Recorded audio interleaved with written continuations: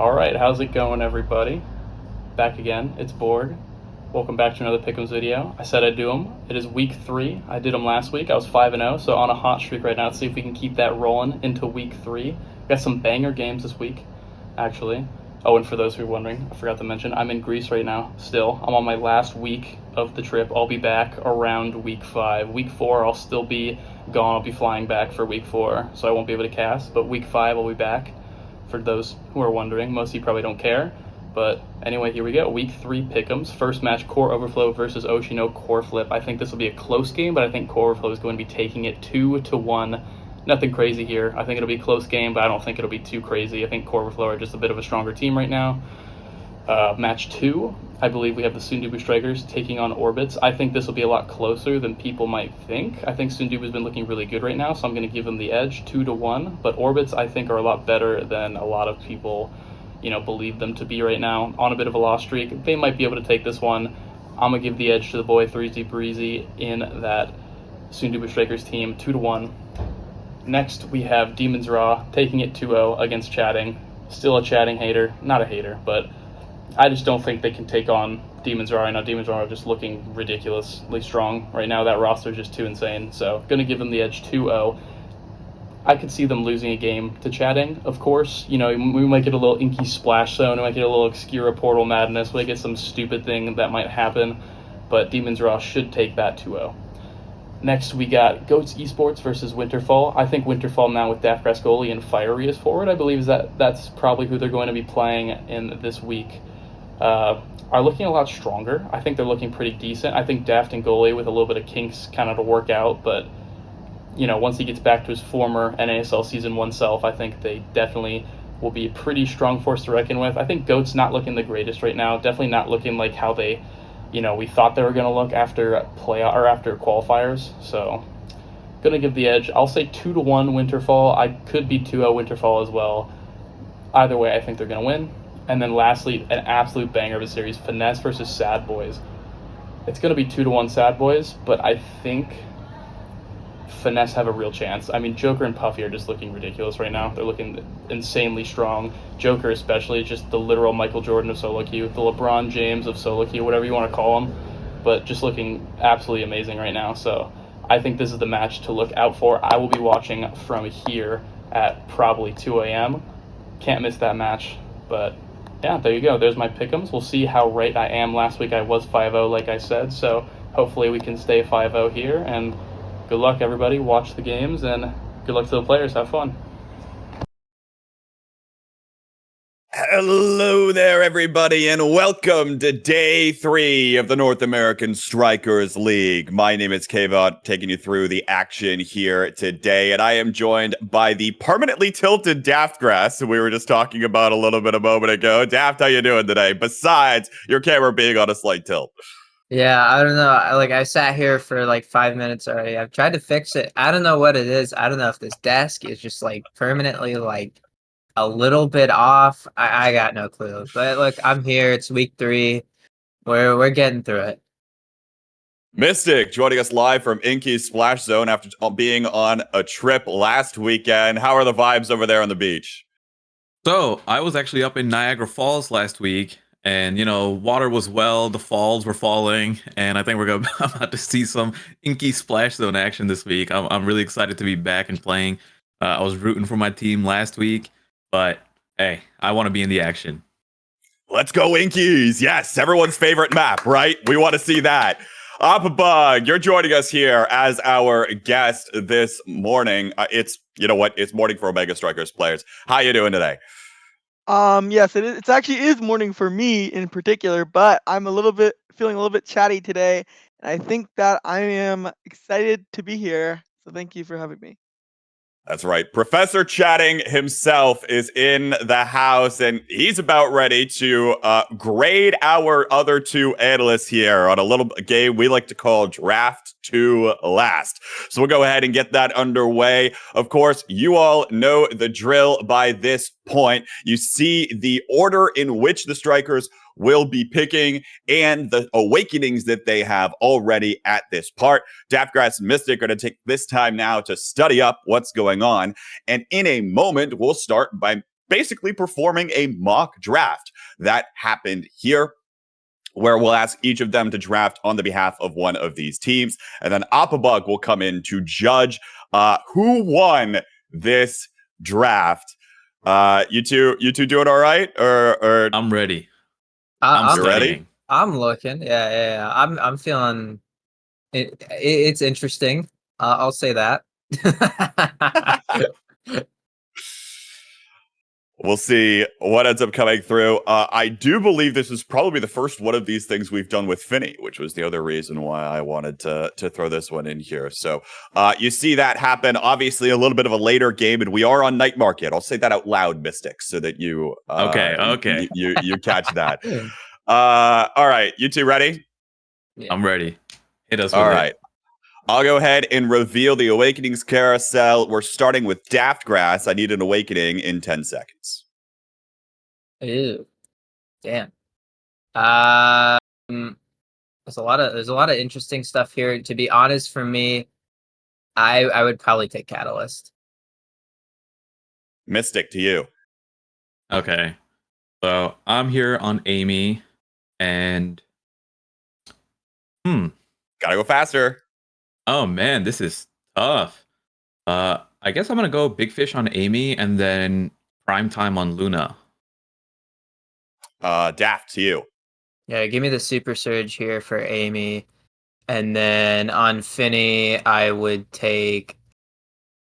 Oh, I don't like this. I would take Chrono Boost. And Mystic to round it out. You know, I'll go Stagger Swagger. Okay. Everything has been locked in. Appabug, before I reveal what happened in the actual game here, who do you think won this draft? Okay, so obviously the Catalyst is a huge pickup for Daft Grass, and I would almost say the draft was won off of the first Awakening pick. But some nice Awakenings, as you know, obviously Primetime Luna goalie is very annoying to deal with, especially if we look at our Awakenings, we see a Deadeye as well to pair nicely with it. But overall, I think that I would prefer the side of Daft Grass's draft because despite not picking up Fire Up, probably should have. I think that the Super Surge on the eject button Imi will also allow for a nice attacking presence. And I think Catalyst plus Quick Strikes just basically makes it so the Asher is going to be able to flip for days. So that is my opinion. I'll go ahead and reveal what actually happened in this game. This was Sad Boys versus Oshino Coreflip last week, where the Vice was banned away from Merchant, and that's why you see the Luna make an appearance here. But interestingly, that Catalyst fell all the way down to the last couple of picks of this one, and it wasn't picked up at all by the members of Oshino Coreflip here.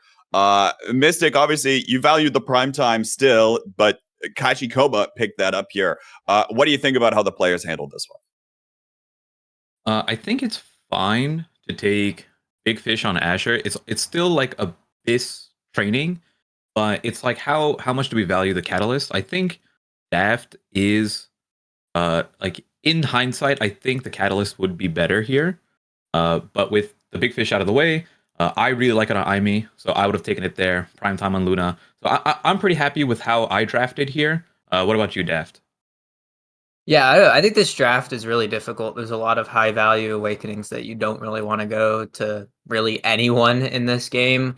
Honestly, I like the Chrono on Finney if that fell down. Obviously, the Catalyst came, so you need to pick that up. But I like the Chrono. Just having that debuff for longer is really nice, especially when you have Deadeye perfect form already, so you're able to really do a ton of damage. I will say though, just stepping in real quick, I don't agree with the fire up on Merchant. I think the prime time is better there. Like given the player's perspective, I think you give prime time to Merchant, and if you're Kashikoma, you take Super Surge in that situation. So that's the only difference that I would make. I think the other interesting thing for me is given by the fact that now 3 energy awakenings make an appearance in this carousel, does that kind of lessen the value of some of these energy awakenings. I'll go to you for this one. What do you think here, right? I mean, obviously this is late game already, and now all 3 energy awakenings appear at once, so you're not going to be able to get like, full on energy build onto one specific striker at this point. Something to note is Egoist looks to still be up. So that, and obviously if you have if you get Egoist Catalyst quick strikes, you kind of just win the game. I understand why Bells took the big fish, because when playing against Luna, she actually struggles so much against size. Like double size will just completely lock her out. So that is also completely understandable. But I'm not a full believer of energy losing too much value in this spot, just because Egoist is still on the table and it's just so powerful if you are able to get that with just combination. I'll say it was a 2-1 set score line in favor of the Sad Boys when this draft occurred, and the Sad Boys were able to close it out in the ensuing set to not get to that set 5 situation, but it did take them all the way to a 5th goal in that set. So thank you all for doing through that exercise. But now let's take a step back here and talk about the umbrella user in the room. I was going to say elephant in the room, but that didn't even make sense. I guess he's like, putting the umbrella up so that he could prevent himself from getting splattered by whatever the elephant sparks out of his trunk. Kazan is coming in to play this week and is fully enabled. Appabug, want to go to this now. What does this character do? Because it especially, what is this character going to do in a competitive, coordinated setting? This character is, well, they just actually hotfixed him on Friday, so that's something to point out. But this character is very obnoxious to deal with for goalies all around, especially when you have players who will sit on the goalie and attempt to kill. But as I did note that it was hotfixed as well, lowering the damage and cooldowns a little bit. And actually, more importantly, he's actually a lot easier to kill now. But I do think he will probably be picked up, especially if certain awakenings such as specialized training are up, or certain specific maps, maybe like a night market or an Oni village or something, where you can just Oki him your goalie without worrying too much about it. So I'm excited to see. Daftgrass, you were saying you really liked this character. Why is that the case? Yeah, I think he's really fun. He's something that really doesn't, like, I guess, exist in the game. There's no character that has a form swap or really plays how he feels. He can kind of do a lot, which is fun. And he has a lot of build paths that you can really go for. So he's a very versatile character. I mean, he really does it all. I can't imagine that we won't see him in some sort of a ban or a pick today. Mystic, give me odds on that statement from Daftgrass. What do you think here? Give me a percentage chance. Let's count out the fact that he's banned. I want to see him played, okay? I don't really care whether or not he's banned. I want to see him played. What are the odds we see him play today? Out of all the matches today, I think it's a pretty good chance you'll see him in at least one. So I'll give you a 80% chance he makes it through at least one game. I know plenty of the forwards on the rosters today have been playing him in solo queue, even with the nerfs. I played a little last night, had him in my games a couple times. Yes, he dies easier, but his damage is still insane. So if you're good on the character, you will succeed. I don't think the hotfix nerfs were enough. All right. Well, will be exciting to see whether or not Kazan makes an appearance here today. And yeah, we'll go from there. But now let's take a look at the league standings as we're starting to get ourselves set up for the exact matches that we'll see over the course of the day today. You see Demons Raw, Sad Boys, Sudubu Strikers, Finesse all tied up there at 2-0. Core Overflow and Chikara Chatting are 1-1. And then Winterfall, Goats, Orbits, and Oshino Core Flip rounding out the bottom here. Daftgrass, as we take a look at the standings overall, are there really any surprises here? I think everything is kind of normal. Maybe Sundubu Strikers being 2-0 right now might not have been on everyone's list, but also Core Overflow. I think people might have had them tied with Finesse. Honestly, that one's a bit harder to go through, but it looks pretty normal.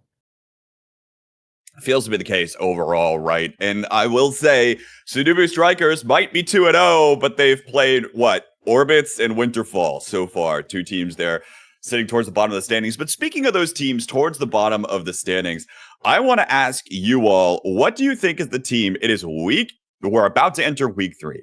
What is the team out of these bottom 3 that is most likely to make a run for top 4 later in this regular season? Mystic, I'll go to you first, and I'll ask each of you to pick a different team. So, Mystic, who do you take? I want to go with Oshi no Gore Flip. Absolutely amazing anime. Go watch it. But these people have always been impressing me. Every single tournament they've been in, when you look at their ranks individually, they're not as high as the individual ranks of the players in the top 4. But they get this insane buff as like a team unit that I cannot explain. And they manage to just outperform what you would expect them purely based on like what's written on paper. So they're my team to potentially, make it into playoffs and crack into the top 4. Worth noting, of course, that Oshino Coreflip has had a very tough go of it in the first couple of weeks here. They've had to go up against the Sad Boys up first, and they've also had to play against Demons Raw, 2 of the teams that arguably are some of the best in the league. So they'll be looking forward to getting some lesser opponents later in the season. But of course, their opponent today is Core Overflow, which could prove to be a challenge. And we'll talk a little bit more about that later. Opbug, I'll go over to you next.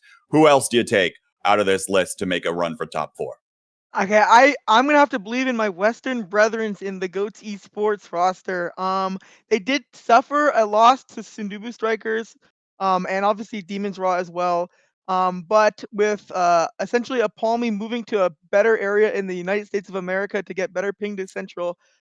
This is might not be public information, but who That's cares? the only reason why he moved. Public Right. now. Also, I think that they're playing a lot more together than they were earlier in the season, and I think that while they still have a lot of stuff to work on, I could totally see them improving as the season goes on, and I'm rooting for them. So. Daftgrass, I'll send it over to you. I'll leave it up to you, despite what I told you earlier. You can choose Winterfall or you can choose Orbits. Who's more likely to make a run for top 4? Look, the two ones I would have talked about got taken away from me. Mystic took the easy one, and then Appa took the other one. I would have said Goats, honestly, but I guess I don't want to talk about my team, but if we have all three people, we can cook something up. Hopefully, push towards making top 4. I'd like to hope, but it's gonna be what It it's can gonna only be, go right? up. It can only go Well, up. O2 comfort zone. based on what I've been hearing so far, it seems as though getting all 3 people together has been a little challenging for you all in this season so far. And on that note, let's go ahead and send it over to some roster previews, and let's go ahead and talk about it here, because it feels as though when the world needed him most, Luke vanished, Daftgrass. And you all are picking up Fiery again this week. Obviously, you got the chance to play with him last week. What was that like, and what are you looking to do this week? I mean, Fiery's a good player. I'm glad that I was able to grab somebody just to be a forward because we didn't have any forwards after NX left us. So I'm glad he's here to actually play video games with us. But it's gonna be whatever the hell it's gonna be today. We'll see. Mystic, any other comments there? You're coming back out of this, new patch and everything. You haven't gotten a lot of competitive experience, right? I got extra fire in me from missing last week. Yes, I was up at the falls. I was playing in Inky Splash Zone. I was doing a little bit of rafting. So I'm back. I'm back with a passion. But you're about to see a little bit of a midfield gap today. Back in the New York groove, as they might Yep. say. All right, Opabug, I'll send it over to you here to talk about the Orbis roster. They are not playing with Barcode, and they have Spencer in again this week. Have you gotten the chance to play against Spencer? What's kind of that matchup like, and what's he like in the goal box? Well, they were 2 Inky Splash Zone games, so I want to put an asterisk on them real quick. But I do think Spencer has actually quite interesting character pool comparison to most other goalies. Plays the Rune, plays the Imi. I think he can be actually pretty good offensive threat if his team is able to launch a good attack. And I could see him supplementing this roster. I definitely think that without Barcode, they are a little bit weaker, but I can totally see him allowing them to pick up a victory. We'll have to see if that's the case. Other thing here that's worth noting, Mystic, you were talking about this team. Oshido Core Flip has Fresh in the goal box this week, with Merchant not able to make it. But that changes up the team dynamic a little bit, right? As you were talking about, this team's greater than the sum of its parts. Of course, we've seen Fresh have the ability to hold it down, but is this team going to suffer without having all the pieces of the puzzle there? I do think so. The same reason why I gave them the benefit of like, hey, these people are better than the sum of their parts. They have this comp synergy, and Merchant is a core factor of that. This super hyper aggressive goalie player, which Fresh is not a bad goalie at all, but does he fit this team dynamic? That's something that I'm not positive about. We'll see if that's the case. But I mean, imagine, right, Daftgrass being on a team that's had a couple of substitutions and a little bit of roster turnover here. You've had to find a way to have even some level of team coordination, team synergy. What's that like to play and try to put a roster together that probably can work, but you're trying to make everyone happy, and sometimes there are opposing forces. What's all that like to try to lead that? Hey, after you do it for an entire NASL season already, you can do it again, right? It's not super hard. It's just making sure that you have actual people to play. That is the simple bare minimum, and from there you work from there. All right. Well, we'll see what ends up happening here, but I don't know. Let's take a look at the schedule here for what we've got coming up over the course of the day today. Of course, we've been talking a lot about this Oshido Core Flip team. They'll be heading off against Core Overflow right up first. Then it'll be Orbis versus Sundabu Strikers, Demons Raw versus Jakara Chatting, Winterfall versus Goats, and Sad Boys versus Finesse. That's one we haven't talked about much at all so far here, Bug. Is that match at the very end of the day that I think a lot of people are probably looking forward to? Yeah, if there's any team I think that's gonna take on, or take a victory off of Sad Boys, I think Finesse might be one of the contenders here. I wouldn't favor them, but I totally could see it happening. They have taken victories off of Sad Boys in tournaments in the past, so I'm definitely excited to catch that match. Hard to imagine, though, with main rosters locked in, right? It's you already lose in the goal box for the Bells and Vaughn duo. How, Mystic, is it possible to predict against these guys? They are fallible, but it's like Bug said, it's really hard to not give the edge to Sad Boys. I've played with Sad Boys at the LAN. I've played against You Already Lose while he was playing with Finesse, and these three players are monsters. It's like when you're in the match with them, it's like, how do you get this good? So my vote is for Sad Boys, but I'm gonna say it's like 60-40 Sad Boys. We'll get to the actual predictions in a bit here, but the other thing I wanted to go over here and talk about with that matchup in particular, which of course we'll be covering as we get closer and closer through the day here, is actually talking a little bit more about Lilybun coming into this position. Now, this is the test, right? Can you stand up to the best in the league? Daftgrass, what do you think here? Is obviously at LAN, we saw Finesse get the chance to play with You Already Lose. Is Lilybun going to be able to fill a similar role for them and hold it down with You Already Lose on the other side of the pitch? I think it's difficult, right? Because Lily came into this mainly playing a lot of Finny. Finny was kind of the go-to for a lot of tournament play for a while. And the fact that Finny, obviously, having been bug fixed now, but still having some weird interactions with that primary, it's still most likely not going to be looked at as a pick. I would have to imagine it would be very small niche use case, but it's going to be difficult, especially. And I think that gives a lot of the small edge to Sad Boys in that regard. I will say, you mentioned Finney being eligible to get picked. I know Vaughn is really looking at that pick for a midfield role, less so of the goalie role, have a little bit of extra damage, able to synergize well with the rest of the team. So we'll see what happens. And of course, we'll get the chance to preview that one again since it is at the end of our day. But let's dive in to some predictions here, assuming that I can get myself organized. That would be useful, wouldn't it? First up, we'll predict the second match of the day, and we'll end with the first match of the day. So starting with Orbits versus Sundabu Strikers. Bug, I'll go to you to set the stage here first. Who do you think's coming out on top? I'm a Sindubu believer. I do think that this could be a 2-1, but I think it's going to be a 2-0. I'm sorry. I like the players on orbits, but I'm sorry. I'm a Sindubu believer. Sindubu striker. Sundubu strikers. We'll see what ends up happening. Mystic, send it over to you. I would actually. So this is with the context that Spencer is in over Barcode. So I'll give it to Sundubu Strikers, but if Barcode was in, I think I give it to Orbits instead. Daftgrass, what are you thinking heading into this? I think this one's gonna go to Sindubu Strikers for sure. I don't think there's For anything sure. else really to say other that's been said already. All right, you know what? I'll do it. I'll put orbits down on the page. Somebody's got to believe in this team, okay? Somebody has to do it. I'll be the one to do it today. They've Not with shown that logo. promise. What was that? Not with the Not logo? with that logo. They Okay, have- what is... Can they we have the analyze this worst for a moment? logo. What's wrong with this logo? It's a circle with text. That's it. That's the logo. It's got flames. No, it doesn't. It's got a little. Maybe it's got a I'm- little trail. But it's got the little like orbit of a like something in the... It's a circle. That's You don't gotta call it an orbit. man. Glorified circle. Maybe I'm just Hey. biased because I like the color. I don't know. The color Maybe is that's nice. the case. I'll give them that. It's a nice blue. Up next is Demons Raw versus Chikara chatting. Bug, do you think your team's going to be able to take this one here?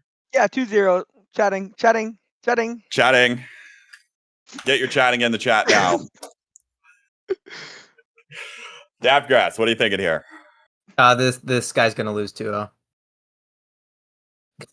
That's it. No elaboration. That's just it. I'll chatting back. Mystic, The Demons Raw for me.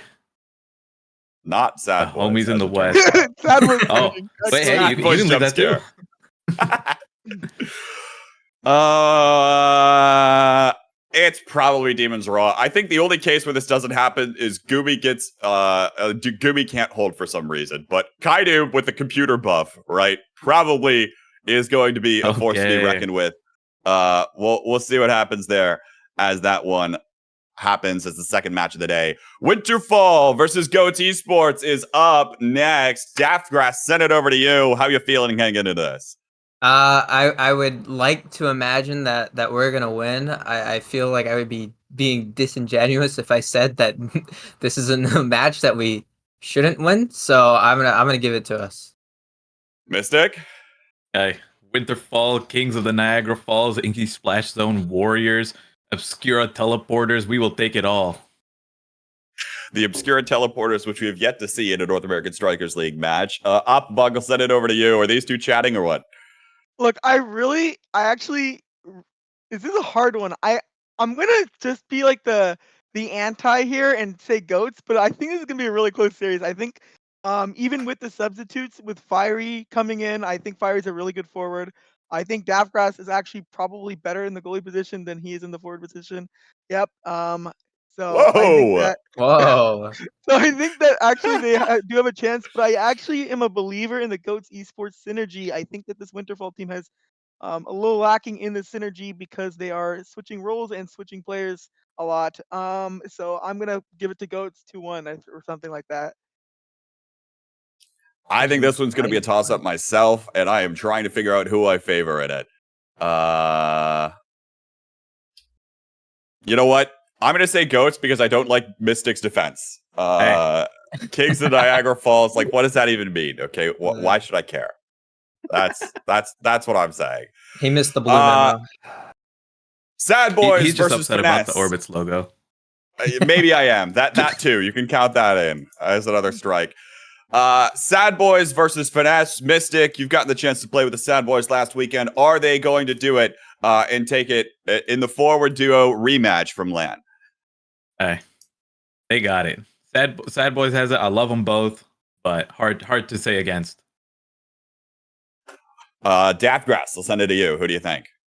You know, not in every use case scenario, I would probably say Sad Boys, but I'm gonna say Finesse because I want to see someone win against them, and I think Finesse probably have the best shot. Bug? Well, I'm gonna say Sad Boys, but I do want to point out that if anyone's gonna beat this team this entire like season, this is probably one of the two teams that can probably do it that are left. So I think that I can expect to see a 2-1 maybe a 2-0, but like I think Lilybun's a really good goalie and will surprise a lot of people today, but I think Sad Boys is gonna pull it out. I'm going to give it to Finesse here. I think a little bit of an element of surprise. We have to have some upset in the league, okay? Things won't just play out as normally expected. So I have to imagine that at some point the Sad Boys are going to lose, and then they'll probably actually go on their grinding arc and win the whole league and completely crush everyone when it comes around to playoffs. But we're not there yet. It's week 3. So I think Finesse will be able to take it out here. But now, first up here, the next match we'll see Oshino Core Flip versus Core Overflow. Daft, I'll send it to you first here. Who you got? So core, just to be clear, Core Overflow is playing with their full roster, right? Yes, correct. Okay, Core Overflow for sure. I think the fact that you have Oshino Core Flip playing with Fresh in that sub position, plus Core Overflow finally back with their full roster, I think they have a very good shot at winning this. Bug to you. I'm gonna give it to Core Overflow as well. I think that once again, Oshino Core Flip, I think we said this earlier, is kind of a sum of parts. And one of the parts is gone now. So I think it's gonna be pretty one-sided. Mystic? The cows get it from me. It's I made my points before, but pretty much what Bug said. Seems to be the case here. And look, Core Overflow has a lot of potential, certainly. This roster will continue to gel together. It'll be looking for making that podium finish, perhaps, as we get further and further along in the season. Expect to see some of that potential here today. We'll be queued up for that match in just a moment with Gordo and Spooked Alter on the cast. But up first, we've got a little video that Saya and Fem Bison shot together as they went through their rundown for their pick'ems today. Hello, we're here with pick'ems for week 3 of the North American Strikers League. We're here eating some bagels. Woo. After Fem Bison got absolutely bodied by the spicy chicken sandwich. Hey, my tongue was fine, but my stomach was not happy. Folded, doubled over in the Tompkins Square Park porta potty. All right, that was an experience. Yeah, it wasn't some fast food chicken. It was like an actual Indian chicken sandwich with max spiced, and I was fine until I wasn't. yeah. Okay, well, let's get on. Yeah. Oshi versus Core Overflow. Core Overflow. You think it's Core? Yeah, I think it's Core Overflow as well. I think it's not going to be like a blowout, but I think it's game 3 Core Overflow. I think close 2 games Core You Overflow. think close 2 games? Okay.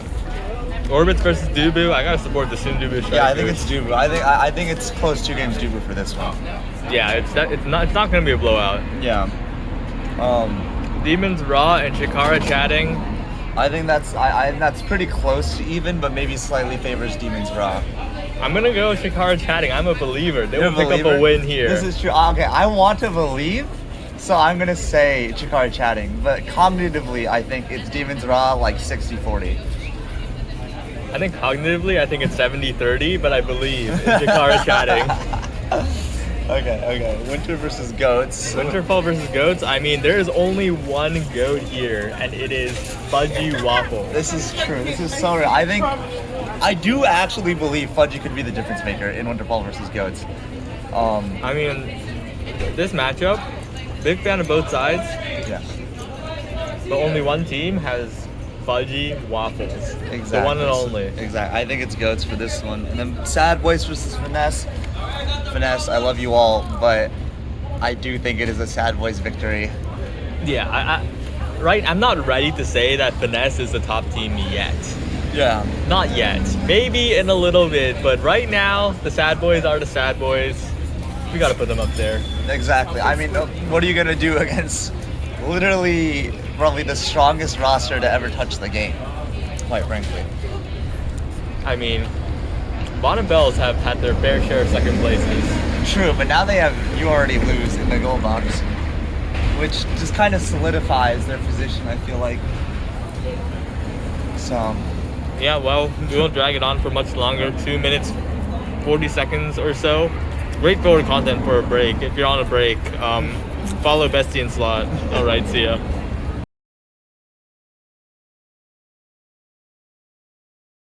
What's going on, everybody? Thank you all for tuning in for our pre-show, and we are about to get into game number 1 of the night, which is going to be Oshino Core Flip taking on Core Overflow. My name's Gordo, and I'm joined on the cast today by Spooked Alter. Spooked Alter, how you doing? I'm doing very well, and I am very excited to talk about these games. For sure, for sure. Looking to be a good one. A lot of predictions coming in for Core Overflow from the old analyst desk on this one. It really feels like a lot of folks are counting out Oshino Core Flip after the 0-2 start, and especially now with Merchant not able to join in today, they're going to be bringing in Fresh in that goal box for game number 1. Yeah, it's definitely going to be a heated match, and as you said, there's a couple of predictions, but I don't know. I'm a believer. I'm a believer. I can get behind a little bit of belief as well. And Mystic was talking about it on the desk that a lot of these teams are out of the 4 0-2 teams. Which ones are most likely to maybe be able to make a run later on down the line and be able to potentially make playoffs? Oshino Core Flip was Mystic's choice, and I do agree with him there a lot, just because a lot of these guys are so newer to the NASL level, right? They haven't been playing in NASL Season 1. Kashikoma and Merchant both coming in as quote-unquote rookies for the North American Strikers League. Even Mirameg was a sub on Prodigies for most of the previous split, so give them some chances to have some growing at this level, playing up against the very best in the NASL, and see how they're going to be able to adjust to these regular weekly format of games. Of course, a lot of that does go out the window a little bit, though, when you have a substitute coming in goalie. Yeah, having a substitute in goalie, I don't know how that's going to work, honestly, but I think as Appa said, though, the goalies, sometimes they can do a lot of good, and I believe. I'm in for believing here. Meanwhile, over on Core Overflow, they've had a pretty solid start to things. A 2-0 over Winterfall in their very first match, and then a 1-2 close set up against Finesse. But just last week, they've been running some substitutes themselves. Leo Leon been their only consistent so far. They've been running Treddy throughout pretty much the whole split now in that goal arc, and then they have or no, not a goal, sorry, that's Streak at goal, that they're forward, and then Streak even was out last week as well. They were running Slop in that goal arc. Yeah, I don't know. I've seen what Slop can do in the goal, and I think he's very strong. I think he's a very good competitor, and I think overall that I think he has a really good shot. I think he's got a really good chance here. Yeah, for sure. So we'll have to see who is going to be. All right, they have their full roster day. So it's going to be Elo, Heaven Streak, and Leo Leon. That's a scary one. They have not brought together the full roster yet, but this is, a little bit of a super team if you're willing to treat anything in Season 2 as a super team, as we had the 2 from Core Overflow, Elo Heaven and Streak, who were first seed in the East Conference last split, but weren't quite able to put it together for playoffs, ended up ending 4th. And then Leo Leon off of Light, who eventually won the whole thing in that same conference. So a really powerful squad of 3 here. Don't know how much they've gotten to practice together with all the substitutions in and out, but they are looking plenty dangerous. They are definitely looking very strong with that roster. I'd have to agree. That is, I don't know how else to put it. You put it really well. That's a very monstrous trio there. And honestly, I would have to hear what the other team has on their roster. I didn't quite hear. Yeah, it's Mirameg, Kashikoma, and Fresh is who we're expecting to start today. It's been Merchant throughout the first couple of weeks, so some lesser known names, at least if you only tune in to watch some of the deeper run games, like the playoffs from last split. Yeah, I still think that team is going to be very strong, though. I know Mirameg is a very, very good, very powerful. He's really good at making some power plays, and he's also really good at making things happen when you think that they can't happen. Definitely true, and I'm a big. Everybody loves the brawler players. I feel like that's kind of that's the generic choice, but I'm a big Leo Leon fan as well. There's that one clip from the last season where he made a big core flip dash goal on Zentaro that I just still go back and watch like once a week. It is so impressive to me what he's able to do on that character in particular. Does look like we're going to be on Oni Village for game number 1 as we are into Striker Select. Yeah, so what do you think here are we going to be seeing for team comps? Yeah, that's a good question. I mean, it really feels like nobody's getting any practice on maps other than the new ones these days, just because Inky's Splash Zone gets selected every single game. At least that's what my experience has been, but surely these guys have got some plans in space for Oni Village. As the bans that end up coming through, looks like it's going to be that Aimi and that Axe that does leave up our boy Kazan for a potential lock-in. Yeah, I have been excited to see the Kazan in the higher tier play. It's very good, very strong, and it looks like from what we're seeing here on Fresh is the Asher goalie, which I personally think is a slept-on pick for Oni Village. A lot of people like to go for that Atlas or that Kai, but I personally really enjoy what Asher can bring out on the defense. For sure, and there's that Zentaro lock-in. Gotta believe that's going to be coming in for Leo Leon. Mirameg, though, as you said, bringing out the Kazan. It looks like that's going to be their brawler here. And Kashikoma with maybe a little bit of a Kai forward, and that might be the case for both teams. Yeah, the Kai word, as they say. I am a believer of the Kai word. Some people don't like it, but it seems both teams here do have a Kai word.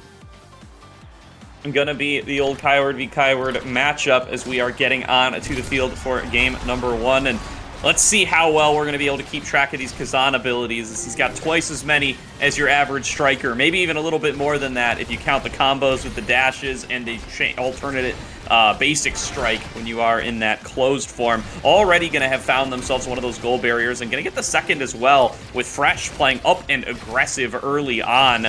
Kashikoma now has that range advantage, going to try to utilize that to get a pass over to Mirameg, coming in off of the bottom. Here is the clap down from Mirameg, but can't quite find their way in. A good block comes through from Streak with that Celestial advance. I do love how Fresh is having that patience with that core when it's in the defensive area, but it doesn't seem like it paid off right there as he got his barriers broken, but now it is even playing field for both teams, with Hilo Evan looking a little low on HP and the offensive pressure being put on by Kashikoma and Mirameg. It seems Leo Leon is trying to make a play, and it works as he uses the fake out with the Zentaro primary to score the first one. Very nice. And a little barrage assistance coming through from Elo Heaven to be able to find themselves that first goal there. Something I'm just noticing from Mirameg already is that maddening descent damage is just insane. But there's quite a bit of damage coming out of Leo as well, throwing down that Oni's blade, getting two folks down to nothing and taking Mirameg right off the map. Now down to Elo Heaven with this numbers advantage. What can Leo and Elo put together here? Streak is there at midfield on the backup. They are going to be able to open up the goal. Streak here to bring it through. Not quite finding it with the rush. And now going to be Streak actually having to keep it on the defense as Mirameg is back out here on the court. Going to pass it up to Elo Heaven. He's got the core flip available. Frightfully Fresh still going to be on that defense. Does get the counter flip to keep the goal safe. Now going to be back in control of the blue side. Oshino core flip trying to find themselves some play in this very first round, but there is the Oni's blade, and there is the KO for Leo Leon. Leo Leon definitely is outputting that damage. He's definitely here to show that Kazan is not the #1 damage dealer in this season. And he's doing a very good job, especially with that Elo Heaven assist with those Kai barrages. It's really helpful for that extra push when they need to on those, to get those barriers and those stuffs. Yeah, definitely shown a lot of good out of that there, but Mirameg showing that they've got a little bit of KO power themselves, finding a nice one off the top side. I think that was the top spin to push them off on the top there, and now going to be Streak getting it blasted away off of that core flip, and Kashikoma not going to find the target they were looking for either. Mirameg still showing off that damage though, playing in the middle of 3, looking for the hook there. That crooked leverage can definitely get you a lot of extra play if you can pull somebody out of position. Kind of little baby version of the Rasmus there, but not going to end up finding themselves too much. There's the core flip from Leo, trying to juke him out, but will get smacked back away by Fresh. It does seem like Mirameg is putting a lot of pressure on Streak over here as they are able to make the core turn in that way, trying to bring the pressure back over, but Elo Heaven and Leo Leon are really good at holding midfield here, but it seems that Mirameg is finally able to break it through, but Streak is able to then push it straight out, and I don't think we quite talked about the starting awakenings here. No, we really didn't, actually. It looks like it is going to be that Orb Ponderer and then specialized training. So both goalies going to take the Ponderer and going to be specialized training for everybody else. As expected, really good with that Giga Blast. And interesting to see it on the Kazan as well. Yeah, I think the Kazan pick with specialized training is shown to be doing a lot of damage with those specials. And now that he's hit level 2, level 3, he's able to do a lot more damage and even score those goals that he needs to get through. Very nice there. Around the world, gets over to Mirameg, who's using that narrower, longer strike animation that you get on the closed umbrella to be able to secure that first goal of the game, of the series, of the set for Oshino Core Flip. That is definitely a good point. Hopefully for them, it can able to turn the momentum, and it seems that that they're doing a lot of juggling there for the ball, the core, but it pays off as they're able to break through the barrier, and they have Core Flip. They're going to use it and try to get it in, and it works! A nasty shot from midfield to get the first set from Elo Heaven. Nice job by Elo Heaven there. Going to get that set lead, starting off on the right foot for their squad. And Core Overflow now going to be ending up with the first pick. It's going over to Leo Leon. I think Catalyst here is definitely going to be a really strong take. It's really good. That energy with that damage that they're outputting is definitely going to be really helpful in this comp. And a big deal that Fresh is able to be the first goalie to pick up on the board. Again, they started off with that Orb Ponderer. Now they get to stack it with the Orb Dancer as well and get that Orb game plan going. Yeah, the orbs are definitely going to be really strong, especially on a map like this that can become very, very heavily influenced by the goalies. So we'll have to see how that plays out and how it works into the next carousel. For sure, Elo Heaven taking some early control here, though. Going to be able to find one of those barriers. Streak always in control as well on this Atlas, capable of juggling it back and forth to themselves and making sure that they are as safe as they can be. Leo Leon now with that blade all stacked up. There's the core flip, there's the dash forward, and Leo knows just how to push it through. Leo Leon definitely was at the right spot, right time. He knew where to position himself, use that core flip, and then use that Centauro secondary to push that ball, that core, right in. Definitely really good. And on this kickoff, we're going to see that Kashikoma is able to break one barrier. The Kyward versus Kyward, definitely an interesting matchup to see. Streak here is able to break a barrier as well, though, sending it back. Ooh. And there's the above and below coming on through, getting a lot of damage onto Leo in addition with that Giga Blast, and going to take them out of commission for just a short bit, but immediately right back out there with that slashing strike, going to open up the second barrier. Another one coming on down from Mirameg, keeping Elo Heaven low. There's the core flip pass, but it's going to get blocked away. Mirameg finding that barrier now. Streak going to have to play defensive, stepping backwards. Core flip from Elo Heaven, though, right in the corner. Gonna find themselves goal number 2. Wow, both teams were playing really well there. They were trying to get that to Elo Heaven to make that shot, but they were really doing a really good job blocking it, but they barely found a way through. Absolutely here, and now Leo stepping up again, opening things up. Look at the level advantage this guy's been able to build for himself. He's been all over the core, all over the orbs, getting tons of damage as well, and it's led to him already being at 6 while the opposing team is at 4. That's just going to give you those little base stats that you're looking for. Great defense from Streak there. Does end up letting it open on up.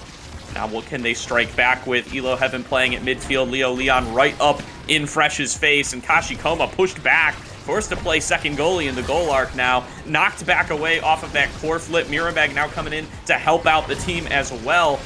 Now, going to be aggression coming through forward onto Streak. Just trying to buy some time, letting everybody regroup themselves, get themselves those cooldowns back, and get back to the game plan. Yeah, they're doing definitely a really good job keeping the pressure here, keeping the core on their side of the field, and it seems that they have a core flip in there. They're going to try to use it, but it's blocked by Frightfully Fresh, and now they're trying to get that momentum back in. It seems that they're really trying to get past this midfield, but Leo Leon is trying his best, and he's doing his best to get that ball through with the core flip coming through a pass to Elo Heaven, but Mirameg's able to get that ball. He's going to try to make a shot on the goal here, but Frightfully Fresh is still able to hold it back when that comes back. Ooh, and that primary from Kazan, I always forget the new guy's name, almost really close on his end. Yeah, definitely the case here. That gets a lot of extra little push there off the top spin and off of the crooked leverage. Really trying to make something happen, but not quite working out yet.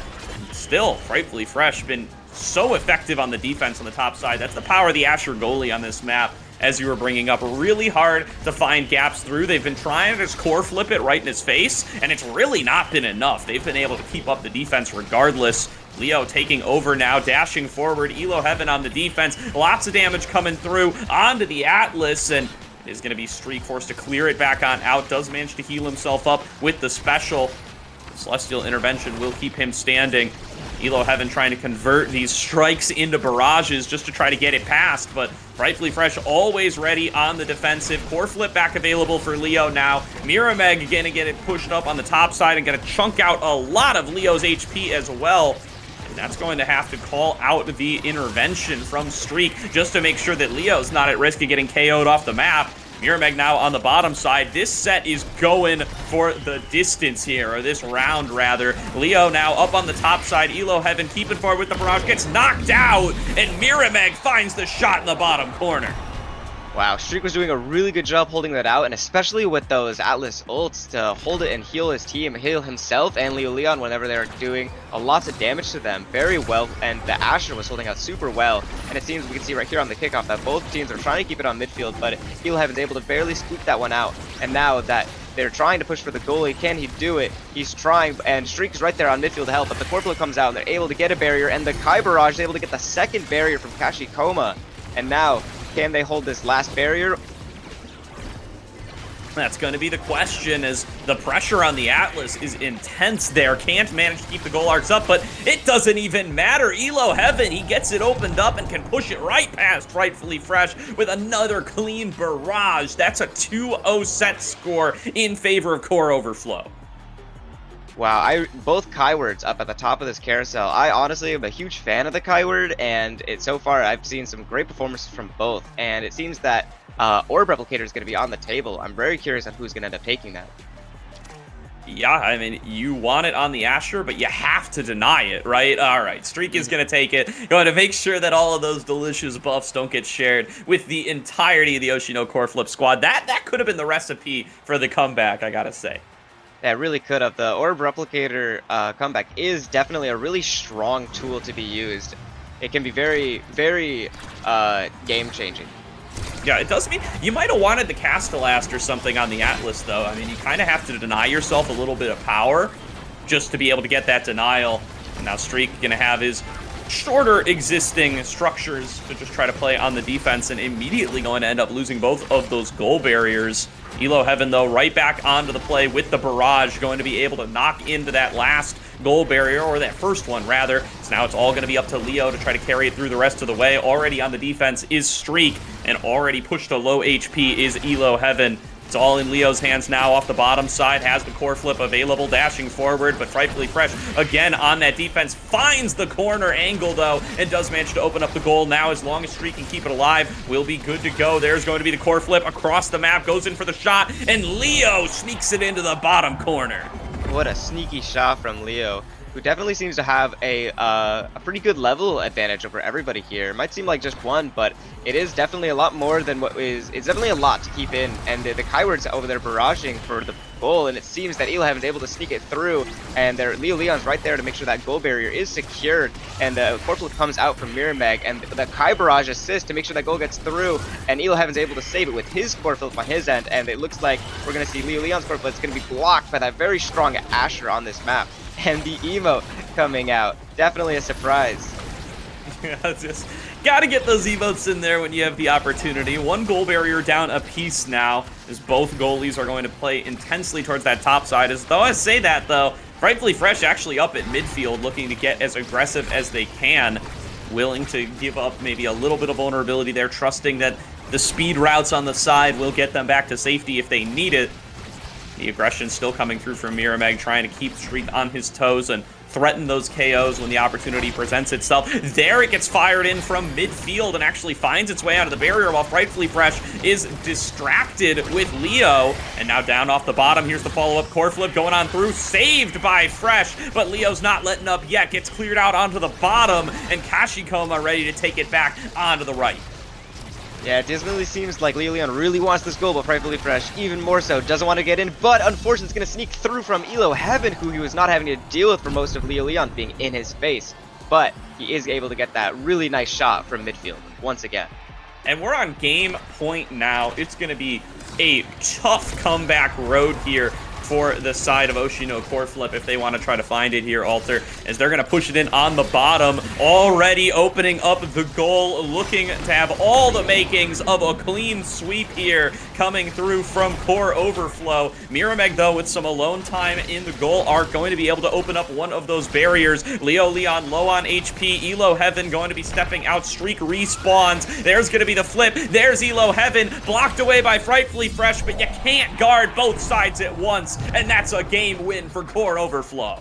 Wow, I really thought that with Streak being KO'd, I thought they would have had maybe a chance of a comeback, but they were really strong with that midfield presence and able to not just let it go back to their goal box with no goalie, and they were able to get that ball in. That was really well played. Excellent shots there coming on through. Elo Heaven and Leo Leon not missing a beat here. They haven't gotten to play together all season long so far, but they show up and they are looking like they have that synergy down pat. Yeah, that was definitely some really good plays, some really good synergy. I really loved the passing plays with the core flip and trying to find each other and those closing off of those passes. Those were all really well played from both teams, but they were able to sneak this one through, and honestly, they did all play really well. Yeah, really solid performance coming on through there. We saw some of the flashes there from Kashikoma, Mirameg, and Frightfully Fresh, especially in that one, like, eternal round, right, where Frightfully Fresh was just able to keep it going for so long. Really invulnerable defense showing on that top corner, but it just doesn't end up being enough. Eventually they get on through, and once that goal opens up, that's really where the Asher goalie starts to show a little bit of the weak side. Yeah, and that Atlas, Streak was really holding it down, and he had some really powerful and game-impacting heals. There was a lot of times, honestly, I think that where I was like, that damage is going to be way too high, and he's able to heal it back up for him and for Leo, and honestly, I think that Atlas pick was really strong there. Yeah, really did end up working out. Probably is the superior goalie this time around, as we do have a full best of 3 here today, so there is going to be at least a game number 2 for Oshino Core Flip to try to turn things back around. And Fresh looking all right in the goal box, I gotta say. Doesn't look like the lack of Merchant is stopping them from playing entirely. Had a ton of saves, more saves than Streak that game. It was really just the pressure coming on through from Leo and Elo Heaven that made the difference. So maybe a change in composition. Maybe they couldn't quite put the Kazan together. I do have to say, despite the really high damage numbers and tapping the damage charts entirely for Mirameg, it didn't feel like the Kazan was able to accomplish too much in that game.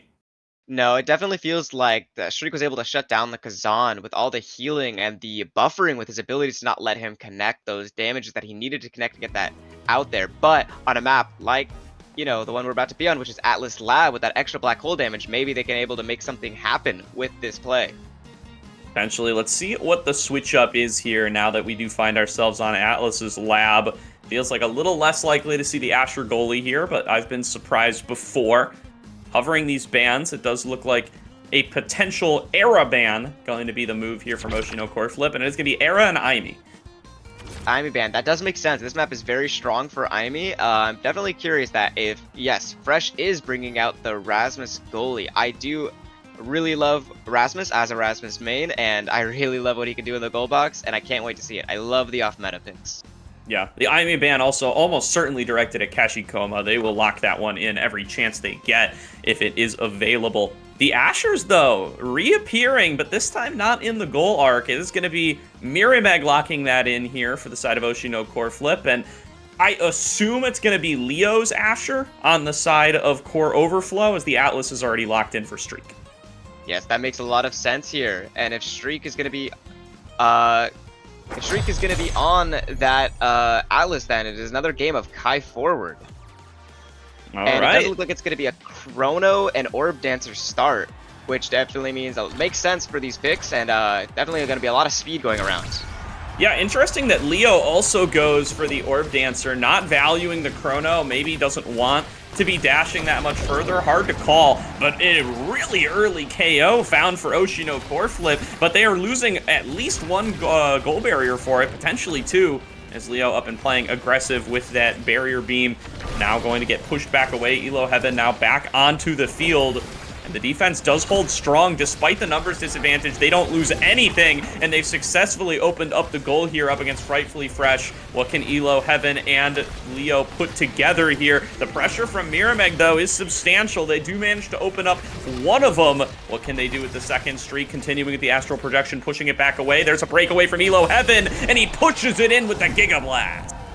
Definitely a strong play on their end. They're holding that forward pressure on for really long, and maybe Frightfully wasn't prepared for the sudden shift of events there, but hopefully this time around he will be prepared, as we see on kickoff that they're going to go and they're going to be fighting for midfield, and Streak is able to push it out, and now Frightfully Fresh trying to go up top, save the barrier, but the Asher ultimate is able to stop him from going and protecting it.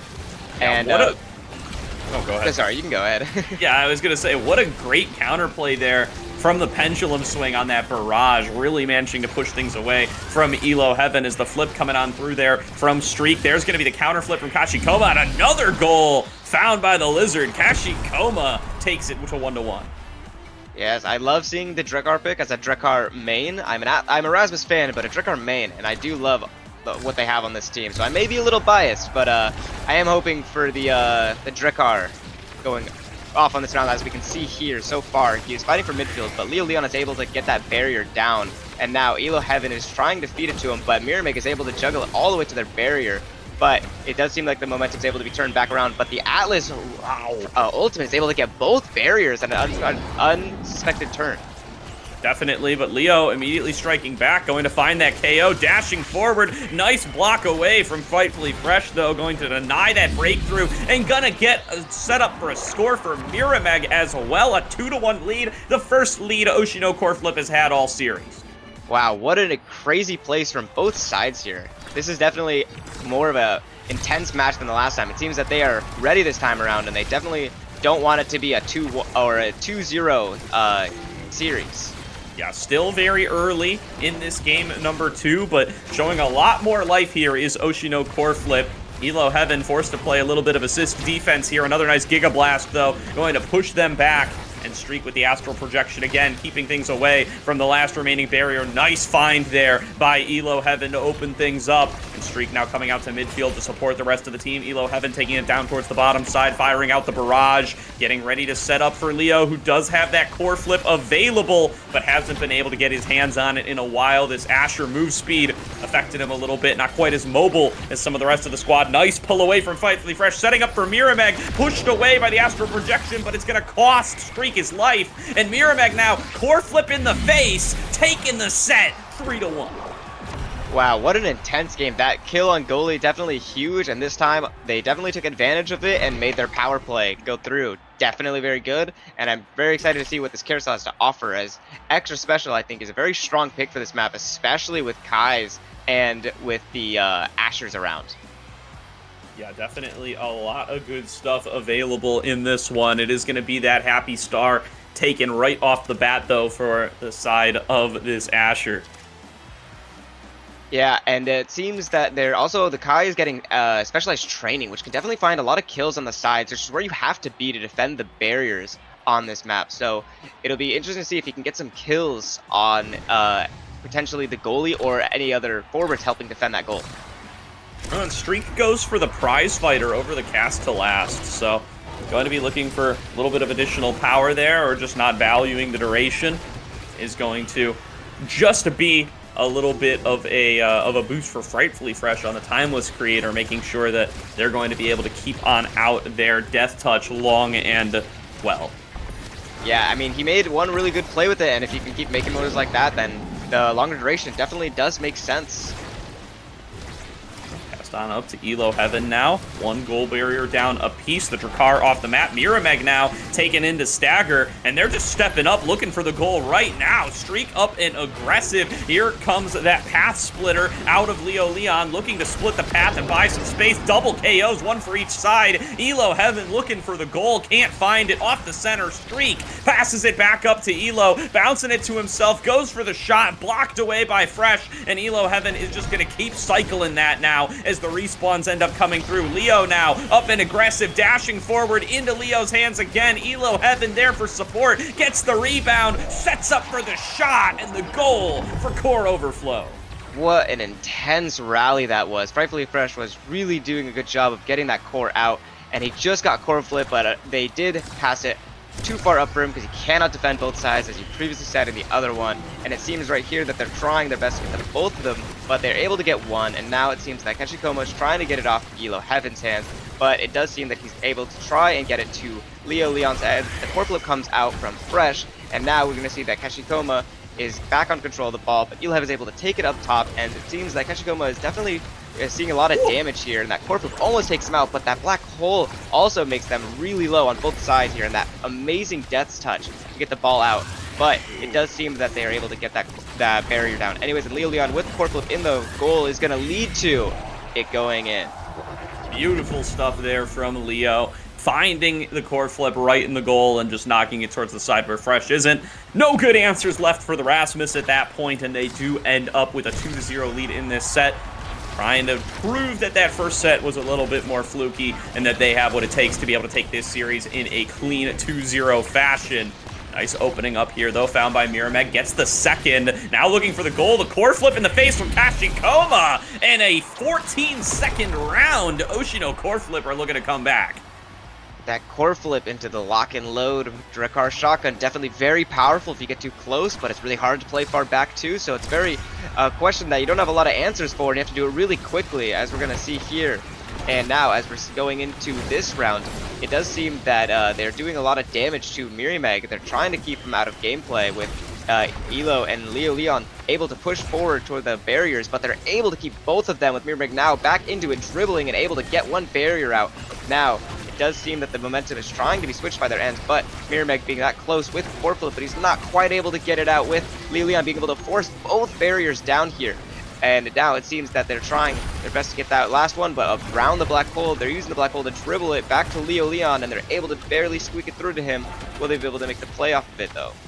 That's the question. Is Leo again taking the breakaway, getting it past the forwards? Mirameg flips it back over. Elo Heaven one-on-one with Kashikoma, trying to move it past. Rightfully Fresh looking for the KO on Leo. Doesn't quite find it, and the emotes come on out. Leo recognizes that he probably should have gone down there, but the pendulum swing just barely missing. Now, with that core flip available, shoots it on up, looking to pass it to Elo Heaven, doesn't find the target. There's a follow-up right off that same corner, and Leo with the path splitter dashes forward and finds the goal. Yeah, him getting that kill would have been very strong there, but unfortunately sometimes it just doesn't happen, and that is just what's going to happen for this set, and it seems now we're going to be going into this Awakening draft, seeing built different, which is really good for both Ashers and the Rasmus here, plus another strong contender like Stacks on Stacks. Definitely a lot of good stuff in this carousel. Yeah, I'd love to see something like an Egoist on an Asher as well, especially when some of these high-prio ones end up falling down. Wouldn't surprise me to end up seeing that one in the hands of Mirameg. Actually, looking like they might have a chance to get a little something different here, as that one is going to get taken away by Streak. They're going to take the Monumentalist instead for those long-duration path splitters. A Monumentalist definitely is going to be big. Those path splitters, Tongue Twister, have been very strong so far in this game, so we'll be seeing how even more powerful they can be with that extra size. Yeah, definitely. You saw a little bit of it there, a little preview of how much space it's going to take up. It looks so weird on this skin, I do have to say. It's going to be very confusing, at least for a second there. But going to be opening on up that goal successfully. Leo stepping forward with Elo Heaven, making a lot happen. Now Streak going to be able to clear it back on out again, using that astral projection, as here comes the inner tube down towards the bottom side, keeping things alive. But Leo with a little bit of a breakaway, going to be knocked aside by that death touch, keeping up the aggression though. The follow-up coming through from that Kai on the top side. Elo Heaven not going to be able to get his hands on it. There's going to be the core flip coming on across from the bottom side, as Leo looking for the dash, can't find it off the breakthrough. Back at midfield, brawling back and forth, but the health bars are ticking away from the side of Core Overflow. They are running out of opportunities. Leo barely stays up, but will get knocked down by the lock and load for Kashikoma. Now with that numbers advantage unlocked, what can Kashikoma and crew make happen? Frightfully Fresh! It gets away from him. The knock-in, I think that was Elo Heaven with a big barrage, ends up scoring the goal. Wow, that was a very good power play from ELO Heaven there, making that Giga Blast go and make it go in, which is what I've been saying. That was high forwards can make some really good plays, as we can see right here, where you can think that the ball is fine and that you know what's happening with this point, and they turn it all around. With it seems right here that they're doing right now with their scoring this both barriers down. Now Leo Leon is in the goal box with it, and he's able to score it and put it in for the second point of this set. Fully taking control here is going to be the side of Core Overflow. They are up 2-0 now. Great showing so far in this second game. Did end up giving up that first set, but since then have come back alive with a vengeance and are looking to now take themselves to set point. Moved down from the bottom. There's going to be Leo Leon up on the top side. Dashing forward. Can't get past Fresh, though. They are going to be able to open up both goal barriers off of that nice little shot, getting it right past Erasmus. Mirameg very low here. They're just focusing everything onto him. There's the path splitter to get him into the stagger. One more barrier beam will end him. There's the core flip coming through from Streak. Can't push it past. Frightfully Fresh is able to knock it away. Elo Heaven now on the top, coming on down. Giga Blast forward and a knock in from Leo Leon. Frightfully Fresh, he's got too much coming at him. Wow, that was definitely a really good, strong play. They tried their best, and they did keep Mirameg out of play by having him that staggered, where if he tried to rush in, he would have been taken off the map, and that would have been even worse. So staying alive there is the right call, but it's so hard to choose and pick and choose where you can enter when you're that low on health. Absolutely here. Prime time to the Kai now. Going to be very helpful for what they are looking to get done on Elo Heaven's side.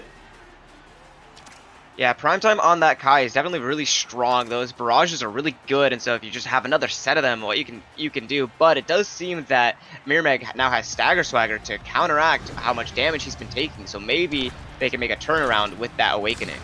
Yeah, going to need to find some ways to stay alive here, as Leo has ended up with the big fish, so he's going to be plenty more of a threat. Already taking Mirameg down incredibly low. Let's see if the Stagger Swagger can get you out of that. Not looking like it, as it's going to be Elo Heaven picking up that KO.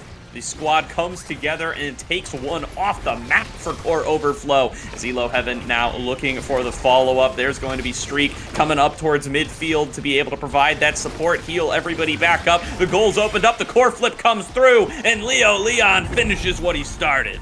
Wow, definitely an incredible round. They got that KO really early. I guess they saw that Stagger Swagger pick, but they weren't scared of it. They weren't afraid because they knew what they had to do, and they knocked him out really early, and it definitely paid off to get those barriers down. That was a really well played from their end. It definitely seems, though, that this Asher is doing a lot more damage to Leo Leon with that extra Monumentalist shield, that Path Splitter, and now with Elo Heaven able to take one barrier, and he's passing it back up to Elo Heaven, trying to get that last barrier, but they're able to get it to him right with that Path Splitter to cut off the path, but he's able to, Frightfully Fresh is able to seek it through and get the other barrier.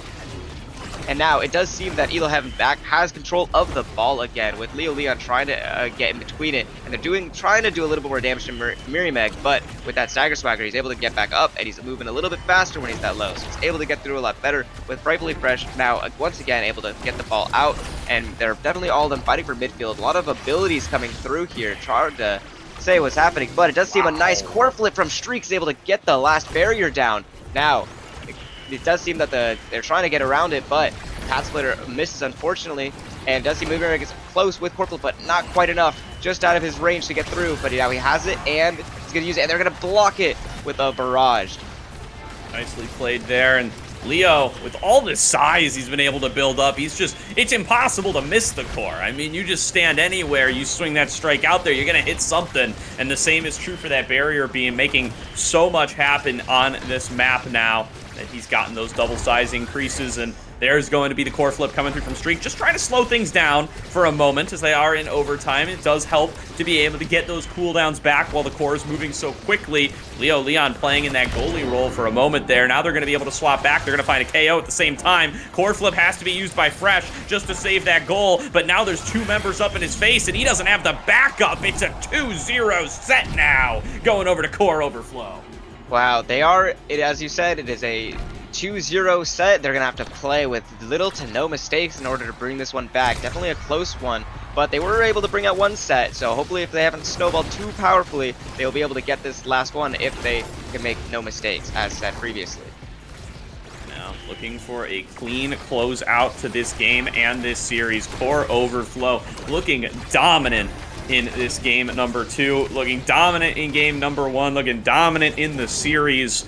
And now just one goal away from closing it all out. Leo going to take a lot of damage on this bottom side. Chunked out to very low HP, but just getting it all regen back up by that Celestial intervention. There's the core flip down to Elo Heaven. He's got a core flip of his own. Throws it into the death touch. Knocked back up by Fresh. As Streak is playing up at midfield to back up the rest of the team. Leo gonna get knocked aside, pulled away by the death touch, and taken out. A numbers advantage picked up for Oshino core flip as they look to fight their way back in this game and in this series. Streak gonna be able to close it out on the bottom side. Elo Heaven not able to block on that bottom barrier. They will lose their first one. Core flip comes through from Kashikoma. Counter core flip from Streak. Knocks it back down to Leo, who's back on the map. He and Elo Heaven stepping forward, but the barrage knocked away by Fresh once again as it's knocked down to Elo Heaven. Leo ready to receive at midfield. Goes in for Kashikoma. Can't find him with the barrier beam as it's passed back up to Elo Heaven, looking to close things out, but Fresh has been immovable. Leo knocks it in once again. Elo Heaven finally finds it in the top corner, and that's the game and the series won by Core Overflow.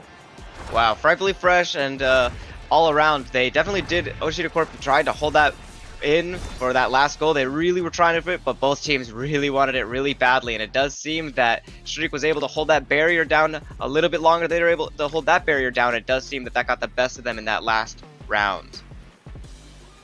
Definitely does, and was keeping it alive for very long there. I said it after game 1, I'll say it after game 2. You can't blame this one on the substitute. Fresh showing up, having some great defense, double the saves of Streak in this game number 2, 83-40. You can tell where the pressure was coming from.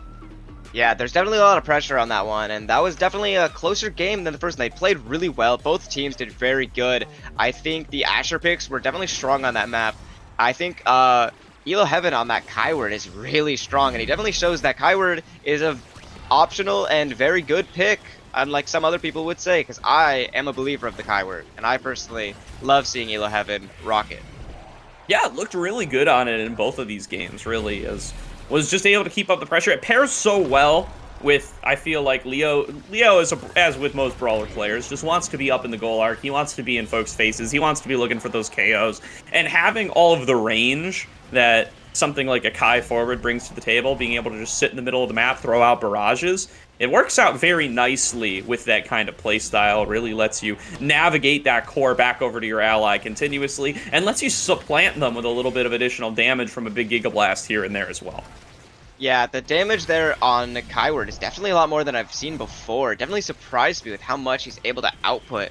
And it doesn't seem like a lot, but that burst damage, and especially those nice kills he can find on the edge, or when someone's low with those Giga Blasts, especially with that specialized training, definitely was very impactful in that game. Definitely helped with those KOs, and thus led it to those power plays.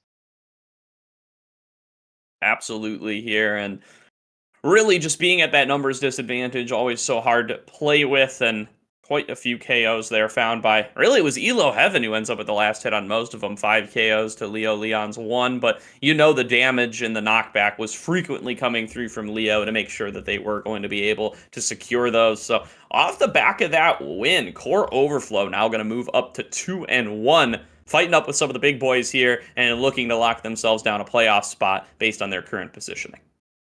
Yeah, they were definitely doing well, and I'm looking forward to seeing what they can do in the next games that they are in. Definitely was very well healer. If they bring this type of pressure and this performance to their next games, it's gonna be tough to say who's gonna end up winning those ones. Absolutely, and we got a little bit of time now before we're going to kick off our next match. It is going to be Orbits taking on the Sudobu Strikers. We're going to throw it to a quick break before we kick that one off. We'll be back in just a couple of minutes.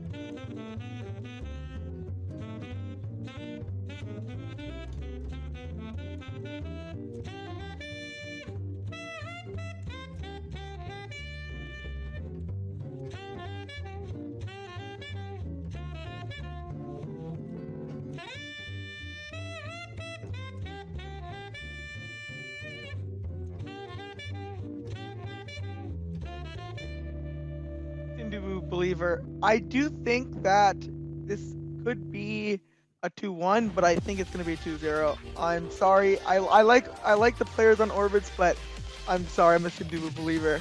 Sundubu striker. Sundubu Strikers. We'll see what ends up happening. Mystic, send it over to you. I would actually. So this is with the context that Spencer is in over Barcode. So I'll give it to Sundubu Strikers, but if Barcode was in, I think I give it to Orbits instead. Daftgrass, what are you thinking heading into this? I think this one's gonna go to Sundubu Strikers for sure. I don't think there's anything else really to say other than it's been said already. All right, you know what? I'll do it. I'll put Orbits down on the page. Somebody's got to believe in this team, okay? Somebody has to do it. I'll be the one to do it today.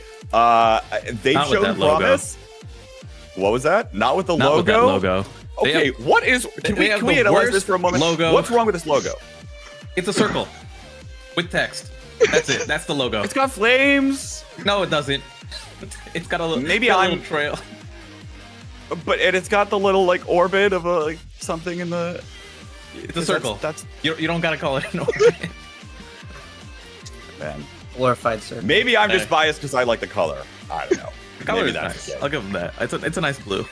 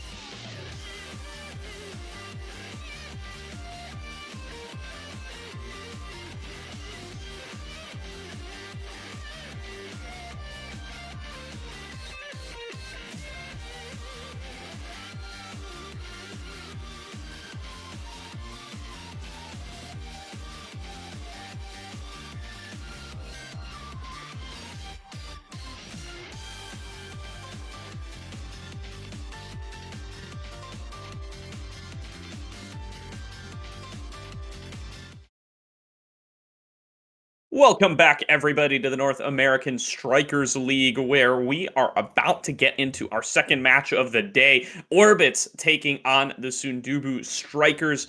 I'm still Gordo. I am still joined today by Alter. And Alter, we've got another real great matchup coming on up here. Yeah, no, this is another matchup that I am excited to see. I am a fan of the Sandubu Strikers, so I can definitely can't wait to see what they do. Sandubu Strikers, my bad. Yeah, no, absolutely. Me as well. They are sitting at 2-0 here. Had a little bit of a closer series than we might have expected up against Winterfall last week. I was a part of that cast, and yeah, just a real good performance coming out of Winterfall there. Do not have too many criticisms to leverage towards the Strikers themselves, but they are looking to come back out swinging here today and keep that streak going to get themselves up into 3-0.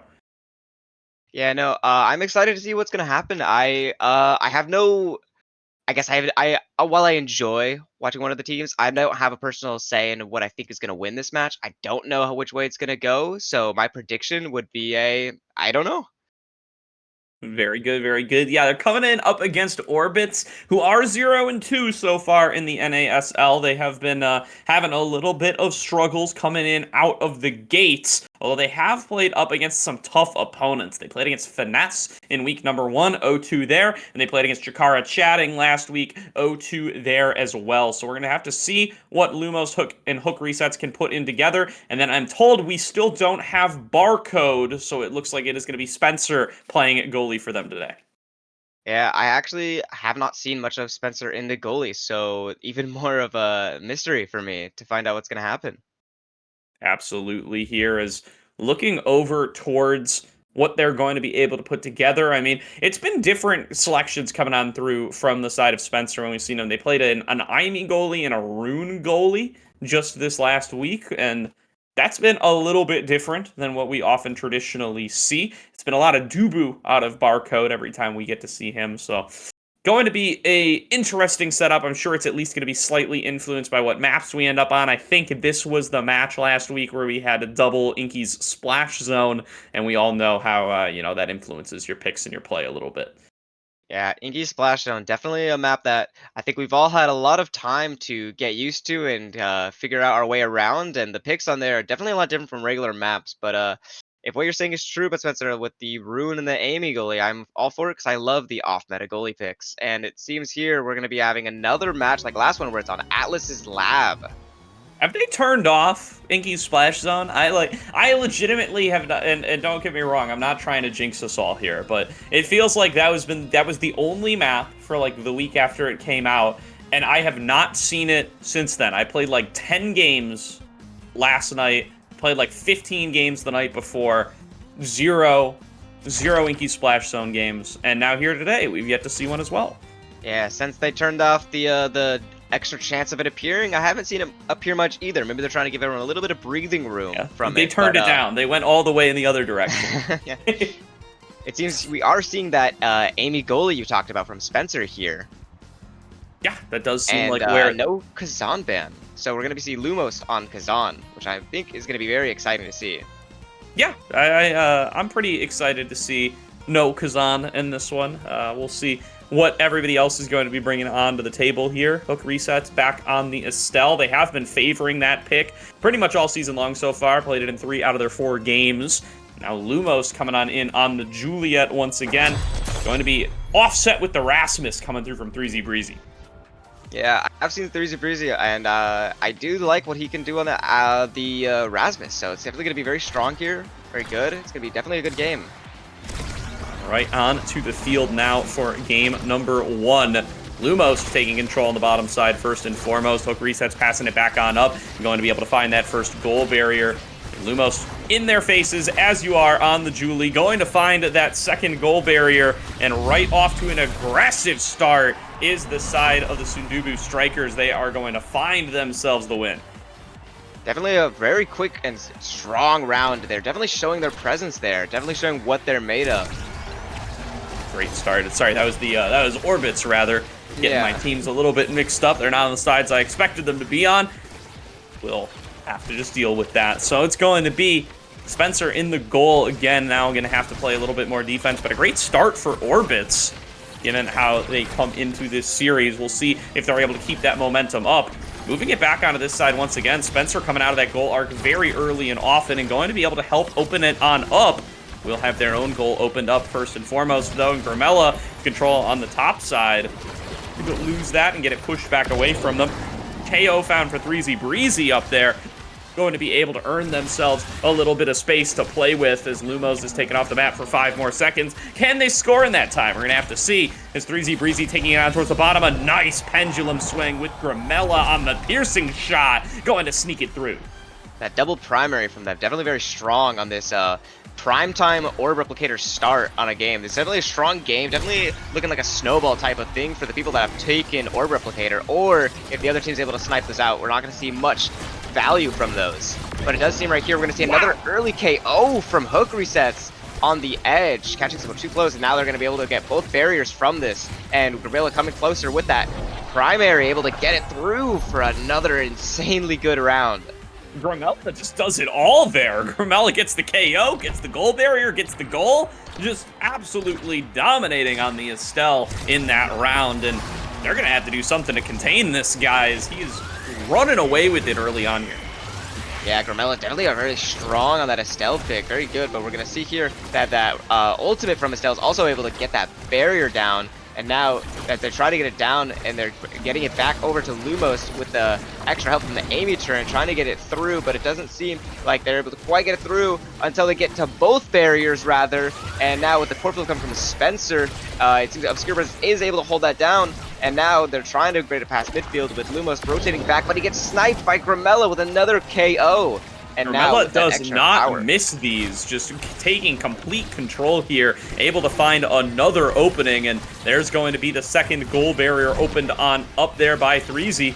What can the two of them do together paired up? Knocked away by hook resets. Lumos now with an aggressive angle with the punch, nearly setting up very nicely with that sentry, but not quite getting it through. And now it's all in that top corner. A huge save by Obscure Breads in the last possible moment. Knocks it down towards the bottom, gets it away for the rest of the squad. As there's the KO found by Orbits. Spencer on the bottom side shoots it past. Obscure Breads can't get the strike, and it's 2-2 in set number 1. These are definitely some intense rounds, and a lot of KOs coming from both sides here. Definitely, they both really want this first set, as it can be the leading factor of what happens here because of that orb replicator start.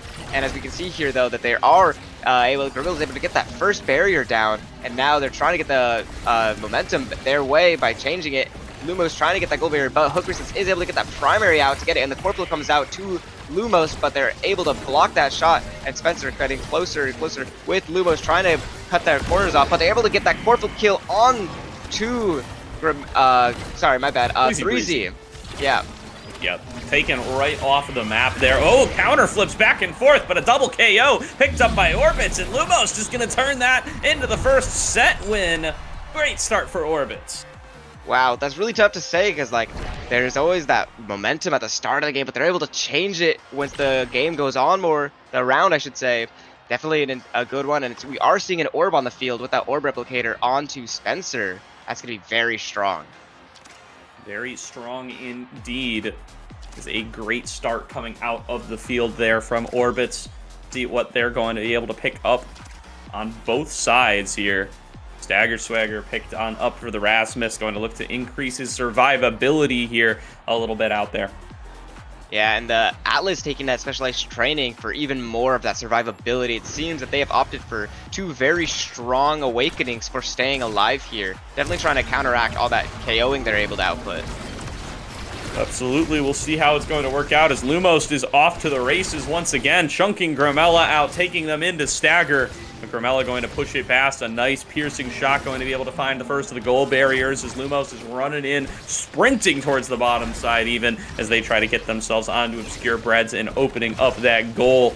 3Z with the pass on down, Obscure Breads looking to receive. There's going to be 3Z looking to knock it in, but can't find it. The pendulum swing is going to be what finally ends up opening up that goal. The push through as well, coming through from hook resets, going to open up the second goal. But 3Z with the whiplash, stepping forward, gets it past Spencer, and finds themselves a goal. Definitely some really strong ability usage there. Very well placed, very well coordinated all around. Definitely a good round for them. Both teams were really close times to score there. Definitely hard to say how this kickoff is going to go, but it does seem that Lumos and Spencer both have core flip with hook resets right on the verge of getting it, and they're able to get that early barrier right off the bat with a core flip coming out from Lumos, which is able to get that second barrier and the third core flip. Oh, but Obscure Breads is able to block it for that last shot with their core flips. Really great stuff from Obscure Breads there. I mean, still going to end up getting it through is Orbits, but has had multiple fantastic saves. It's just not enough, though. The pressure from hook resets and Lumos has just been overwhelming. Yeah, those core flips were definitely well placed, and they know what they were doing with them. And that early barrier grab was definitely a hard thing to counteract, but it does seem that they are trying to make that change with the KO, though, coming from Lumos onto 3Z, and now the pressure is really on for Obscure Breads, but he is able to hold it out. You cannot leave Lumos alone with any of your allies as they will take them right off the map, and they will keep 3Z Breezy on the back foot. Stagger Swagger or not going to be enough. Lumos, though, taking a fat bit of damage there from Obscure Breads as going to be having to play a little bit more safe. But as I say that, now the tempo swings more than enough. Again, with his last breath, a nice save from Obscure Breads, but now he's off the map, and there's a core flip coming on down. Breezy going to have to play emergency goalie. Nice block away from Grimella, taking control, knocked in from the center, though, and taken in for a KO, but the goalie is back. Obscure Breads can play defense once again, but will it be enough as they're still outnumbered and they're still outgunned as these glitch pops are coming in from Spencer on the other side. Grimella has been able to respawn, though, and is able to keep up the defense. Another huge save from Obscure Breads, but another better follow-through from Orbits. Wow, a lot of KOs there, a lot of power play, and just a lot of pressure to put on Obscure Breads in that goal box. They were never able to get a good chance to get it out and try to put the pressure onto them. Definitely a well-rounded and well-played team. Very, very good here as they're going to be up now 2-1 in the second set. Orbits looking very strong here despite their record. Looking to show up here and take down the Sundubu Strikers. Pushing forward, Lumos with another great shot. That's a 2-1 set lead for Orbits. Wow, Orbits really came and they were not playing around. They really do want to show that they have something to offer here, and it does look like they do, especially with this draft awakening here. We're going to be seeing that 1-2 punch and timeless for the Juliet and Amy. Both very strong picks, but the rapid fire buff is going to also make it something to consider. And honestly, I would probably consider it too, but Glass Cannon, because they are goalies, another great choice. Who was on the desk that was predicting Orbits as the team that can make a big turnaround towards the back end of this season? Because they are looking fantastic in this series. The 0-2 underdog coming in up against the 2-0 Sundubu Strikers are now one set away from taking themselves their first game win of the NASL season. Yeah, if they can keep that pressure up for this last set, then they're definitely going to be good for that one on the series. And with that KO coming out, though, it definitely seems like they want it, and they're doing their absolute best to get it with that pressure that they're putting onto that goal barrier, and they're able to get it through with Lumos, that primary, walking into the black hole to damage 3Z, definitely chunked, but the Atlas ult is able to get him back up, and now that Grimella is back alive, they're trying to turn the momentum around with the Death's Touch that is able to get the barrier down, and now with the amazing ult from Grimella, able to score it in just when they thought they could turn that pressure around. Crystal Thorns making the difference once again. Very great shots from Grimella. We have seen some moments of greatness from this play on the Estelle in particular, but it has not been enough to offset the pressure that Hook Resets and Lumos have been able to put out. Lumos is looking to return to that form here. The Cutler flip comes on through from Hook Resets, going to be denied, stuffed away once again by the Strikers as they find themselves a cross-map goal barrier. Breezy coming in with their own core flip, but gonna get it knocked away from them. Core flips all over the place on the map here as Spencer commits one as well, and Grimella gonna get sent into the staggered state when all is said and done. Another follow-up piercing shot from Hook Resets, trying to keep up the pressure. Here comes that Celestial intervention to make sure that they are going to be able to keep themselves standing up. Now here comes Breezy up on the top side, knocked away from him once again. Hook Resets, showing some very good core control here as the pressure from Lumos comes through. Another Fire Flurry, going to be able to take out another member of the Sundubu Strikers and buy themselves even more space. Yeah, definitely a lot of damage coming out here with another KO coming from Lumos, just as I say that, with the barrier coming down following it. And now it seems that the goal barrier is, Obscure Breads is definitely holding it down with only one core flip on the board, with being that Spencer and Lumos in the goal trying to get it through. And it does seem like we have a disconnect or a DC from 3Z Breezy in the corner. So it's definitely going to be a lot harder for them, but it does seem like he's reconnected. Oh, I spoke too soon. It does seem, though, that they are stopping play until he comes back. All right, we'll have to see when 3Z is going to be able to return. No goals end up coming on through there. That is for the best, as K-Bot is in Twitch chat letting me know that they were the ones who ended up predicting Orbits. Congratulations, K-Bot. Your prediction looking pretty good in this game so far. Yeah, it does seem that we're seeing a lot of Amy tanks. Time to talk about the emote play, I guess. I am, personally, for this new Battle Pass, I love the Amy tank, and it's definitely a favorite from a lot of people, and I personally really enjoy it. Yeah, lots of tanks. I've seen a ridiculous number of tanks since this was added into the emote pool. And everybody knows what's going on here. We're already in overtime. There's not too much to speak about until 3Z is going to be able to rejoin. Definitely a lot of striking going around them with the Estelles. Yep, you gotta stay. What is it?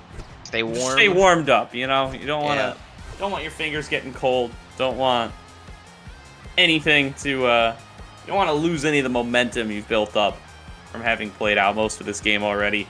Breezy Breezy, I'm sure, working on being able to get back in here. Oh, here we go. Spencer's out here. He's blowing cooldowns now. You know it's been long enough. All right, there we go. And Breezy Breezy now back in the game. He was waiting for those cooldowns to come off. Looking like we will be back into the action here before too long. Overtime still being channeled. As soon as 3Z Breezy takes a step, I think we consider this thing unpaused. Yep, and there is the steps. There we see movement. He is alive. All right. It's really good to continue on. And they are able to score that out, which is really hard to switch that momentum from going from still to unstill. So definitely an interesting point from them. Then they are going to be able to take the goal at the end of the day. Orbits has been crafting that game plan during the whole reconnect, I'm sure. Now we're going to be able to get back into the action here, 1-1 in what could be our final set of the game, as Orbits has shown a fantastic job of being able to keep control in this game and actually take a lead up against their 2-0 opponents. Core flip from Lumos, not going to be able to find too much else. There's the shot from Grimella, but in the center, just going to be a bunch of damage dealt on out.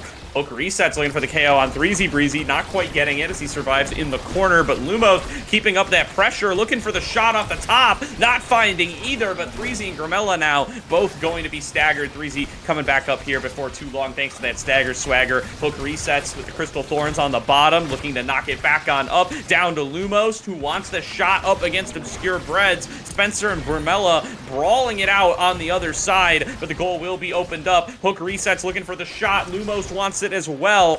Off that Flying Phoenix, can't quite find the angle. And Spencer just going to keep up the defense on the bottom side, throws on down the sentry turret, knock back on up towards Lumos. There's the core flip from Obscure Breads to clear it back out and actually end up opening up the goal. Sundubu Strikers still want their comeback, but there's the core flip from Hook Resets. There's the KO from Lumos. And a 2-1 set so far for Orbits. They're one goal away from winning the game. They are indeed. They are definitely coming, and they had that double core flip play, which they seem really good at connecting those. And it seems that they really want this. So, and Spencer with that amazing defense, and Obscure Breads also holding it down, but it's really hard to hold it down when that much pressure is being applied. Yeah, the momentum completely against them now. The Sundubu Strikers having so much difficulty in this game number one. It's going to be very tough for them to try to find a way to come back into this one. Knocking away Grimella on the bottom side. It is going to be Breezy Breezy trying to take control. Grimella goes down, and Lumos is looking for the goal. Flying Phoenix forward, doesn't find the core, but does find Obscure Breads. Hook resets, has the core flip available, goes for it, knocks it in. Another defense from Obscure Breads. Hook resets, keeps up the pressure as Spencer comes in to join the fray, but cannot get it past, cannot get it into the goal. Obscure Breads keeps the game alive, but he's not done yet. Hook resets, is coming forward. There's the core flip from Lumos down into the bottom, into the sentry turret, and Lumos will find the goal. Orbits win game number one. Wow, that his ability to look for that Amy turret and able to make the most out of it with that well-placed turret into that well-placed core flip. Definitely a really good way to get their one for this series. They're 1-0. Great start for them here. That is their first game win of the NASL season, and that has got to feel plenty good given the position that they were in coming into the day, having not won one yet on week 3. Now going to look to take it the rest of the way through, take down the Sundubu Strikers here, and be able to get themselves their first win in a series. Yeah, it definitely seems like they are playing to win right here. They're doing really well, and they were able to stop them from taking a set, which I guess goes to show how much they really are trying to get it and how much they're trying to prove that they are going to be able to get out of that 0-2 record. Absolutely. So now we are in queue for game number 2 here before too long. Yeah, that Amy goalie was definitely a really strong pick with how well their team played with it and around it. I think it was very strong and very powerful for their map pick, or not pick, but rather the map that they got, and then the team that they chose to put around it. Yeah, Spencer making it happen here, getting so much done with the rest of the squad. And yeah, Lumos and Hook Resets just pairing up together, constantly finding KOs, taking 3Z Breezy pretty much entirely off the map. They had so little time to actually play with there, couldn't get their hands on the core, couldn't get any damage out, and their numbers are low across the board because spent so much of the game dead.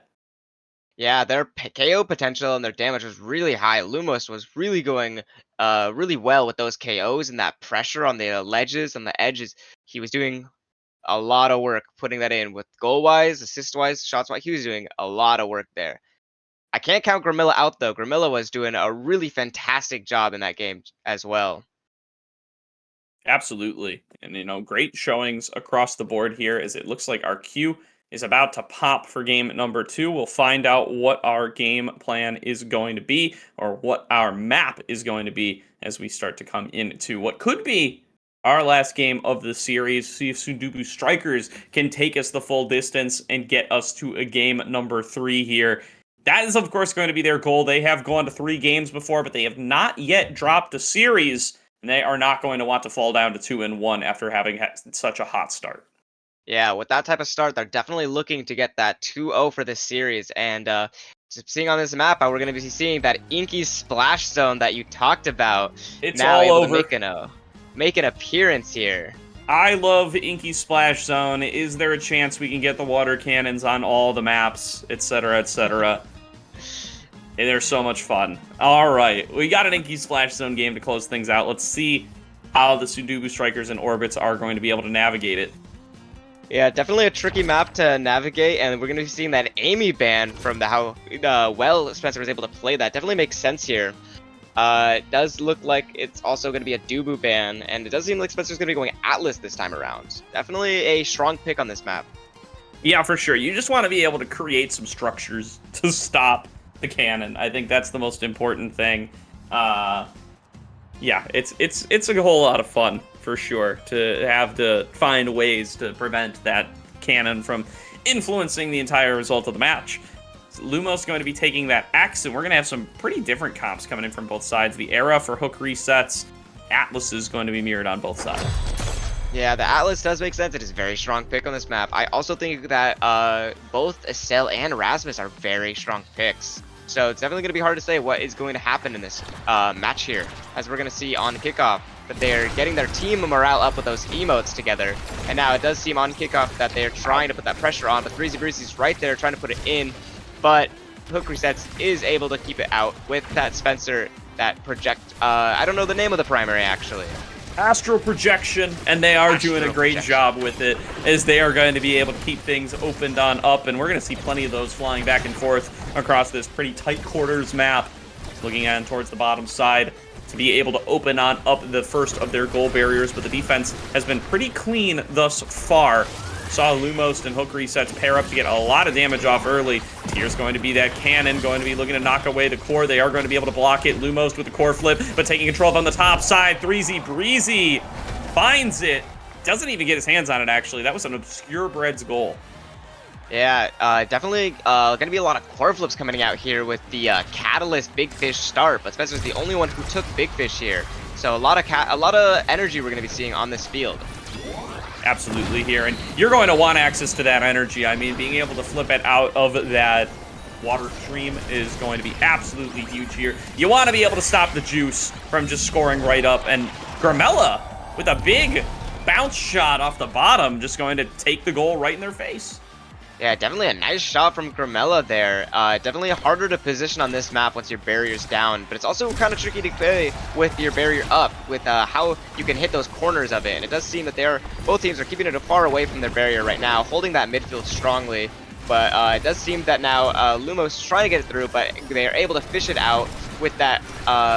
It's trying to get through from Gramella, and it does seem that they are able to hold it to obscure Breads here in the midfield.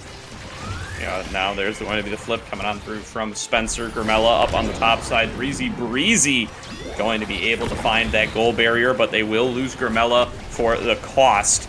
Lumos now trying to open things up on the bottom. There's the Magical Maelstrom to try to push the core down towards Lumos, but it's just so difficult to get it past Obscure Breads. It's not going to end up happening. Even with the core flip, he keeps up the defense. Spencer now taken down. Hook Reset's going to have to step in at goalie for now. A nice elusive there found by Threezy to keep themselves from going on down.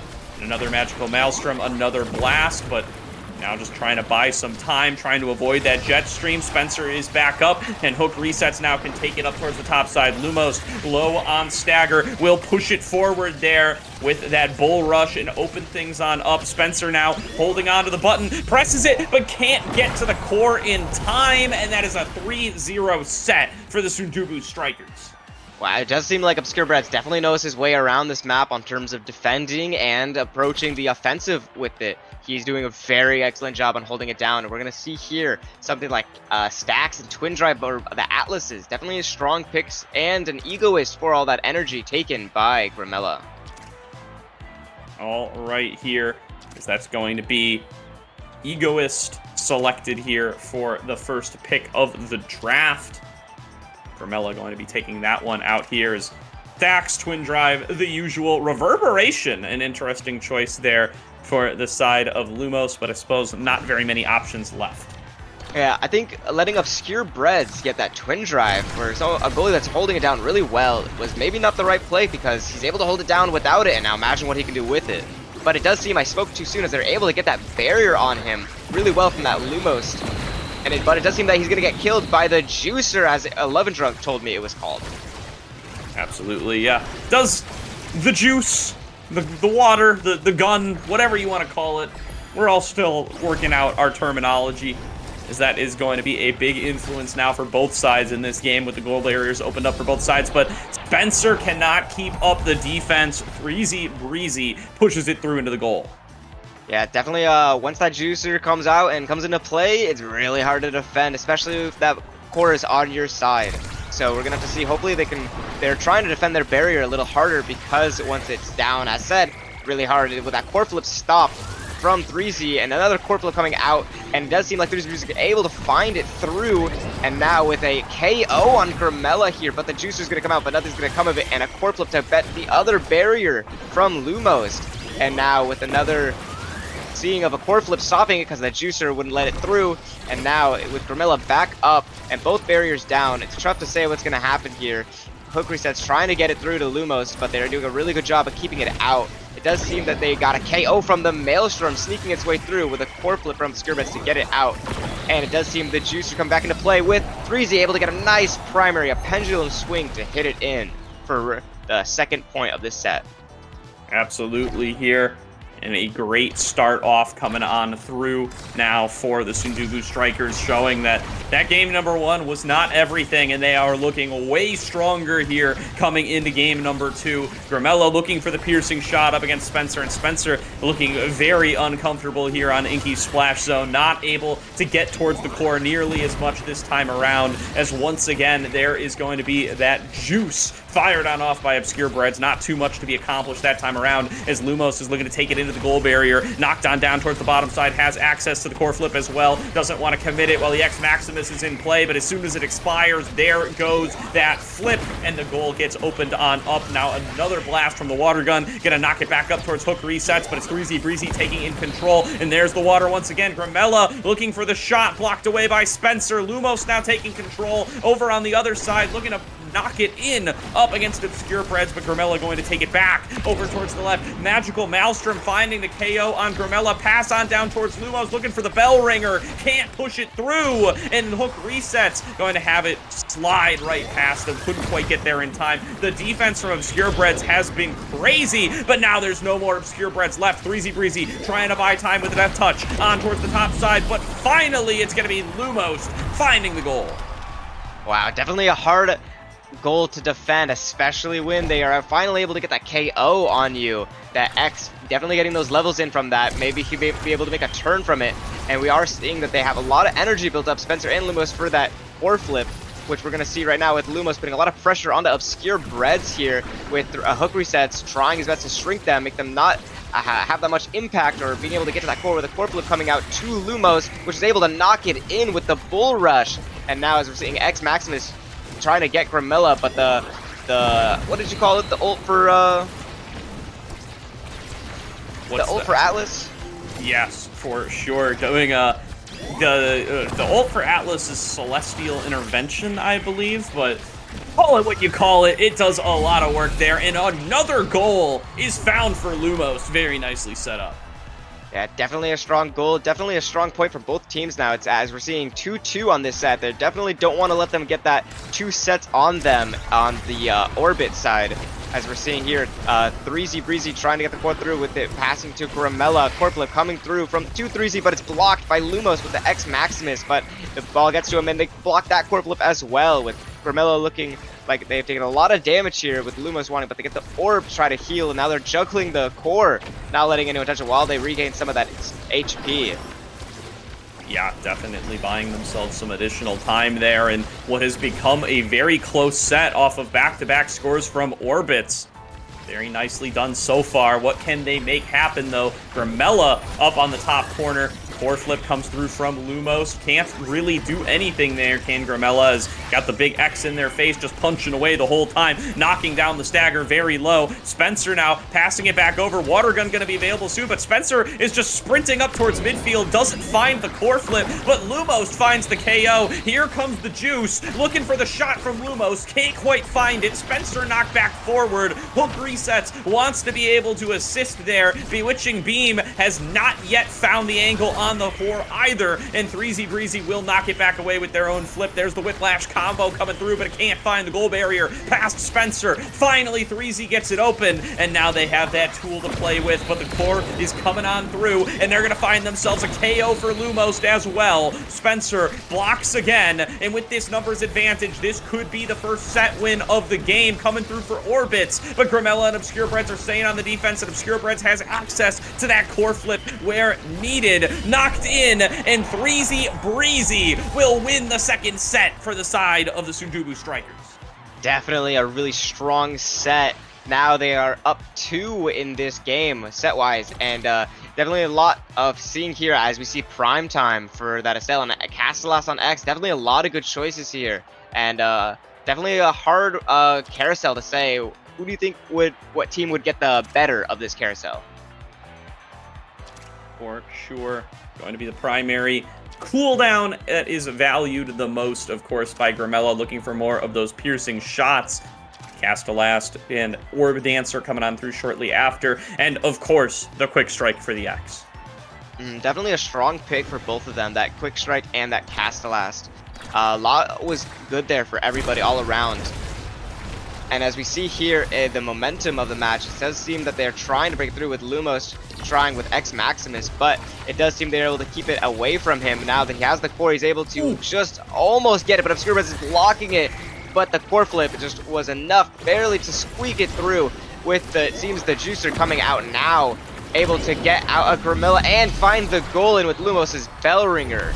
Great combo there between Lumos and Hook resets. They knock it up to each other, and as you said, that bell ringer guarantees the shot. This is going to have to be a big comeback look here for Orbits if they want to be able to come back in this game and not go to game number 3. And they're going to have to show a lot more like that, and they're doing it. Lumos hits the KO, a pass up from Hook resets, and another score for Orbits. Wow, what an insane power play that they just made. They're making a lot of waves. They really are showing that they do not want to be down 2 sets here. Can they keep that same momentum for the same round? It does seem that the X Maximus on the goal barrier, trying to get it, the core flip for that damage, it seems, onto Grimella. They're keeping Grimella really far out of play here. With the, it seems that they're keeping core away from the, and trying to get out that damage right now. The Maelstrom coming out, trying, but unfortunately, quite doesn't reach. And now with 3Z Breezy being shrunken, and the core staying mostly towards midfield, them trying to break it through that, but they find a KO with the core flip to get the barrier down. And now Spencer has that juicer on his side with a core flip, but he's able to block it with his own. And now that they are trying it, they're down 1 person, but a core flip from X, able to keep that ball out. Enough for hook resets to get back into play with the damage being kept up from them, but the hook reset from 3Z and it does seem that they are trying to get that core in with this pressure, with this power play here. Yeah, doing their best, and they're going to find another power play for it, taking Spencer off the map. Now Hook resets and Lumos, they're going to have to play on defense, and Lumos doing a very good job keeping things cleared out. Here comes the juice, and Lumos knocks it right out of it once again. Spencer going to be back and going to be able to play defense, but he's got to get back up into the goal arc, and he doesn't get there in time. Threezy Breezy finds the goal. Wow, what an intense game. Every set so far has been really intense with the KOs and the pressure on the goal box and the forwards potential here. Definitely a lot going down, and definitely a lot we're seeing here. As we're seeing for midfield, it does seem that the X is trying to get it through, where Hook Resets wants to get that core flip off, but he just can't reach it. And now with Lumos having to get that ball right to that barrier, but they're able to squeeze right by. Right here as we're seeing the core flip come out to Lumos, but the core flip from Obscure Best to block that one out. And now it does seem that they are able, both teams fighting for midfield as they are able to get that core flip right to Lumos, but it's not quite enough as he's not quite just able to reach it. And now with Grimilla keeping it away from him, keeping it past that midfield mark. And now it does seem that they're trying with Threezy Breezy juggling it a little bit, but the core flip comes out with the Bell Ringer, but Obscure Best is able to block it out now with Grimilla soaking up a little bit of damage here. And now it does seem that they're trying to get the KO, but Grimilla is unfazed because they have that health from that Atlas to heal them up. Now with Lumos trying to get it, but Spencer core flips it out. And now it is a very tough game, very longer than the other sets so far, or rounds. Absolutely. Going the distance here, finding their groove with the addition of the water cannons, whatever we're gonna call them, the juice, the water cannons. The juicers. Sure. As that's going to end up being what makes the difference here, and it's going to be the set win kicked on up here for Orbits. They are not done with game number 2 yet. Yeah, they definitely didn't want that game to end there, and they're trying to bring this back for this comeback here, as we are now seeing a couple of strong things on the board like Chrono Boost, Monumentalist, and Built Different. Lots of good options here. And Threezy Breezy does have an Orb Dancer. Maybe he wants to go an Orb Replicator route. Could be the option. The size on the X, though, I'm getting real scared of Lumos here. He's got the Catalyst, he's got the Quick Strike, and now he's going to go in for this Built Different as well. Hitting harder, taking up more space. He is a menace. He definitely has been making his presence known on this field, and he has to be respected because he is making a lot of those plays on the barrier and the KO-wise. A lot can be done, but now that huge Maelstrom is able to take Threezy Breezy away from that core, but Obscure Best is able to get it back to him, and now it seems that they're trying to fight for this midfield pressure, and it does seem that they're able to win it with the Threezy Breezy with that, and the Death Touch pull, Spencer can't quite reach the core for the first point. Love it coming out of here, doing such a great job to be able to secure that goal, pulling back away the one person who could have been able to save it. Now let's see what the turnaround opportunities look like here. Still an opportunity to get to a game number 3 here for the Sundubu Strikers. They just need to win themselves one more set. Lumos, though, with the core flip available, he is huge on this X. Now a little bit less huge as the X Maximus expires, but huge nonetheless. And going to be continuing up in that trajectory.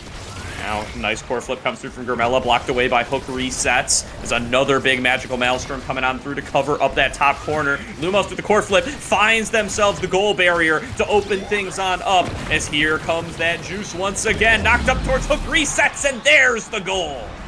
Wow, what a good use, and they try to block that juicer, but it's really hard to counter because you don't know what the enemies are going to do with it or how they're going to play off of it. Definitely a strong round, 1-1 for this set so far. Both teams really want it, and now as they fight for midfield here, it does seem that Hook Resets is fighting in that corner with Grimilla, but the Obscure Best coming with a core flip is able to get it out, and now it does seem that the X is trying to put some damage onto Obscure Breads. But now Threezy Breezy with the core flip trying to get close, but they are able to peel it away from him, trying to get it to him now once again, as he's able to get the core flip out, but it's blocked by Hook Resets, and they're able to get the point down for the barrier. Now with the Maelstrom here to push the core in, but it is enough. Really well done there, keeping all the pressure at the same time, syncing up the magical Maelstrom, syncing up the water gun, and keeping Lumos as that menace in the middle of everything, ends up finding themselves the goal. Yeah, definitely Lumos and Hook Resets playing very well together. That X and Era synergy really well so far.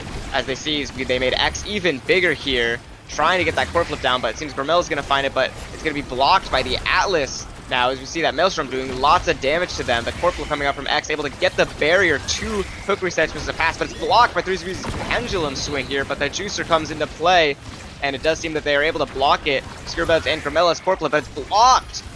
And this game has descended into chaos here as the Orbit squad have come together and are really starting to put together some of the sauce here. And Lumos looking for the shot, blocked away by Obscure Breads. The counter flip does not find its way onto the core, but again, this X is just a menace. And hook resets with the giant magical Maelstrom has been making so much of a difference. The core flip comes through from Gramella, doesn't find the target. Obscure Breads is down, and another set win for the side of Orbit. They are not looking to go to game number 3 today. That Juicer taking away their goalie, super strong, must be respected there. Very strong pick as we go to the final two-set match set. Absolutely here. Tempo swing on this X would be crazy. 1-2 punch on this X would be crazy. And I think that's probably what he's going to go for here. Could go peak performance for a little bit of additional damage. What's it going to be? It's tough to say. Yeah, all right, there's the 1-2 There punch. it is. This is a problem. This is a big problem. I'm going to be honest with you. He is going to beat you into submission before you even get the chance to do anything. Lumos is a menace. Lumos definitely is, with all his awakenings and that era buff that we see come through, especially with that Maelstrom supporting with that damage. Unfortunately, right there, it's not able to get through, but they're all able to get that through with how huge that Bellringer is, able to get the barrier down with Lumos right in the goal. So close to getting core flip, but the Juicer coming into a system. Now he's able to core flip it in the Borscht, but Obscure Breads is able to push it back out. Now healing with his ult, trying to get it through back to him. It does seem that they're having a hard time getting out here, but Gramella with the core flip, taking the core, trying to get the barrier down, but it's blocked by Spencer. Makes some amazing plays, and now it does seem Lumos is trying to get the KO, which he will able to find it, but while that's happening, they were able to get the barrier down with the Juicer, but he's able to evade it. Now with 3ZBreezy getting in front of the goal and able to find it with the pendulum swing. The timing a little bit off there on Spencer's astral projection, ends up letting one come on through. And this series going the distance here. Will we end up with a third game? That is certainly what the Strikers want. But Orbits already having come back 2 sets in a row. They do not want to call it quits here. Lumos has the core flip available. Now on the bottom, rescuable state there. Obscure Bread's ulti expires. This is your chance to go and try to finish somebody off. Will they be able to do it? Core flip there from Spencer. Core flip from Lumos, not finding their way onto the goal barrier. 3ZBreezy taken low as he dashes forward. He finds it off the bull rush, and there is going to be one found by Gramella as well, but the juice comes through for Orbits first. Here comes the second one, going to block off the center of the map, down towards hook resets, past Gramella. Here's going to be Lumos on the bottom, taking it with the quick strike. Hook resets, boosts everybody's speed. It gets passed on up. Obscure Bread's gonna be there first. Comes on down. Core flip from Lumos, and we go to 1-1. Wow, this is definitely looking like a close set and a close game. Both teams really want this, and it seems Orbits really wants to put it down here and end it while they can, because this is definitely a strong matchup as we are seeing here, as we see hook resets with the core flip trying to get it to Lumos here. Gramella is able to bait it out though with their own core flip. It does seem that Obscure is able to block it, but that Maelstrom is perfectly set to get that core, to get that barrier down, with the Juicer coming out and the core flip away from Breezy trying to get that barrier, but it's just not enough as Spencer is able to hold it down. Absolutely here, Lumos going to be playing up at midfield. They do manage to open up the goal barrier on each side now. Here comes the juice, but the core flip and the shot from Lumos, 2-1, does it all. He's in charge of brawling, he's in charge of space control, and he's in charge of scoring as well. He did that while it was a death play. He had to make that in, and he did. Because the Juicer would have taken him out and killed him if he didn't, but he made it happen, and he's trying to make it happen again right here, as we can see, but Gramella trying to core flip, keep it away from him, but it does seem that Spencer's able to block it now, with Lumos getting core flip from the extra damage he's been taking here from these abilities. He's able to core flip now, trying to get the barrier, which he will find it in, and hook resets, core flipping it, trying to get the pass to X, but Obscure is able to block it, but another core flip coming from Spencer, but it's blocked now. But an XKO onto the goalie now, as we see Carmilla with the ego is trying to run up and get the barrier down with the core flip, but he's not able to find it as Loomis has another core flip and he's able to end the game and end the series. 2-0 sweep for Orbits. They looked shaky in the game number 2, but they end up taking it at the end of the day. A huge upset win for Orbits here. K-Bot called it. Not everything's going to go according to plan. Somebody's going to get an upset, and today it's going to be Orbits. Yeah, definitely a strong matchup. Definitely a strong game. They really came out here today, and they really wanted to show everybody what they had, and they definitely did. Those were some insane plays, and Lumos had a lot of potential. He had 50k damage in that last game. Definitely a well-deserved MVP. Played out of his mind. Oh, absolutely here. I mean, such a big force in this game. 51k damage nearly. 8 goals. What can he do? I mean, what a great showing here in this game number 2 to be able to pull things back from the brink where it was a 2-0 lead for the Sundubu Strikers.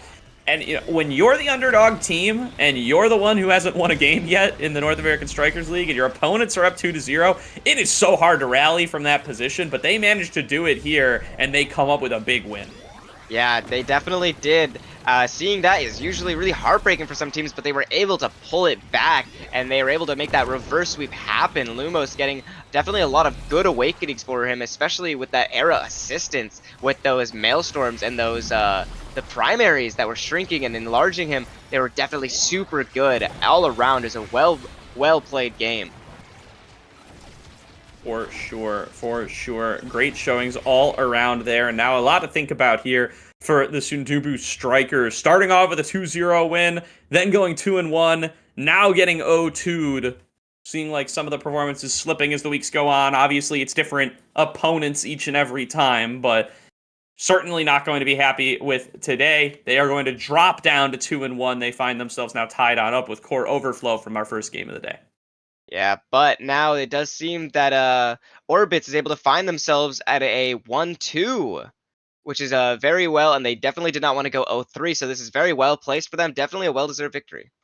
Absolutely, yeah. Great showing here, and curious to see what they're going to be able to show us as they play out the rest of the NASL, but that's going to do it for our slot here games, Spooked Altar, as we have completed our 2 sets, and we're going to be throwing it to a little bit of a break here before too long, but anything you want to shout out before we close on out our segment of the broadcast? Not in particular, no. All I gotta say is shout out to the Lumos, honestly, on that X. Definitely showed X definitely could be played in that high level scene. Absolutely here. Great showing from him. And thank you guys all for tuning in for Spooked Altar and I. We're going to pass it on off to the next set of casters and back to the desk here for a little bit of a break before too long. But stay tuned. There's going to be more NASL games coming your way very soon.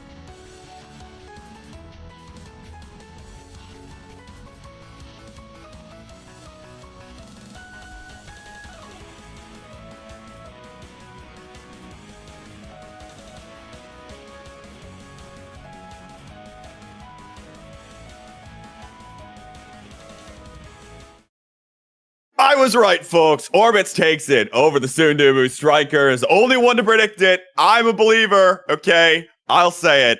Or perhaps I'm a Sundubu doubter. I don't know which one it is, but nonetheless, I'm now joined back once again by Daftgrass and now Spencer, who held it down there for Orbits in that last series. Spencer, give me your reaction, especially after that reverse sweep we just saw. That was just incredible. After like that Inky Splash Zone, they gave us problems before, as you saw in the first week or the second week, my first week.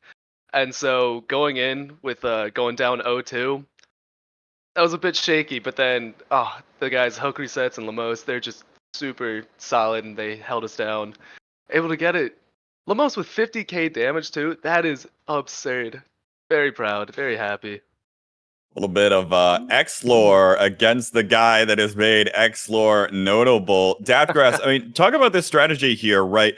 In theory, we've seen the Era plus the X combination come out numerous times, but not on Inkies in particular, and we were skeptical, but the scaling came through all the same. Yeah, look, if you think about it, right, you pick X, you pick Era, you're accepting the fact that if you're not starting with any of these like really good strong awakenings like this Chrono Boost, like the Cast to Last, you're kind of out of luck for maybe 2 rounds. And obviously that's really what happened in the game. Abel on that third set kind of to start really, picking things around, turning this game around in their favor, just because they scaled, they accepted the fact that, hey, we're going to go down 2 rounds. It happens, right? That's just X Era. Mm-hmm. Spencer, give me that from your guys' perspective. When you were talking about it ahead of the game, what led you all to locking that in? I know you might not have been like the main core person advocating for it, right? Yeah. Talk me through it. So we were super surprised to see that Imi drew the ban away, and so Hooks definitely wanted to play Era, and X is just notoriously great with Era, like being able to use the speed very well, size very well, and then we got the size training, which is huge. Scaled Cast Last is huge, so really it was just X complemented Era so well, and then Lamos just played it to perfection. Same with Hooks. So Spencer, back to you here. You're entering this roster. It was theoretically supposed to be Barcode's goalie position. Mm-hmm. Now you're coming in with like big expectations, big shoes to fill. What's kind of that been like when we take a step back and look at it from a broader perspective? It's been great, honestly. I'm just happy to be here, and like I'm so happy playing for these guys. They're awesome. Hoping I can live up to Barb's expectations. He is such a great goalie. Though we have very different play styles. I'm much more of like a offensive pressure goalie kind of bit, which you can see sometimes I'm out of position in the defensive like back, and it hurts us a bit. But I don't know how they're adjusting to my play style too, like Lamos and Hooks. But so far we got the dub, so it could be working. It must be working. Something's going right. Hey, you'll take 1 dub on the board. Next up, though, next week, you've got some pretty challenging opponents. It's Super Week next week, which we'll talk about more to come. But next week, Orbits is up against Demons Raw and Core Overflow. So we'll see what you can do there. But in the interim, we got a couple matches coming up next that you all can see on your screen. Next up, it is that Demons Raw team versus Chikora chatting. And then it's Daftgrass's Winterfall versus Goats Esports.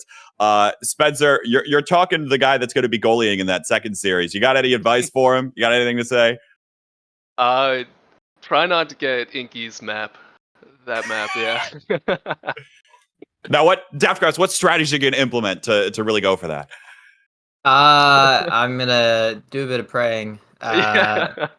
Bit of hoping, but hey, I'm just saying I'm good on that map. I like I like the 2 new maps. I might get like, hey, people might be in the Twitch chat. They may go crazy at me, but I enjoy playing on the 2 new maps as goalie. So you know what? Give me them. I'll win. All right, we'll see what happens there, of course. Spencer, I'll let you go through with some predictions here. First up, the next match we'll see Demons Raw versus Chikora chatting. Who you think you got and why? Well, to be honest, I don't know too much about their play styles and the characters that they play, but I'm gonna go with Demons Raw, because they got a funny name. That's just about it. Do we have to do the Raw thing now? We have to do the Raw thing now, right? Because you talked about the name. I have no idea what you're talking about. Demons Raw! Come on, Spencer. Give that to me. Give it to me. Demons Raw. Yeah. What, Daft guys? You're just shaking your head? You're not gonna No. Come on. You're not feeling anything? No. No? No. I'm good. I'm good. Party poop over here. Winterfall versus Goats will be on after that. Who you got there, Spencer? Probably goats. Yeah, just a gut feeling, pretty much.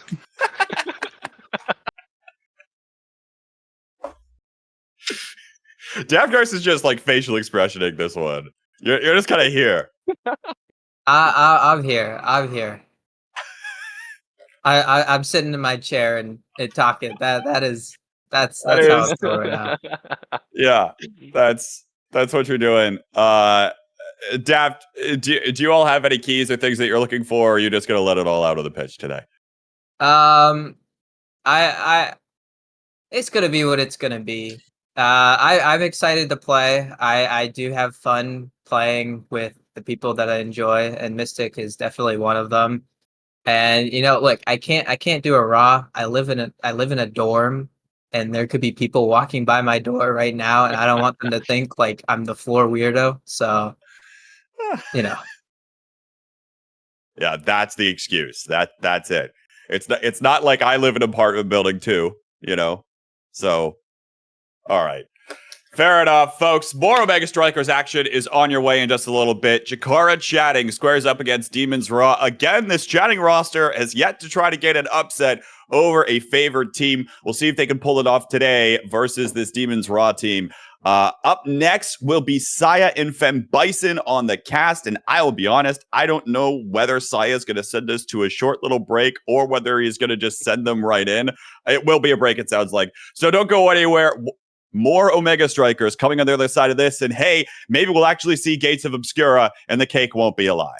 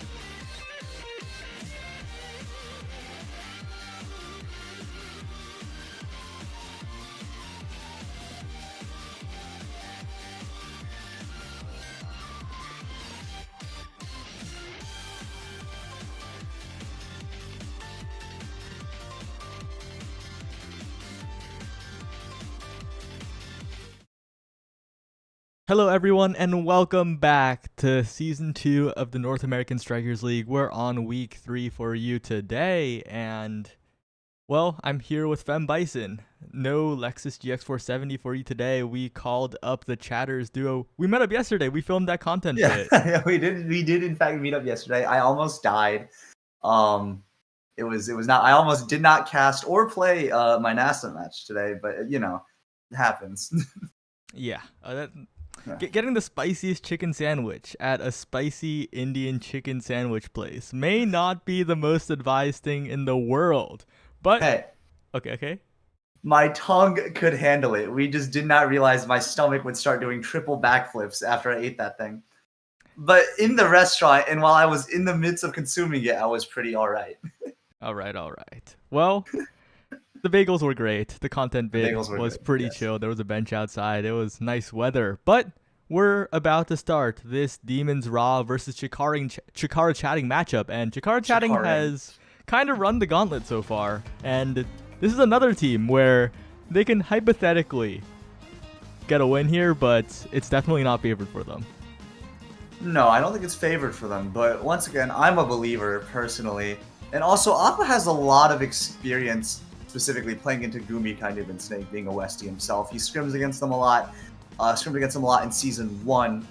So, like, he might actually bring a bit of a knowledge edge for his team. Yeah, definitely depends, but we do have the main roster of Demons Raw, Kainub, Gumi, and Snake as expected, and these three are just so good. You saw Snake doing so well at the LAN in various tournaments as well, and we don't even need to talk about Gumi and Kainub. Kainub recently, new PC, finally buffed from the clutches of inconsistent, not even 60 FPS, so yeah, definitely something to watch out for as they go against Chikara Chatting.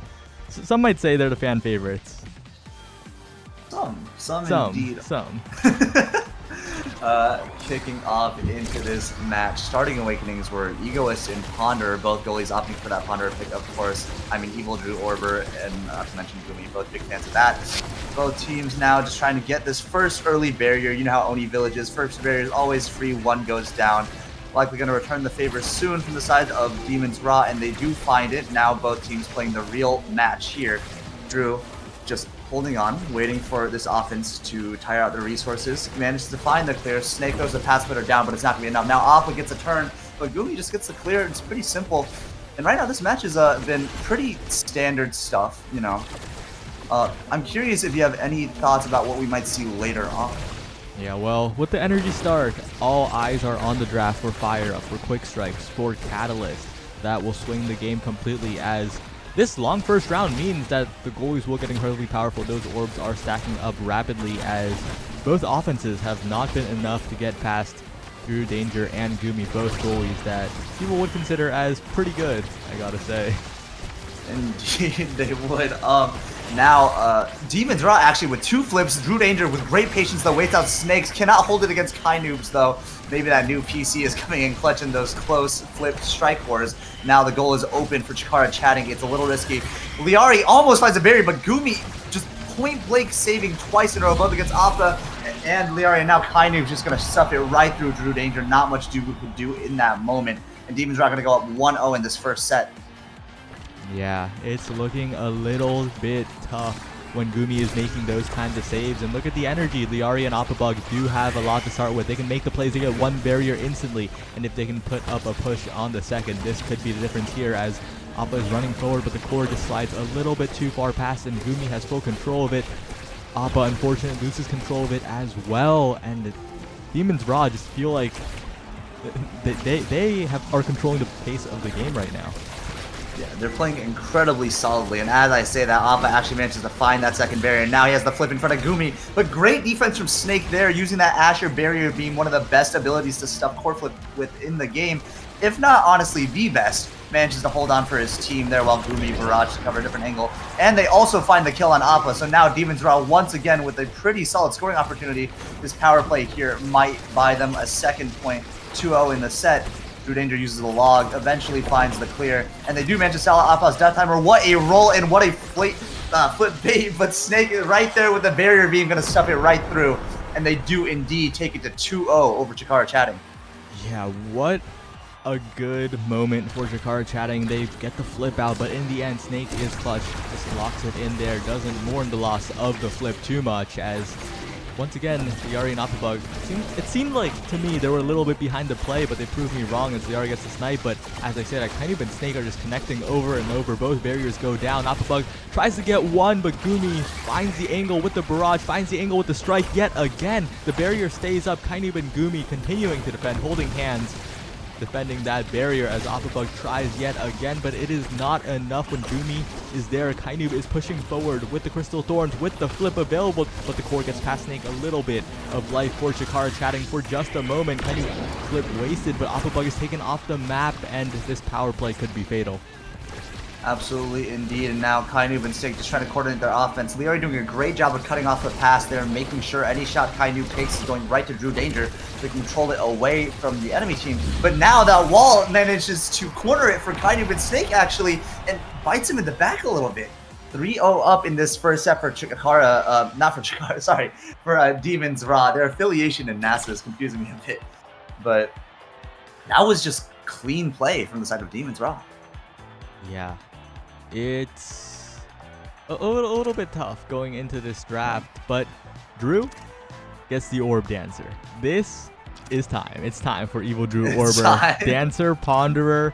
If Chikara Chatting wins this, if Replicator comes up, hypothetically, it could be their game, but they'll have to get past a prime time Estelle and a rapid fire Asher. So many primaries. Those primaries are just so powerful, so it'll definitely be a long road ahead of them. I mean, Liari did not get too bad of a draft herself, though. The Crystal Thorns are so strong at taking barriers on this map, and that missile prop makes them so wide and go so far. So we'll see if she can work with that. She did indeed get the first barrier for her team. Both teams now down to just holding on one. Oppo looking for any opportunity he can have on Gumi. But Gumi, which is a well-timed barrage, is going to find the clear, and it's back to Kainub and Snake. And over again, we sort of see this just trading on this map. I mean, it is what it is. It's a very defense-focused map, and as long as you can hold it to the barriers, we already know, but Evil Drew Danger runs across the entire field, gets the barrier. Massive turnaround for Chikara Chatting here. Opabug in front of the goal, but Gumi defends it yet again. Drew's wall ends up with the core on the wrong side of it, and Fembison, wait, the tempo just completely changed. Absolutely. I mean, I guess I was not even looking for Drew there, but that is something to note. With these awakenings, with the Dancer, with the 10 stacks of Dancer, actually, and the Egoist, right? The tempo can change at any moment for either side, because Egoist is giving you so much move speed, Dancer is giving you so much move speed. And just as I say, Kainub pops the Egoist, and immediately, once again, the tables turn. Pops one right through Liari and Drew Danger. What a piercing shot setup to score 1-0 again in this set. The primary that comes out from Estelle, it's a little bit of a struggle there, as now Drew is trying to dribble it down, but it doesn't touch the barrier. Still stays alive, but Snake with the Pat Splitter cuts Drew off, gets the top barrier and the bottom one at the same time, and Demons Raw just continued to stay in full control even despite Drew Danger's heroics. As you say it, Kainub once again with another piercing shot, just putting it through. That prime time is really coming online right now for Kainub in particular, right? He's getting all of these corner setups, and Demons Raw is doing a great job of getting it to him in the place that he wants. Snake doesn't really have to do so much as scoring here, because all he really has to do is disrupt Drew so that Kainub has all the opportunities in the world. But now Appa does something a little bit similar, make sure Gumi can't get to the clear, and Liari get the barrier of her own. And Appa with the flip, the Egoist just pockets it right over Gumi. Not much he could do there.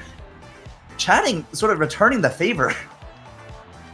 Yeah, and if they can make plays like those, they could definitely even up here, but they are still one goal down. One goal will erase their goal here, as Kainub looks to have disconnected, and well, I guess even the new PC couldn't save the Demons Raw from the Omega Strikers player curse. Okay, but Kainub reconnects incredibly fast, actually, and we have a match back on our hands. Liari looks to get that barrier pretty early. Now Appa trying to get one in as well, but Gumi just holds on well. Great patience there, great use of the evades, manages to clear out away from the Chakar chatting offense, but Drew Danger manages to buy his team another opportunity. Liari with the Crystal Thorn, just going to barely miss the core. Now the pass splitter goes out, and this is such a dangerous moment for Drew Danger. But finding the clear there, and now Liari and Opera are going to find that second barrier. It's now Demon's Raw on the back foot. If Drew Danger can live here and not lose his orb stacks, this might be big. Now Oppa gets the shot. Great barrage from Gumi, but the dash to follow it up, and Gumi cannot save that. 2-2 in this set here, and Chakar chatting showing signs of life. And crucially, Drew Danger stays alive, preserves 10 orb stacks of each. And Ababug with the awareness, with the follow-up there, might have just saved this game for Chakar chatting. This is their opportunity. Dash Punch Flip does not KO Snake, but the Crystal Thorns follow-up will. And now Chakar chatting need to make something of this power play, but Kainib and Gumi once again are the dynamic duo on defense. They are holding. Top barrier goes down, but the bottom one is the one that matters. After all, Liari with the strikes, but it is still not enough. The Kofi Fortress is great there. The beach ball is cold for now, but Gumi finds the way out directly forward, runs across the field, and Chakar chatting can't get this last barrier. Indeed, they cannot, but Drew Danger is holding on to one of his own. Great log there to take it away from Snake, but Snake just hold on to some resources, so we'll see if Snake will be able to score here. Uses the barrier beam to try and dribble it, but it's great defense from Liari, and Appa's going to have another scoring opportunity. Gumi now out of a barrage, still does have the flip though, probably will be able to hold. Actually uses the eject button to try and get some offense going of his own, but cannot quite seem to find the opportunity that he's looking for. And just great defense from Chakar chatting right now. They've been on the back foot for a bit of this set, but as I say, it's Snake with an incredible core flip to find just the tip of the corner there. And now Chakar chatting is in a dangerous spot. However, if they win this set, if Drew can hold on, right, getting that replicator on the draft might win this game for them. And as I say, it's a bit unfortunate. Snake with a great angle there to the top pocket. And the set is going to go to Demon's Raw, 3-2. Yeah, and now it's not looking good. If the replicator comes up, it could be real bad. But as I say that, it does mean that Drew is second pick after all. It doesn't even matter here. It doesn't come up. But Fire Up. Energy starts falling from the sky with the Egoist start especially. So powerful. And I don't know. It's a little bit tough for the side of Chakar chatting in this draft. They will get some confusing picks, not giving extra special to the Dubu. Yeah, interesting choice there. I have to. I was thinking Drew might want more Tofu Fortresses, but I guess not. Though Gumi getting cast last with that eject button, that blazing pace might be a big deal, especially with Twin Drive. Something to mention here: Fire Up is gonna heavily swing the tempo of this game, I think, in the favor of Demon's Raw, right? What we've been seeing a lot of is the game starts out a little bit slow. Each point starts out a little bit slow as people wait for flips to come online, waiting for that EOS move speed. But now Fire Up is going to give that EOS move speed, not to mention when the person with Fire Up flips, their whole team is going to get that move speed. And that could prove huge for Demon's Raw here. They might be able to capitalize off that. So if they can capitalize off that, then they will be able to get many, many points. And now Appa's going to go down staggered after Kainu finds the Crystal Thorns to KO. And there, they're going to find the barrier as well. Snake with a great strike core. Now all they need to do is score while Appa's dead. But Liari, with an incredible patience, manages to stall out the death timer, looks for a barrier of own, is going to find it. Now Appa moving up slowly, looking for an opportunity, can't quite seem to get one. And the roll is not going to be enough. Snake, perfect patience there to strike cores it in. It's 1-0 again for Demon's Raw. Yeah, we're kind of showing our colors as Chakara chatting fans. Our predictions were like, you know, Demon's Raw is probably going to win, but our hearts say Chakara chatting. It'll be funnier. It'll be definitely a more interesting narrative. But as I say that, Drew Danger manages to preserve the top barrier, and now the top barrier is saved by Gumi on the other side. Appabug teleported in front of that barrier, but still could not get it. Kainub on the defense as well. Basically two goalies on the side of Demon's Raw as Appabug trying to get past both, but it's a little bit difficult. Indeed it is. Now Appa staggered. Gonna steal Gumi's orb though, deny him a stack, though I do think Gumi is at 10 and they haven't been able to find that kill. But the offense is still here for Chakara chatting. They're just looking for whatever opportunity, and as I say it, the roll is a bit unfortunate. Snake just to strike for it one more time, take that second barrier, and now Drew Danger is in danger himself. If Snake can get the core again, it's more than likely that he'll be able to put it into the net. I mean, Dubu is not so great at holding these open nets, but instead it's going to be Gumi with the eject button. The cast last of the Twin Drive just walks all the way up, barrages it through, and Drew Danger doesn't have enough cooldowns to stop him. Yeah, it's a little bit tough. One goal away for Demon's Raw potentially from taking this first game. Chakara chatting's going to have to find a way out, but it's a little bit tragic if they can't make something happen, right? It is the double orb on Drew. But Alphabug and Liari, they're definitely not giving up here. They position for the bottom barrier, and the piercing shot will take it. The Crystal Thorns will get the goal, and maybe this is the start of a bit of a comeback. Indeed. And both Appa and Liari showing some great synergy as well. Appa passing directly into the path of the Crystal Thorns. That was such a good synchronized play there. Managed to get them to this point. If they can keep pulling that off in this set, they might have a chance. Especially if they win this set and Drew gets Replicator. But as I say, it's Snake again with the flip. Just manages to force out all of Drew's options. And now Drew goes down. Those 10 stacks are all gone. It's looking so rough. Liari on no health. Casper is going to go out, and Demon's Raw quickly going to finish out that set. So unfortunate there, but Chikara Chatting does have another chance to bring this to a game 3. So we'll see what adjustments they make to do so. Yeah, it's a little bit tough though, because Demon's Raw look to be in top form right now. They are not slipping up, really. And Chikara Chatting, they'll have to figure out a way to get this midfield control under lock, because right now, Kainoob Gumi, that duo, they're double goaling and double midfieldering, it feels like. Yeah, no, the goalie swaps, the double defense, it's incredibly well done, and it's so hard to score on synchronized defense like that. I mean, I would know myself. Bozo Bunch plays a lot of that because... Chatting, incredible levels of chatting. Hey, relative for our skill level, it works really well, right? And just speaking from experience, it's an incredibly hard thing to deal with. And if they can keep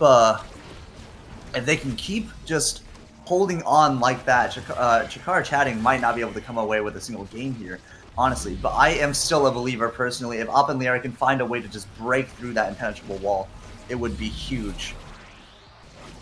Yeah. It's a little bit tough though, I gotta say, especially because that was a bit of a nerfed Demon's Raw. Because apparently Gumi was playing on 90-something ping despite it being Dallas servers, and we know it's Dallas servers. Like, I as an Eastie are getting like 60-something, so something is up with that server, because that is not normal. And despite playing on 90 ping, I mean, he was holding it down. Those barrages were perfectly timed. Those saves were point blank from the barrier. Though I guess West players are kind of used to that, playing on ping, queuing at demon hours, getting kidnapped to East anyway. You know how it goes for them. So they were born in the ping. They were molded by it. You know. Yeah. Now, just waiting. Oh, sorry. Okay. Yeah. Just waiting here for this next match. Seeing whenever Chikara Chatting and Demons are going to queue up. I'm curious, what do you think Chikara Chatting needs to win the game 2? I don't know, honestly. Like, yeah, it's hard. It's hard. I don't think there's like definitely no easy answer, right? It's difficult, I gotta say. Yeah, it is indeed difficult. I mean, as you said, Demon's Raw looked to be in top form there. Just incredibly solid play from them all around. Great fundamentals. Snake making sure to win those strike wars, especially against the Dubu role. Sometimes that is how it is, though. Sometimes a team is just incredibly coordinated, playing in top form. But we'll see if Chikara Chatting can find that chink in the armor that they need. And we might have a game 3 on our hands if that happens. Yeah, it's a little bit tough, though, because so far, there are no clear weaknesses from Demon's Raw. They have been very well-rounded, as I've repeated way too many times now, waiting for the game to start, but we are starting. The play button has turned from pink to gray, loading in, and hopefully we get a funny map, but it is only Imi's app, as this map, a lot of people think, is liable to create a lot of chaos. Because it is a very volatile map. The chaos happen fast and frequently. The center hole, the apple, if you will, the apple. I don't know. Apple. The pond, the inflatable pool, something like that. Yes, let's call it the crater. I don't know what to call it, honestly. Razus fans go out. That is obvious. I do think that is in favor of Demon's Raw, and it's not surprising that they banned. They're making sure they don't get to have that. Chikara Chatting doesn't get to have that volatility, that KO kind of game that would possibly swing the momentum in their favor. But now we're going to see almost the Luna pick. I was excited for a second, but no, it is just the hamster, though I do have to respect the Dubu pick, of course. course, the Atlas comes out from Drew over there. And it looks like, actually, Chikara Chatting's going to just stick to their guns, the Liari Juliet. The Estelle Juliet from Liari and Appa there. We'll see how well they can make it work on this map. Yeah, but it is Kainoob's Aimi, and this pick is very, very, very good. Has been good for him over the years. It's a heavy impact start with another orb start for the goalies. Whoa! Wait, has Drew paid off Odyssey Interactive? John Odyssey is receiving bribes from the Chikara organization, it appears. Indeed he is, and Drew is already stacking up those orbs, immediately started dancing, using that move speed to play the defense there, manages to find the clear in a tight spot, and now Appa and Liari get a defense of their own. Great bump with a piercing shot though, and Gumi's actually going to be the first one to go down the barrier. First time in this series, it feels like. Now, Appa Bug and Liari just trying to get a chance to score on this open goal. There goes the Tofu Fortress. Now they'll have more opportunities than before, but Snake and Kainu managing to take a barrier of their own. Drew does have the flip though, so they'll have to work a little bit harder to get this. And what a KO! Great time flip there. Can't quite find the pass, but it does give his team a power play opportunity, and now it's Appa and Liari looking for whatever chance they can have. Kainu looking to score on his own though, almost 1v2ing, and he does indeed do it. What a strike! We're to the top corner, and Drew just cannot cover that much space. Oh my god, Kainu! I mean, he is unleashed. He is no longer on the potato PC. He is also in very close proximity to the Dallas servers this is being played on. And of course, he is one of the very few players that looked like they were completely fine while on opposite server ping all the way back in beta as well. And now he has an incredible teammate in Snake by his side to flip up to the top side, and Drew Danger just cannot reach it this time. Angle was so tight, it looked like it was phasing into the wall. I mean, Kainu really, truly is unleashed. He's finding everything right now. We're going to see if he can keep it up in this point as well. The great Cybersonic kickoff start to make sure Appa can't get control of the core. Almost finds the pass to Snake, but Liari and Drew managed to hold it down there. The turret, though, going to be pushing that offense. But as I say, Appa finds the KO, and Drew's just going to hold it down. Now it's Chatting on their turn for an offense, but great clear from Gumi with the flip. Pushes Drew all the way back. Still, though, Chatting manages to find that barrier. Can't quite find the goal. Gumi, however, on life support. If they can find this KO with some of their cooldowns, then that might be huge. Once again, a flip from Snake, but great defense from Drew. I almost didn't see it happen. Appa actually just going to capitalize on Snake's mispositioning there. Finds the KO. Drew with the flip, walking up. Does have that dancer speed. It's expired now, but still, he can walk up and anchor just a little bit, and this power play opportunity is still in their hands. Finally, Snake respawns. And kind of with just some incredible defense. It's, as you said, that double goalie setup, just so hard to penetrate. Yeah, it is Kainoob and Gumi once again holding hands next to each other, but Evil Drew Danger finds the angle right below the center, not even contacting it. And that is what Chikara Chatting needs. Those are the openings, because they will not get very many.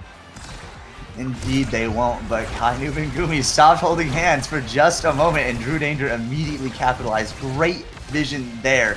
Now Liari and Appa once again on this early offense almost find the barrier, but what an evade clear from Gumi. Manages to beat out that Juliet special going out from Appa. The expanse goes out from Drew, and now Snake has no opportunities either.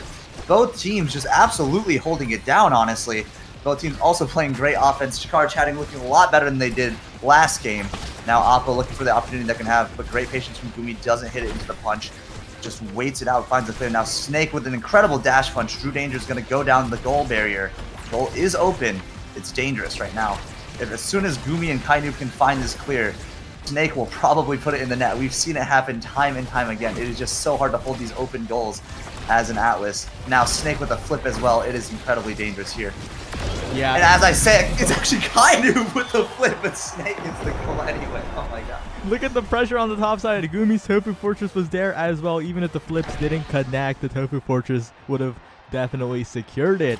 This first draft falls through in the favor of Demons Raw, and look at that. It's extra special, the happy star. But wait a second, Orb Replicator is on the table. It has to be denied. Evil Drew Orber cannot be allowed to take over the game, and he'll have to settle for stacks on stacks. I usually would agree that stacks is a settling pick, but given how hard it is to hold these open barriers and how hard Demons Academy is capitalizing, giving that extra mobility to Atlas might be a large difference maker.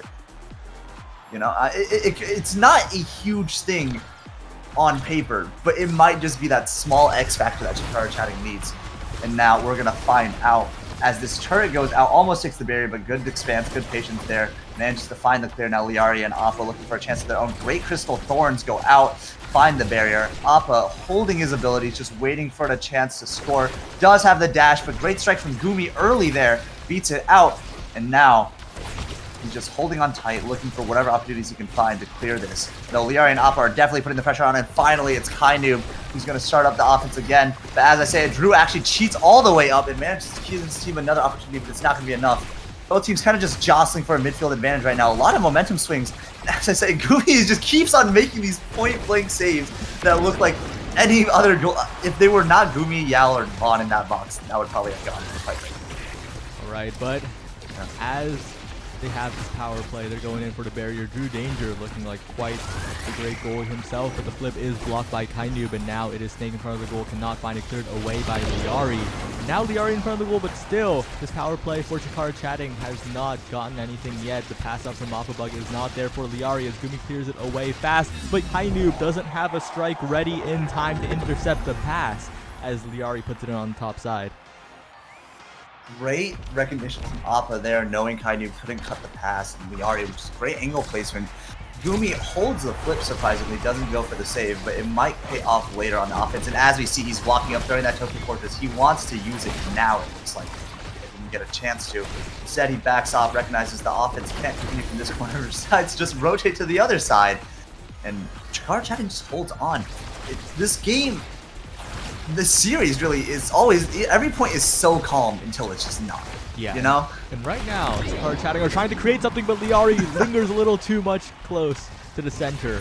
Steps a little bit too far in that direction, and Drew Danger is forced to defend here with Aquabug. The flip comes out, up to maybe an Aquabug pass, but no, just goes directly to Gumi as the KO is there. Snake is taken off the field, and the power play is now reversed, but Kainoob's Aimi turret is hindering Liari in their rotations, and now Aquabug is taken out by Gumi's Summer Assault, but that flip goes in the wrong direction. Liari gets the barrier, a little bit of a chance, especially with that defense coming out from Chikara Chatting, but the barrier will be taken anyway by Snake, and Drew Danger cannot get a hand on the core, barely misses a strike, and Snake capitalizes. I mean, it's just, as I said, that point was so calm until all of a sudden it wasn't. Liari went down, and then both teams just had a field day. Both teams, honestly, that just feels like what the series is now. As I say, Alpha actually finding that early KO, getting a power play opportunity for his team. We're going to see if he can capitalize. The special there, Gumi with a great log, but still not going to be enough. The barrier goes down. Liari and Appa now with the scoring opportunity. Gumi does have the dancer speed, though, holding on well. Kainoob with the great defense from the back there, manages to strike it into his turret, find the clear. However, Chikara Chatting is still on the offense. Great patience there from Drew, just making sure they don't let Demons Raw start up an offense of their own. Flip goes out from Drew, passes to Appa, but they cannot get the core there. Kainoob just cutting it perfectly. And Drew just decided to dribble off the Dubu wall. He wants this point to be scored. But unfortunately, Appa's finally going to go down on that low health this whole time. And now it's Demons Raw's opportunity to find a point for themselves. Yeah, great clears coming out from Drew and Liari. They managed to hold the barrier still. Drew continuing to strike, but Kainoob is there, has the flip. Hard defense for Drew as Kainoob slots it into the top corner. Another lead for Demons Raw. It's not looking too good here, and importantly, they just cannot get enough pressure on the KO front. Gumi was brought to like a fifth of his health multiple times, was very, very low on that bar, but they just could not take him out. Yeah, I mean, it's hard, right? Gumi does have that defensive goal box buff. Does have that dancer as well, which makes it easier for him to dodge some of these cooldowns. But as I said, the overextension from him using that dancer gets him punished. Appa does find the barrier. And now Appa and Liari, once again with the offensive opportunity, if they can just capitalize here, that's all they need to do. And they will probably score this point. But great patience from Snake and Kainoob in this midfield, and they're just holding on to their offensive opportunity, trying to make sure Chikara Chatting does not score anything here. Gumi still does have the flip. Finally, it's forced out. Appa standing right on top of him, make sure that goes away. The defensive resources are lowered. The log is beaten out. If they can just get a core to Appa, then this might be good for them. And great defense from Drew there, but Snake just strikes it out. Wins the core flip strike core, but it's not going to be enough. Yeah, it's not looking good here for Chikara Chatting. This is one of the games they would like to win, definitely, to try and move up in the standings. But currently, it's a bit of a struggle, especially with this draft that doesn't really have any saving graces for them. 1-2 punch priority is there for Snake, and this is just not looking good in the slightest. Yeah. And now, I mean, Kainu with the Super Surge, we know what this man can do with this character. Getting one of Imi's best tools to improve her Cyber Swipe. We really might see some incredible Kainu plays now. Though Liari did get the hot shot for herself, does have the heavy impact, will have a lot more cooldowns, maybe be able to even better follow up on those KO potential, on those KO opportunities you were talking about with regards to Gumi, right? Having those cooldowns could be a difference maker. We will see. But it still is looking rough for Chikara Chatting, and as I say, they are going to go down a barrier. Great offense there from Kainoob and Snake. Now Gumi just walking all the way up, using that dancer speed. The Super Surge Imi actually gives him so much range to continue this offense, but Gumi is just too far up, and Oppa's going to punish him. Now both teams are open a goal. The glitch pop holding onto the offense here, but finally Liari finds the pass. Too fast for Oppa to capitalize off, though, and now Gumi once again just walks all the way up. Looks for the opportunity, and just to stop the core flip. Finally forced back onto the defense. The Kainoob is right there to find this open pass, get these clears, and Chikara Chatting just can't seem to get anything really going. Yeah, but Oppabuck has one more opportunity, has a dash punch, manages to send past Gumi in that opportunity, and that is what Chikara Chatting needs. They need to put together more of these plays, but it's going to be a little bit difficult here as Demon's Raw regroup. They have meter, they have flips, they are ready to put on the offense. Great revive from Drew Danger, but that cooldown is now burned. But on the bright side, Kainoob's flip is taken out, but the barrier on the other side is saved. The barrier on the side of Chikara Chatting is taken away. Snake there trying to make it unreactable, but Drew Danger gets the flip out in time. And Liari trying to send it through the Oppa, but continuously, Kainoob is just this menace in the midfield.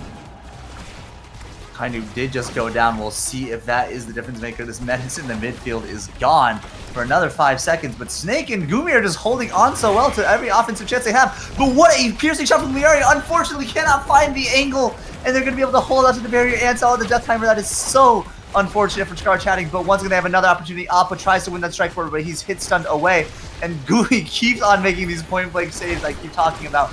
Great log there. And there's just too much defense from the side of Demon's Raw, and as I said, the Super Surge is going to be the difference maker, using that Cyber Swipe range to just challenge Drew Danger early and get that goal. Yeah, and there's so much freedom for Gumi to play around, right? That Orb Dancer, so much speed to work with. Basically unshackled as long as there's a little bit of possession by Demon's Raw on that side. And Kainoob with the jump scare, with the Super Surge, takes the barrier so quickly in the round. And just past 10 seconds have passed, and the goal goes in. 16 seconds, Demon's Raw 1 goal away from taking the series. And Gumi, as you said, you mentioned him, using that dancer, he has so much room to play around. He was a huge contributing factor to that goal right there. I mean, the Tofu Fortress made it basically impossible for them to clear out of that corner. And Snake just had the easiest time of his life scoring through 3 people. Or as easy as you can have it, scoring through people, not to discount Snake's play there. Now the flip is going to go out. The Tofu Fortress is going to trap it in. Appa uses his own flip, but great stop from Gumi. And all the offensive resources are burned for Chikara Chatting. Now it is once again Demon's Raw's chance to get a play going, and it looks like they will finally force out the flip from Drew Danger. He doesn't have the expanse either. All his defensive resources are gone. Flip goes out from Gumi. Snake tries to get this punch dribble play. Can't quite find it. Great patience from Drew. Looks to start up the offense. But once again, Chikara Chatting is just struggling to get these going. And Gumi with an incredible roll there makes sure that they continue to struggle. The defense is just too good from Demon's Raw right now. Yeah, and the barrier does not go down on the side of Demon's Raw. The barrier taken by Drew Danger's slight miss angle here, and Kainoob is lurking. Kainoob is looking, and Snake saves Gumi from Oppa, but the barrier goes down. Slight chance as Evil Drew Danger almost own goals, manages to save it, but Kainoob is there with the Super Surge blink, closing the door on the possibility of a Chikara Chatting comeback. The Chatters will not get their win today. The triple Octavia Shrug comes out from Demon's Raw as they get the expected clean sweep. Unfortunately so for us Chikara Chatting believers, but it is indeed true that Kainoob is absolutely unleashed. Well deserving of the MVP of that match. Those Super Surge plays, the defense from him, just... Kainoob is probably now one of the scariest midfielders in the game. Now? Are you kidding me? Well, he already has been, right? But now he's actually allowed to play the game. He has the hardware that lets him actually play the game. The hardware buff. The hardware buff Yeah, is yeah. real, and with an unleashed Kainoob, I don't think anyone is safe, as Chikara chatting were the unfortunate victims of Kainoob. But also, Gumi unleashed. If Appabug is sitting on you the entire game, just leave. Honestly. Yeah, Gumi's showing the best way to counter the sort of Okuyi meta we've got going on. Just walks away using that dancer's speed, throws the Tofu Fortress in the corner, makes sure that offense can continue. Great play there from Demon's Ra. Chikara chatting had quite a few moments of their own, but Demon's Ra just in top form today looked undefeatable. Yeah, and it's... I don't know really the takeaways. Chikara chatting did not play really that bad at all. I think they were playing their game. It just was a massive Kainoob Gumi midfield diff. It's a little bit hard when a duo that just controls the midfield and the goal box play the midfield and the goal box together. Yeah, pretty much. I mean, once again, we were talking about how impenetrable the Gumi Kainoob defense was, especially Gumi with some of those incredibly clutch saves, literally pixels from the barrier, right? Not to mention Kainoob on good hardware is now fighting these insane angles as he did in the first set or so of that game 2 there. Snake, of course, not to be discredited. He had incredible moments, especially in game 1, constantly strike warring Drew Danger out of those Jubu rolls, finding all of these goals. Really, there's just not much to say other than Demon's Ra was incredibly well-rounded, playing in top form. Scary, scary team in NASL right now. Yeah, and it looks like we have a lot of time to play with. The first time NASL has run ahead of schedule in basically forever. So we'll cut to a break while we figure out what we're going to do with all of this time that we have on our hands. Thanks for watching so far, and we'll be back very soon with Winterfall versus Goats or whatever. I don't know. Yeah.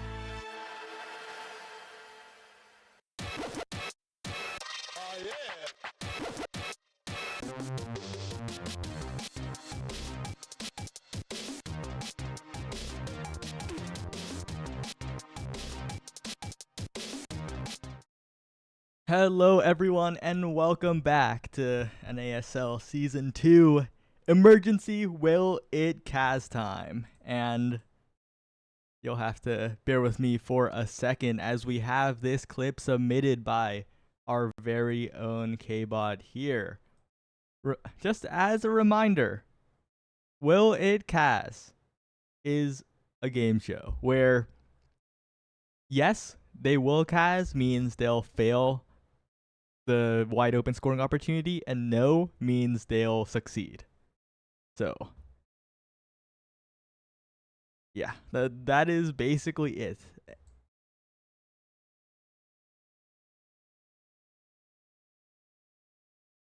Give me a sec. I am typing up the prediction now.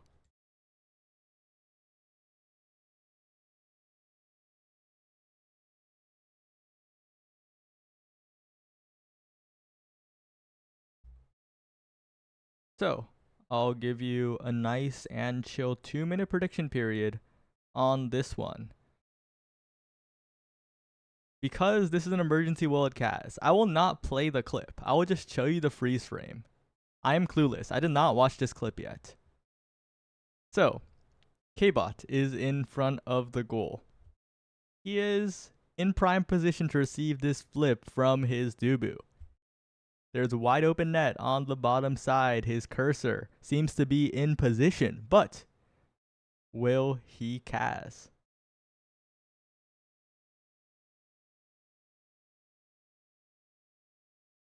That's the question we have for you today as the prediction is rolling.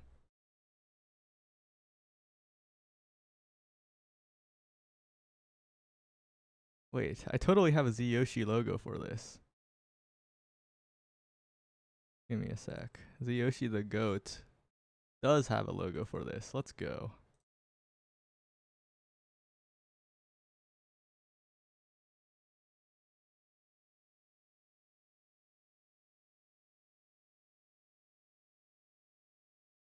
Anyway, the prediction is rolling for 40 more seconds. But I don't know. The cursor seems to be in the right place. It looks like a bit of a goal here. I don't know. Definitely could be. It's gonna score off the black hole trust. Are you sure? Are you sure about that? Do you think K-Bot can flick his mouse back that fast? But the predictions are stopping soon, and we will be getting into the reveal shortly, as we will have to see what happens.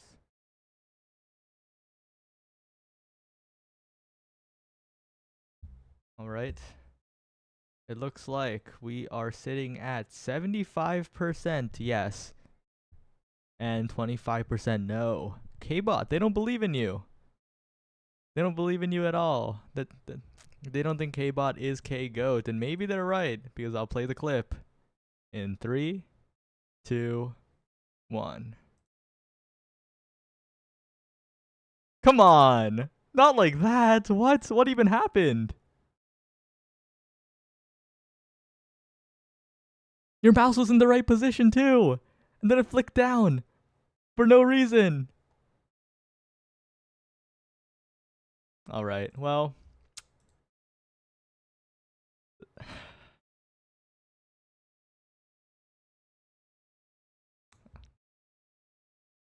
Yeah. This is unfortunate. But we're going right into the next one. Will it cast? 2 minutes on the clock. This is the freeze frame you're presented with. This is all the information the Kai is looking for. A bit of a goal here.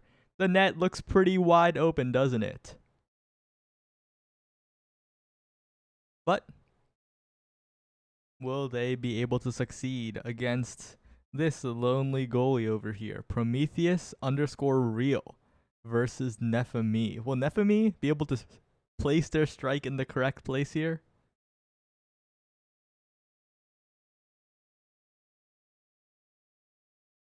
I don't know about that one.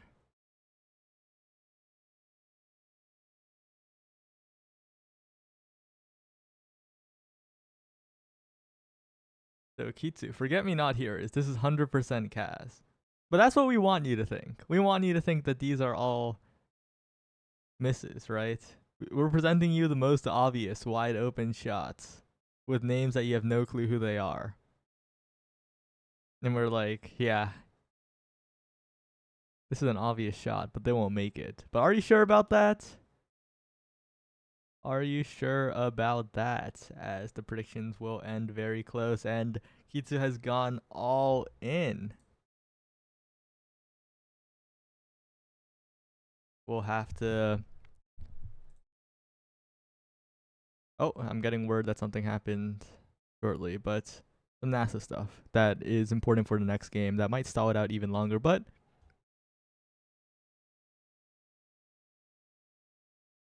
19 seconds or something like that. Some amount of seconds left on the prediction.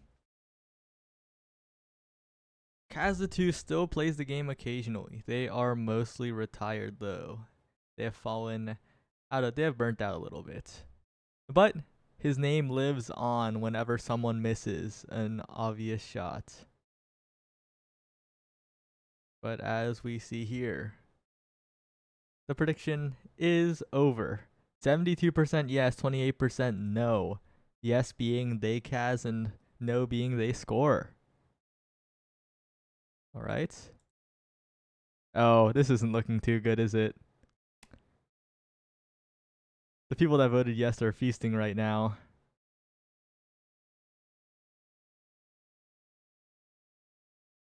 Oh.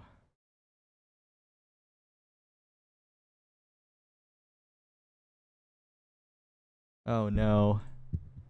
Oh no, oh no. And it's looking like the all-in was successful.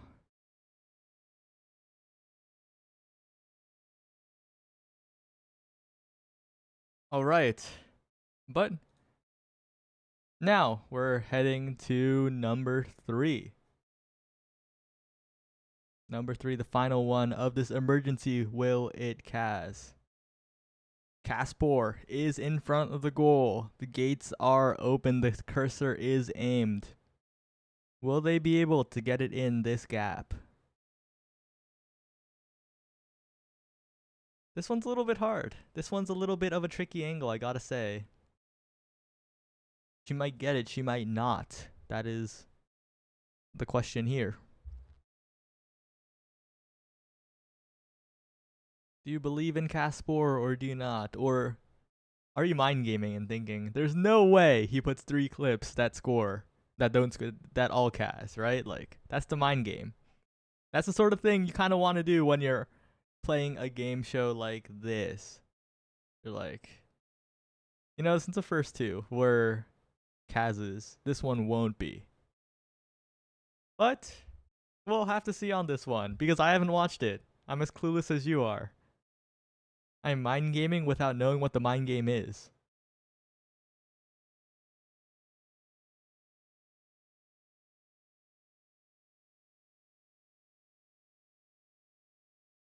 Alright, timer is winding down. The predictions are looking quite favored towards the not Kaz angle here. Mary Meg is not falling for the double mind game. Maybe that's the right decision. I'm not sure. But we'll have to see when it is revealed. The votes are getting more and more even as this emergency Will It Kaz final round rolls to a close. Maybe there's something y'all can mind game off of the progress bar on the bottom. Maybe you can deduce that it is not a bounce up and down, or maybe it's cut to make you think that it will bounce up and down 20 million times. But as the votes get even more even, it is 51-49, slightly in the favor of the Kaz. So, let's see what happens.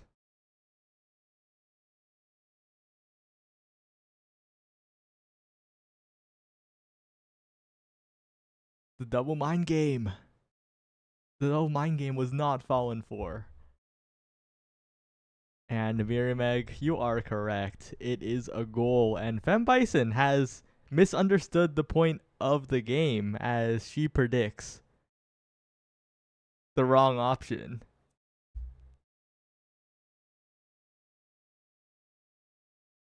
A bit of an El Bozo moment as everyone now piles on. Let's watch that back. Did it even like come close to bouncing? Oh, it did. It was close. It was close. It was close. Okay.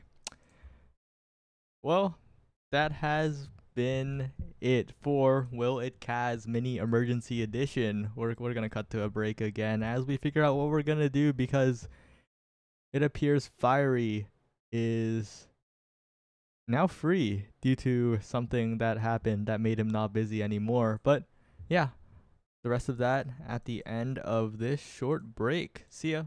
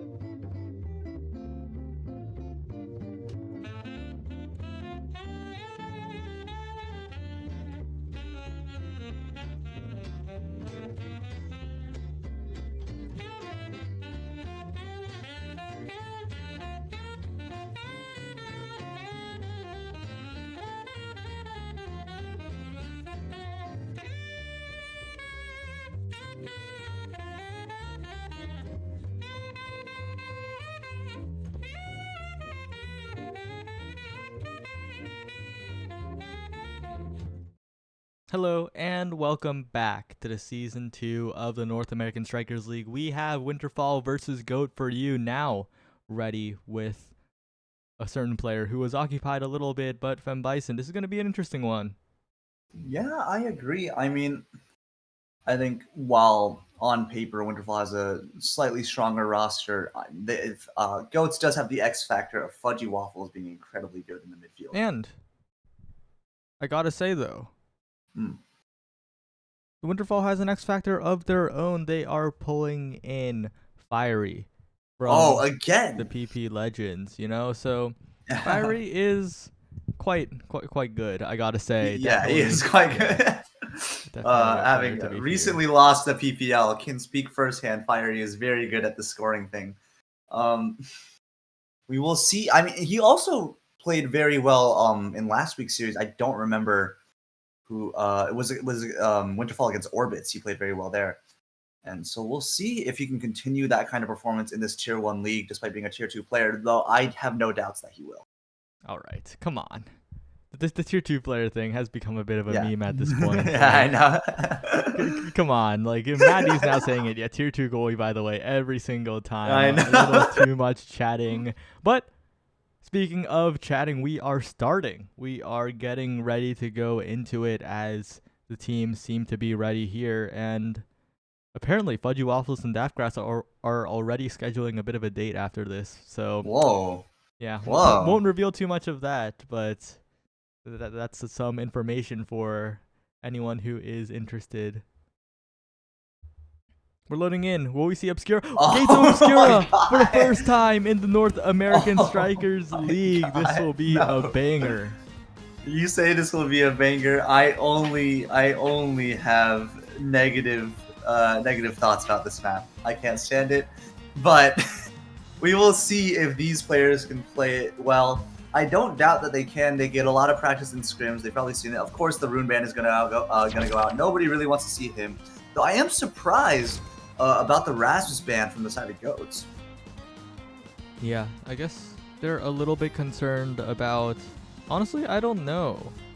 Yeah. Maybe the Rasmus goalie? I heard a little bit of a whispering of a tech where you go across the portal, you throw your hook across the two barriers, and it makes it way easier for your team to push. Yeah. But definitely not the band we expected to see there, but the picks that we definitely expected to see. Dubu, Asher, Absolutely. Aimi all have very powerful Creations era as well, and Creations are king on this map where you can block off the portal, send stuff into the portals, play the lanes generated by the barrier shapes as we now load in onto the first iteration of this map on the big stage. Indeed, we will. And I think something to note here that we might want to look out for is Fudgy and Apalmi or I guess Albion have incredible synchronicity when they play. And so we'll see if we can get some spiral path splitter plays in these top corners. But right now, we're just looking for some basic stuff. Everybody's still level 1. No path splitters or spirals just yet. Great defense there from Kilius, but Fiery immediately showing off his abilities here. Managed to take both away, and now Winterfall with a good scoring opportunity here, just trying to get the core to Fiery if they can, and they do.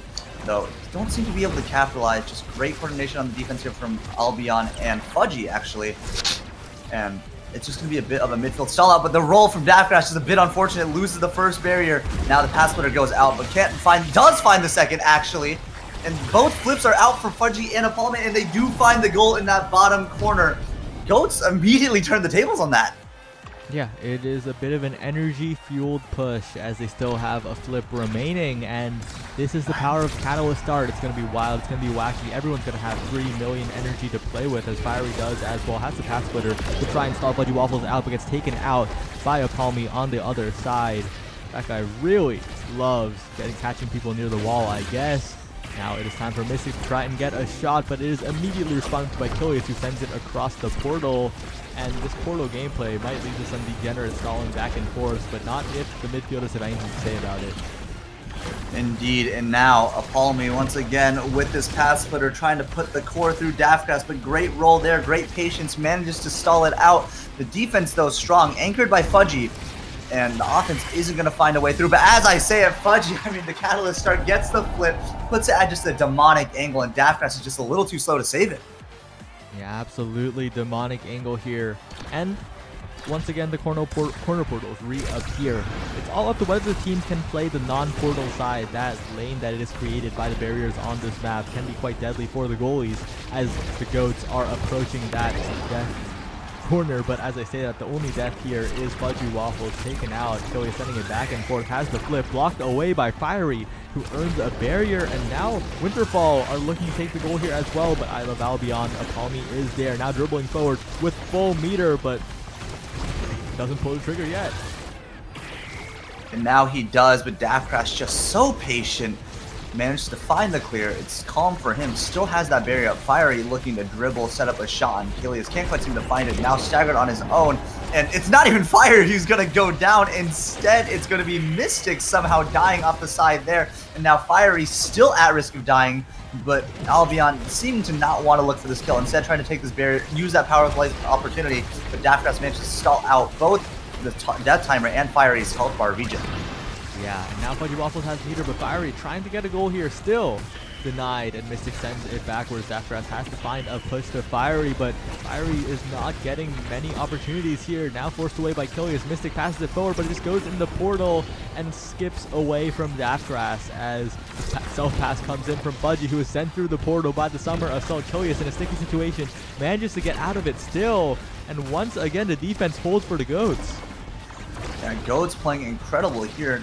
Always sort of, even in these situations where their goal is open on a map like this, where there's so much space to cover, holding on strong, looking for a chance to turn the tables like they did for the first point. But unfortunately, Fiery gets the flip, and it's just not going to be enough. There's so much area you have to cover, and Fiery knows that. Just pockets it in the top. Now it's 1-2. Yeah, and now it's a bit more of an interesting game as the meter is high for both Daftcraft and Mystic. Kilius, Fudgy, and Apalmi. Really loving Albion there. Doesn't really have a flip so far, but is approaching it soon as the barriers are even on both sides. The passing play being formed, but so far it is still not successful for the side of the Goats. Fiery trying to jump scare Kilius a little bit with the portal play. Not successful so far as Apalmi is forced to let the flip go as the pass splitter approaches, and yet again Kilius displaying why they're a top goalie in the North American Strikers League after all, and once again holding the barrier with the help of the rest of the Goats. And now that wall is there, make sure Daftcraft can't just ping pong it back and forth, but finally it expires, and immediately that corner is going right back through a corner portal. That is the name of the game on this map, unfortunately. But now Albion looking for a scoring opportunity of his own. Daftcraft's good patience there, manages to find the clear, but now Fudgy in control of the core, and what a barrier beam snipes it through the top corner of that wall, just a little bit too slow. I love Albion, also seems to love scoring. Yeah. I started the bid, but I'm realizing I'm overusing it, and now that I hear you using it, I'm like, oh, I've messed up. I have caused the spread of chatting onto the desk right now, as extra special going to be the pickup. That Happy Star, so valuable to wall off the portals, so much uptime now, as well. Yeah, it's a bit of a debate between Primetime and Castellas, right? But Primetime the better deny here. Rapid Fire we picked up anyway, and no Castellas users really means that is only barely picked up by Mystic. A little bit surprising because it barely helps the turret duration, but on a map like this, the creation itself is just so valuable that I can see it. I'm also surprised that Fudgy didn't opt to put Fiery out of the game permanently with that Castles, but Primetime still does let him do something similar, so we'll see if that will be the case. Now, though, that Era Spiral instead takes a barrier out of the game for the side of Goats Esports, now looking for number 2. Fudgy can't quite seem to get it, loses control of the core, and Fiery's going to capitalize off that small opportunity and somehow survive, but finally, it's actually going to be the Bewitching Beam that takes Fiery off of the court. Yeah, now it is Mystic and Daftcraft trying to put up a defense, mounting a little bit of offense as well, stalling out the entire death timer, and despite the flips of the Goats Esports existing, none will be required for that barrier to go down, and the goal is looked for by Fudgy Waffles, the patience of a god right now, and that's the first goal in this set for the Goats. Yeah. Goats themselves looking in top form right now. Kilius had a bit of a slip up in the first point, but immediately he's been holding it down incredibly well. These wall plays have been incredible, getting it through these portals, finding these barriers, and once again trying to pass through the portal here. Can't seem to get an offensive opportunity started, but Albion instead doing it himself, gets that first barrier. The flip barely misses from Daftcraft in the portal there. Kilius with the flip of his own barely stops it next to the barrier, and now Fiery actually going to lose it as Apalmi finds that barrier and opens up the goal for the side of Goats. Yeah, takes out Daftcraft in the process, and now this open goal needs to be defended by the two forwards. Mystic has flipped, sends it away, but Fudgy Waffles has the strike, completely reads a Mystic, and the Goats are running away with this one. Indeed they are. And now, I mean, honestly, West Coast looking strong in these last two series, I have to say. First, it was Demon Draw looking in top form. Now, Goats Esports making no mistakes. And as I say it, Fudgy actually going to go down. I spoke too soon. Casters cursed him as Mystic and Fiery find that KO off the side. Now, with the power play opportunity of their own, Fiery does have the flip. That turret looks for the second one, but the lingering barrier hitbox actually shoves it out. Bit unfortunate there. And now Daftgrass just trying to start up the offense one more time. That wall is going to go out, block off access to that portal a little bit. The pass splitter goes out from Fiery. The barrier beam does find the barrier itself, and Goats now finally on the back foot in this set. Yeah, but their pressure is immaculate here. The path splitter and the Tofu Fortress layer to create an impenetrable wall that Daftgrass cannot get it through. And I Love Albion really loves scoring, really loves the bottom corner. I can't resist as the Goats are looking for this clean sweep. You can't get on me on cast for saying that. That's so good, I have to say. Oh my god.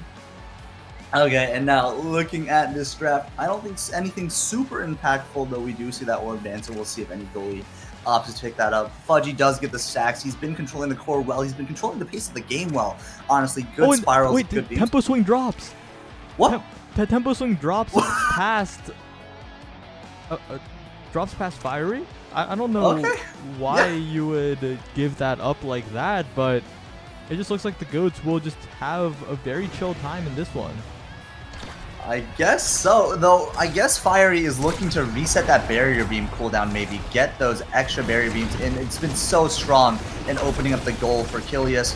But as I say, what a spiral and what a path splitter just takes out the health bars of two members for on Winterfall, and they find a kill for one. Mystic probably going to go down soon if he doesn't use this flip, forced to use it so he can survive. And immediately right after, Albion is going to find this kill. And now it's just Daftgrass 1v3 with a great patience there. Managed to sell out one death timer, and Mystic's up in 5. Can they do 2? It looks like they will. Great play from Daftgrass there. Oh my god. Yeah, the Goats not quite connecting as well, so Daftgrass is up, but Fiery is being taken down. The tempo swing on the Asher means basically unlimited damage, and now Fiery will have to use the flip before they are taken out, as the entire side of the Goats did look for that KO, but realized maybe it's just better to settle for the goal instead.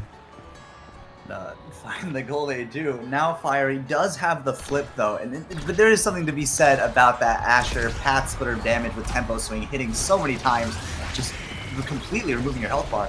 And Fiery looks to make a play with the flip, but can't quite find it. The path splitter there stops the offense in its tracks. Good defensive use there from the Hallneck. Oh, sorry. And now Fudgy almost goes off the side, manages to survive, looking to get himself back into play, but midfield kind of doesn't exist when the corner portals are up. Finally, though, manages to push it away from the portal, and as I say, it just goes off the map. Fiery capitalizing there, and now the flip forced from Kilius. Great turret there from Mystic. It looks like they were able to stall out the death timer, but a lot of resources were used in doing so. Yeah, the path splitter though almost combos Mystic off the edge. Will have to burn flip to survive there. The health bar looking very, very low, but whoa! Kilius stunned up for eternity as that barrier goes down. I Love Albion is there to defend though, intercepting the pass that would have been a certain goal, as now Fudgy Waffles finds the hit up, finds the barrier. I Love Albion finds Mystic on the wall, and now it is the Goats once again on offense, looking to make this such a clean sweep. As Fudgy Waffles once again pushing up. The portal is there, but Kilius sends it right through, and Daftgrass slightly misjudging it. It will be capitalized on immediately by I Love Albion. Indeed. Goats just looking absolutely unstoppable right now on these offensive pushes. As soon as they get a chance, they're able to open up that goal and just start scoring. It's so hard to stop with the Era Spiral and the Path Splitter combo especially, though now it's actually I Love Albion down low on health from Fiery's Path Splitter, but manages to get the orb and stay alive. However, Fudgy cannot stay alive. Instead, he's going to go down, and it's 2v3 here. Great flip from Fiery, manages to steal it away from Kilius, though unfortunately picks a barrier of his own. Albion looking for an opportunity to start an offense up as Fudgy comes back into the fold. Does get the beam on Fiery. Fiery's going to be out of commission for a second. Kilius now walking forward a little bit, and the spiral is so good, but great wall from Daftgrass manages to hold on to that barrier. Yeah, the tornado, the magical maelstrom just absolutely putting on so much pressure, but it is still defended by Winterfall. They hold, Kilius also holds that barrier, as these last barriers are a little bit stubborn. They're staying up, but Fiery's health bar is going down as we speak. but the Goats have already stopped focusing on that. They've started sending it to the other side. Now the Portal Portals are starting to become active, and one finally activates in time for Daftcraft to get the clear away. The flip gets the KO onto Fudgy Waffles. It is still saved, and the barrier taken on the other side. And now Winterfall, with that KO, get the flip, are looking ready. The flip is burned, the barrier is down, but the strike up from Daftcraft will catch Kilius off guard, out of position. That's the portal goal that they were looking for. Indeed. GLaDOS would be proud. Daftcraft thinking with portals there, manages to find that pocket.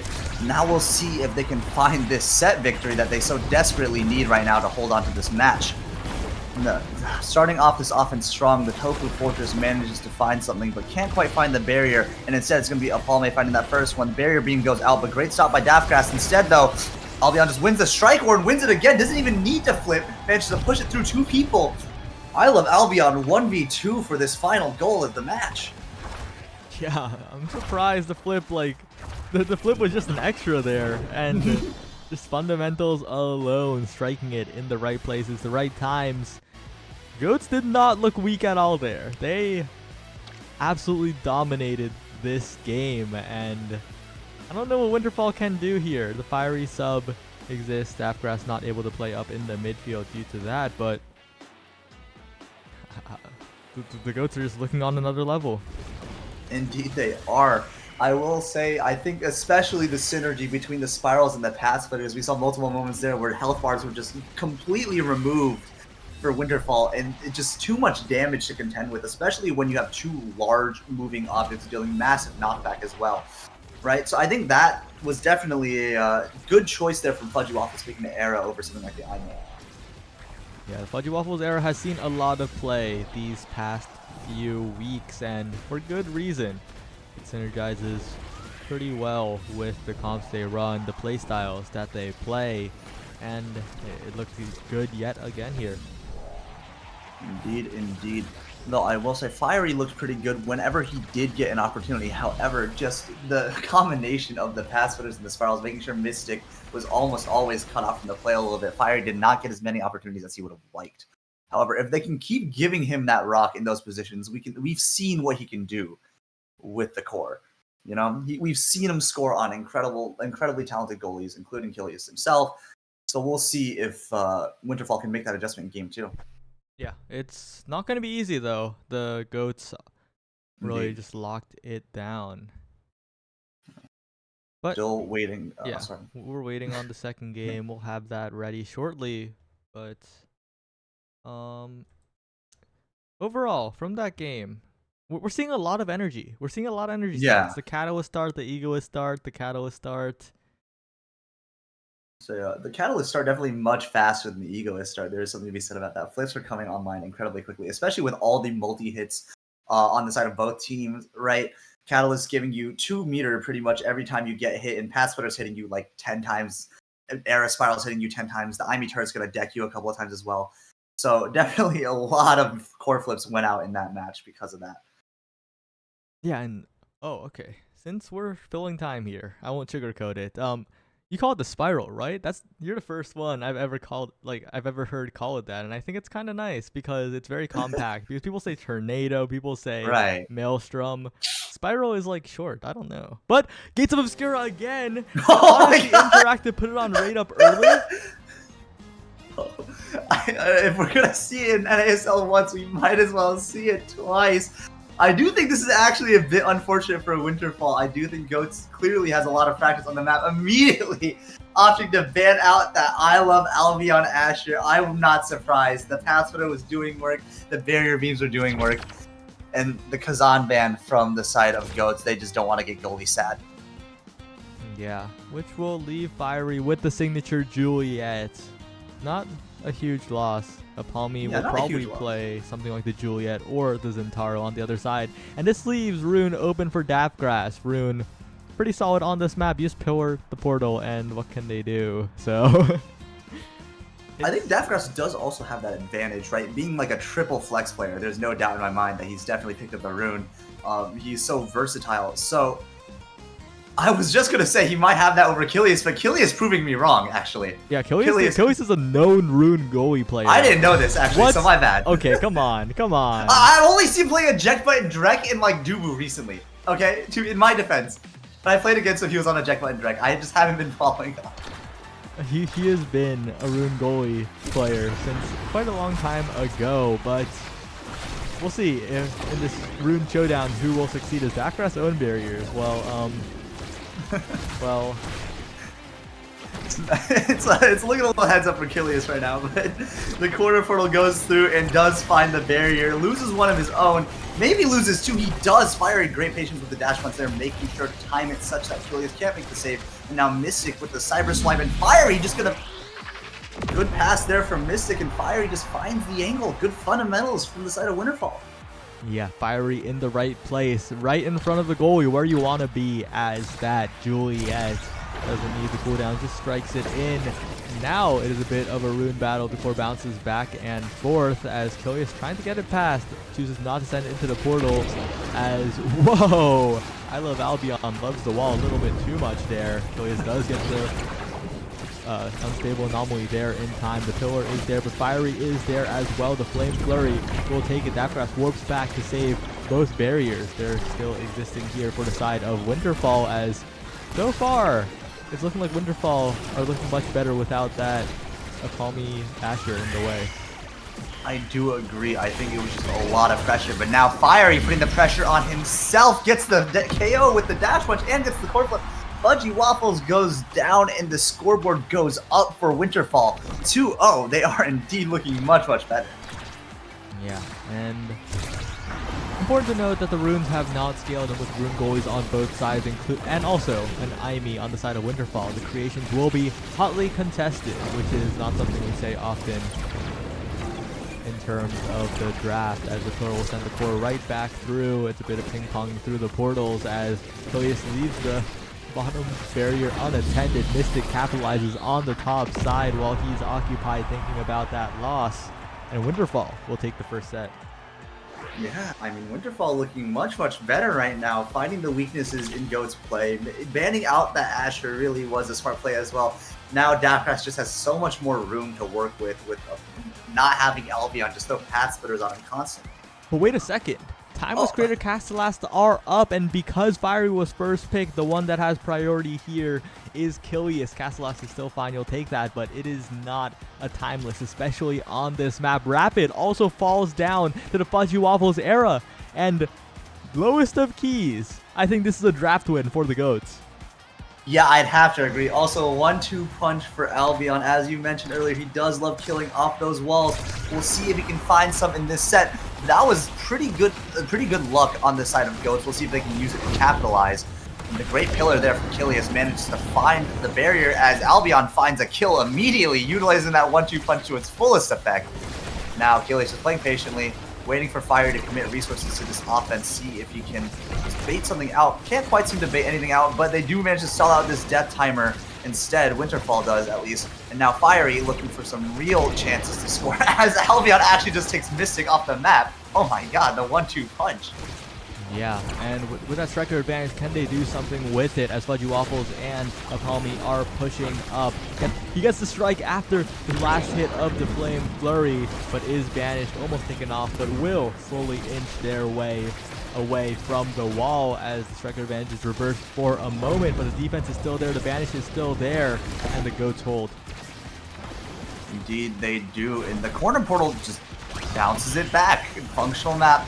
As Dakras now looks to pass through it himself. Looks to get a play going. Managed to find the wall. That Timeless Creator definitely playing well there. Forced to use the flip. And finally, the flip does actually get the barrier as well. Kilius with one of his own, though. Teleports forward. Looks to make a play. Can't quite find the demon angle. And instead, it's going to be Fiery who dash punches into the corner portal on accident.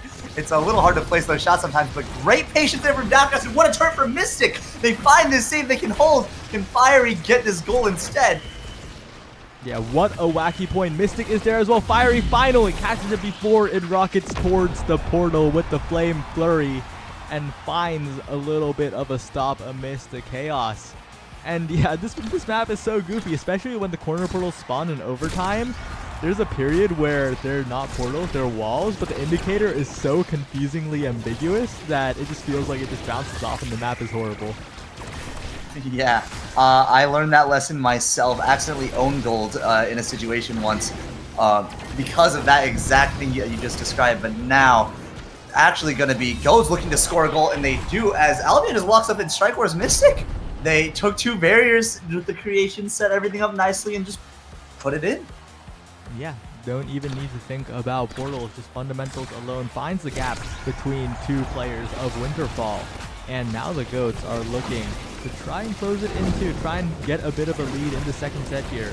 They had a bit more of a favorable draft after all. They need to make the most of it here. The Timeless Rune Pillar defending the barrier for what seems like forever. The Magical Maelstrom almost getting the KO on Daftgrass, but not quite. The defense coming out from Winterfall. But as the pillar falls and that top pillar bounces it back and forth, so many opportunities. Kilius is all the way across the map. A bit of era goalieing going on. I Love Albion in position. Dash punch not quite enough. And a KO on the other side against Fudgy Waffles as Fiery tries to ping pong it into the barrier, is now banished, and Kilius will just send it away.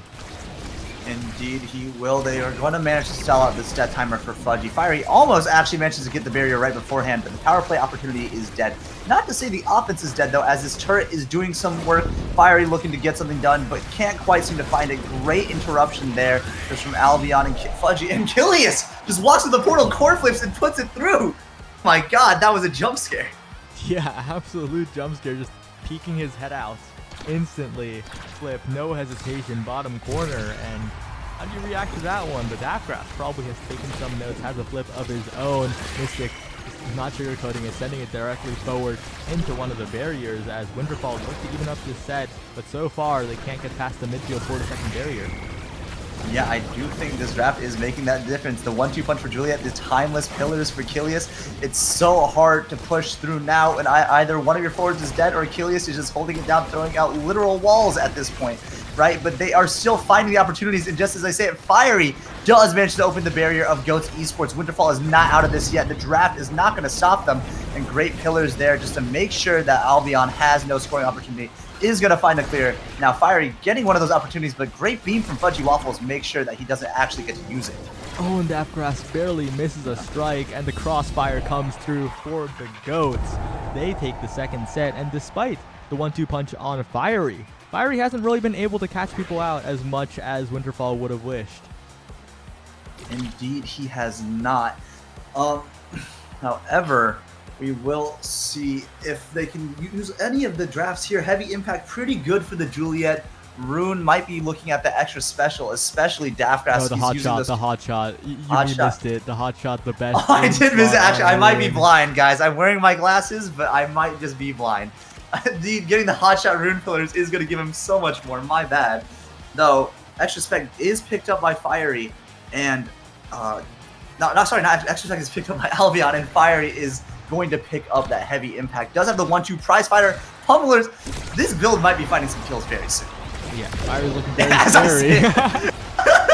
It's looking so scary, and Albion already taken off the map as, you know, Kilius does have the twin drive though. More pillars, more timeless pillars, will not be too unhappy with that one, especially when the alternative was hot shot. Well, it's fine. Everything is fine here, and Kilius sending it back, and the main thing is that midfield core control, right? Because so far, the Goats have absolutely dominated it with the Fudgy Waffles era, with I Love Albion's dribbles, and most importantly, the timeless pillars from Kilius, but all of the barriers are down on both sides. The pillar is there from Kilius, preventing the ping pong back and forth, and Kilius is taken out. Can Fudgy Waffles and a Palmy hold for now? The Maelstrom is there. Fiery is being hit stun to avoid the portal goal, but so far they managed to hold. The respawn comes down in 0 seconds. It is back. Fiery is there. Fudgy Waffles finds the hit, but it doesn't go into the portal. It bounces off the bottom of the goal directly into the warm embrace of Fiery. Warm embrace of Fiery, indeed. This guy now has 3 stacks of prize fighter with 1-2 and heavy impact. Everybody on Goat should be fearing for their lives right now. Though a great banish from Kilius manages to buy the team some time and start up the offense. Daftgrass forced to use the flip here. And now Fiery looking for a barrier, does manage to find one. Albion, though, finding Daftgrass on the other side of the map. and will probably find the second gold barrier with the double flips up for Goats Esports right now. And now they're just looking to score, but Mystic with an incredible cyber swipe managed to stall out this death timer. Great opportunity, great capitalizing on an opportunity there to play the defense, but still Albion scary, finally forced to use the flip. Mystic, however, now on life support. If he can survive here, then Winterfall might be able to come back into this point, but a great spiral there from Fudgy Waffles is going to put the goal, core in the goal. Yeah, what a magical maelstrom, completely blocked off the top corner. And I don't know what you're supposed to do if you're a Mystic there. No meter to play with, nothing to do in order to defend that goal. You just have to hope that some kind of pillar magically appears. But as I say that, it looks like even though I Love Albion, even though Apalmi has opted for the ban brace, doesn't have the 1-2, doesn't have the pummelers, doesn't even have the heavy impact, they are the ones getting the more KOs. Like, the Goats are finding these KOs in crucial moments, creating the power plays, getting the barriers, and once again the Maelstrom comes down, but it is reversed by Fiery, back by Daftgrass across the portal, getting yet another barrier. Fiery in position, almost has the flip. It is being built up by the Flame Flurry from I Love Albion. The flip comes out from Kilius, will send it not through the portal, not being predictable here. The Timeless Pillar as well to stall to get the KO with the Vanish as well, but so far the barrier still stands on the side of Winterfall. Indeed, it does. Daftgrass mentioned the hold on well there. The Timeless Pillar goes out, though. Not much you can do about scoring on that. Mystic looking for whatever opportunity he can get, but these portals are just making it so hard. So many clear options available for Kilius and Fudgy. But Mystic finally manages to intercept one, and now the offense starting up for Winterfall. If Fiery can get the core here, he can probably put it in the net. And unfortunately, the corner portal, however, gonna stop that opportunity. And what a banish from Kilius. And now, Winterfall, once again, though, still managing to hold on this offense. Fiery almost finds the kill, but it's actually going to be Albion. And this core is going everywhere. So many things are happening right now. And now Goes Esports looking to finally open up this goal for Winterfall, but they're holding on well. Great turret from Mystic. Pillars go out from Daftgrass. Nothing is going to go down just yet for the side of Winterfall. Yeah, and yet another banish stops the push in its tracks, but the flip is here, the barrier is taken, and maybe this is the Goats taking the lead in this game too, as Fudgy Waffles dribbles around, has the beam as well. It's sent to Kilius with Fiery lurking, but the pillar is there, sends it away, and Fudgy Waffles catches the pass across the side portal, and the Goats are looking to take this in a 2-0 fashion. Indeed, they are. It is set point for them. If they can win this, they can get those super important drafts. As you mentioned earlier, Rune really likes to scale. There are still a few things up that Kilius would probably like to have, especially on this map. And as I say, I Love Albion liking to find these kills. As you said, even though Fiery has the build, Albion's the one getting the opportunities. And now, looking to get an opportunity to take this barrier, but great dash from Fiery. Forces one more strike there, but the barrier will go down for the side of Winterfall. Now Fiery looking to take something of his own, though. The turret from Mystic manages to get this clear. It's forcing it into the corner portal, though, so now it doesn't look like they're able to find too much of an offense yet, and that Timeless Pillar proving to be a bit of a problem, but eventually they manage to patience it out and get that bottom barrier as well, and open the goal. Both barriers are taken now, but the Goats have proved to be resilient in these situations. Fudgy Waffles picks it up, has the flip available to use, but it goes to Fiery, who finds the angle before Kilius can react. Very, very important point here when it's a 2-2 situation, one set on both sides. Indeed, this set 3 might win the game. Who knows? We'll see on the carousel either way.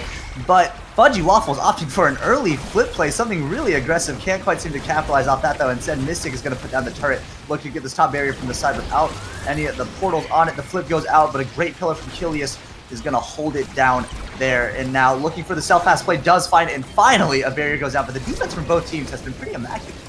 Yeah, but this time Fiery finds the gap in the pillar, sends it right through, and this is looking very, very good for Winterfall here, but they do lose one barrier in the process, almost losing two, but a good pass to Fiery. Fiery trying to set up a bit of a dribbling play, but it might be a bit of a Kaz, as we saw in the Will and Kaz segment. Out of Albion trying to stall it out a little bit, and Fiery finally gets the hit stun onto Kilius, just enough for the goal, and Winterfall are trying to stay alive in the series. Indeed, very clutch point for them there, especially for this set. Daftgrass getting the first pick. Unfortunately, nothing that he really wants. However, he does have a few options. if he doesn't want to play for kills with the Rune combo, he could go for the Chrono Boost, though he does have Prize Fighter, so I don't think he will. Instead, opts for the Ponder, gets those cooldowns, very important for Rune on this map. And Big Fish going to be denied from Alpalme. Makes sense, he's finding all of these kills. Not much for Fiery, though. Yeah, not really that much for Fiery, but that Orb Ponderer is massive here for Daftgrass. He has the hot shot. He is going to have all his cooldowns back, like basically forever, as long as he can stack it up, because Ponderer is max cooldown. So that hot shot reduction and then Ponderer reduction, he'll have a lot of doors to work with. Indeed, he will. Not to mention landing those banishes, those casts, that cast to last, getting a Ponder. He will have it up so often, be able to put specifically the important one, Palme, out of the game. Make sure he can't get scored on. Palme currently looking to put Fiery out of the game, staggers him, looking for this kill, standing on him, just throws out the special, but Fiery manages to grab the orb, evade, and actually almost finds the kill on it.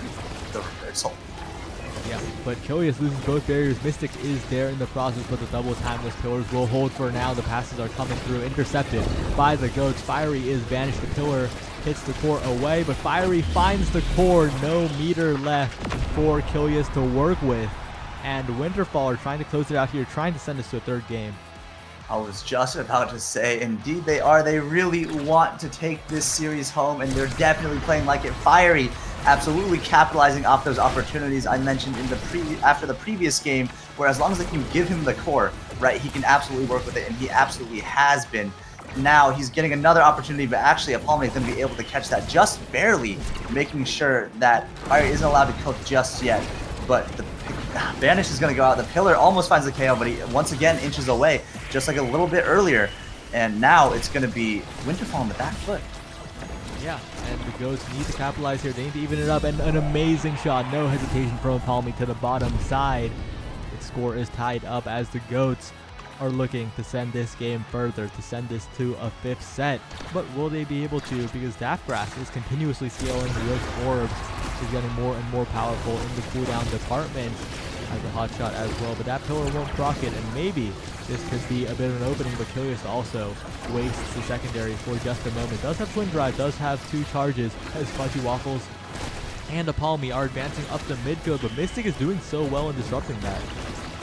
Indeed he is. Managed to actually just stall out the offense entirely, and now Daftgrass almost walking up looking for the opportunity to use his flip maybe. Mystic uses it instead, gives it to Fiery with an excellent dash punch timing. Almost actually just scores the wall pillar there. Make sure that the corner portal is not going to prove to be a problem for Winterfall. And now Daftgrass probably forced to use the flip here. Does indeed use it. Make sure Palme can't get this last barrier. Trying to keep this goal close for as long as possible so that his team has the offensive advantage. Now Mystic with a great cyber swipe almost just scores it, but Kilius reads the play well, finds the clear. Yeah, now Daftgrass is forced to defend. I Love Albion gets the barrier, is banished, but will be able to flip. Immediately flips, just like was foretold. Finds the goal, and the Goats are 1 point away from going to a set 5. Yeah, I think they need to close it out here. If this goes to a game 3, it's anybody's series. But Goats right now still looking strong, even if they're behind. If they can get this set 5, they might be able to just close it out here, as I just said, sorry. And now Fiery actually tries to flip, managed to win the strike board, but Kilius reads it well. However, he is on an open goal. Fiery actually just going to take it, and now it's 0.5 in what could be the final point of the set, no, for the of the match. The terms are so confusing with what Odyssey chooses to call these. Yeah, it's a little bit tough here, but the runes are still here, the pillars are still here, sending it back and forth across the portals. Big banish comes out, but Mystic blinks in to save Fiery from the pillar, save him from his fate, as now the barriers are still standing because both teams are just defending. They're sending it back and forth across the portals. And so far, Fudgy Waffles finds his way in, but Daftgrass has unlimited cooldowns to work with. And Fiery is there for the KO onto I Love Albion, but the flip is there from Fudgy Waffles. The goal has opened up for the side of the Goats Esports, in the favor of Goats Esports. They're looking to make it happen. They defend for now. The Timeless Pillar, so valuable here. One barrier goes down. Fudgy Waffles trying to survive, but Kilius somehow saves the second barrier. Mystic with the flip, but it is still saved by Kilius. I Love Albion sending it through, looking for some kind of play with the Magical Maelstrom, but they're still unable to so far. Bounces off the portal, back across the portal onto the pillar, and it will be Kilius credited with that goal. The GOAT send it to us at 5. Indeed, and now it's going to be scary. If Kilius, now top of the draft, gets anything strong for a rune here, it could be disastrous. And that Monumentalist is looking good, though he might not want to take it because it might stop his pillars from fully forming. But when you have Timeless Monu on some of these portals, nothing is getting through. Instead opts for the Prime Time. Makes sense, does already have the Timeless. Instead just wants to throw down as many pillars as possible. But now Daftgrass does get the Monumentalist, and his pillars are going to be just as impactful now, finally, after so long in this match. Yeah, but Catalyst and Monumentalist on the other side is also very scary, especially the Catalyst. The energy has been a huge deciding factor in this game. You see the quick strikes on Fudgy Waffles as well, and will Mystic or Fudgy be more impactful with their flips? That is honestly, I think, the question that might define the final set. Indeed, I have to agree here. If Mystic can get these flips cooking, which he has an opportunity now, unfortunately just misses it, and instead both players are going to go down for goats. The pillar goes up, though, finally finds the clear, but he couldn't get that opportunity that you just said he needed. And now Fiery on life support. Apolme looking for this kill, is going to find it. Fudgy Waffles looking to cook in this corner here, has a flip up of his own. If he can just get it in the corner with the flip, he's more than likely going to score. Just needs one opportunity. It's a corner pass for Achilles. The flip evades the banish, but what a pillar from Daftgrass. Make sure it doesn't go in quite yet, but Albion just capitalizes off the bouncing off the spiral. And it just, despite the defense from the side of Winterfall, it's not enough. Yeah, just amazing follow-up. The 1-2 after the Magical Maelstrom has passed, and now it is Kilius sitting in the midfield with a pillar of Fiery looking to make something happen, but Kilius will fake out the portal pass, instead send it away. I love Albion in position, is banished while dashing, and will not be able to get the flip out yet. But a KO once again. Fiery is getting KO'd too often. These power plays have been so good for the Ghosts. The pillar is there to back them up as well. Daftgrass will have to send it through the portal, but Kilius just maintains possession. I love Albion loves Daftgrass, I guess, as he just hugs him off of the map. And now it is once again a power play for the Ghosts as... Wait a second, why are both barriers still up? The defense from Winterfall is holding. And not even the goalies either. Both forwards managing to stall that out for Daftgrass to come back online. And now Fiery looking for an opportunity. Great banish from Daftgrass, but could not capitalize, could not get that core through. Kilius walking up was a big play there, using that Dancer's speed. Now both barriers are going to go down for the side of Winterfall in favor of Goats.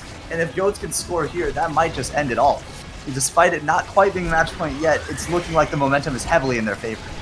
Yeah, Kilius catches out on the flip, unable to get it so far, but the core is moving very, very quickly. I love Albion trying to predict the bounce. Fiery has possession, gets the barrier. Winterfall need to score here. Daftgrass sends it up to Fiery. The pillar is there, but is not enough as the flame flurry comes down from Fiery, as we've seen so many times before. And Winterfall even it up. This could be going to a 0.5. I mean, this match has been so neck and neck. Every single set has been incredibly tight, incredibly clutch for both teams. And a great pillar from Kilius actually going to find that clear through the corner portal, find that early barrier. However, one still stands for Winterfall, so it's not open for them yet. Mystic just trying to dribble off of this pillar for Kilius to set up, but Timeless is just going to make it last so long. He's forced to use the flip and he can't get it out, but finally the clear happens for Winterfall. And once again, it's just back in the corner. Kilius is doing an incredible job of keeping the offense stuffed in there, making sure the defense cannot go through, and now using the pillars as well. And Daftgrass just lets one slip by and his goal is open now.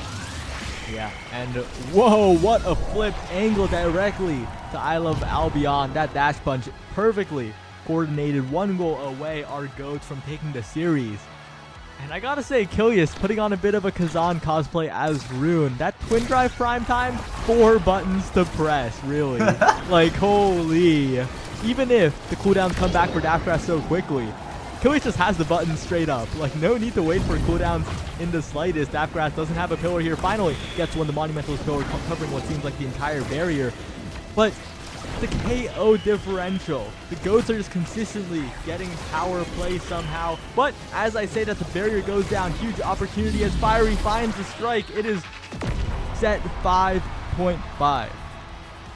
Match point. And now both teams need this point. Goats wants to close out this set here, keep that momentum, and Winterfall wants to take it to a game 3, make this series last. But it's just going to come down to who's the better team. It's all or nothing right here. As Fudgy goes for the flip for the second barrier, can't quite seem to find a great defense from Daftcast there, now with a flip of his own. And great pillars as well. The hot shot finally coming through, despite needing to wait for the cooldowns. They're so short, he always has enough of them. And now that Manu pillar is going to do a good job of keeping the offense going, and the portals are as well. But great read from Fudgy Waffles on the play there. The pillars are going to be forced, and the flip is going to be forced as well. And that weird interaction there between the pillar and the portal forces it through. But the offense continues for the side of Winterfall, actually.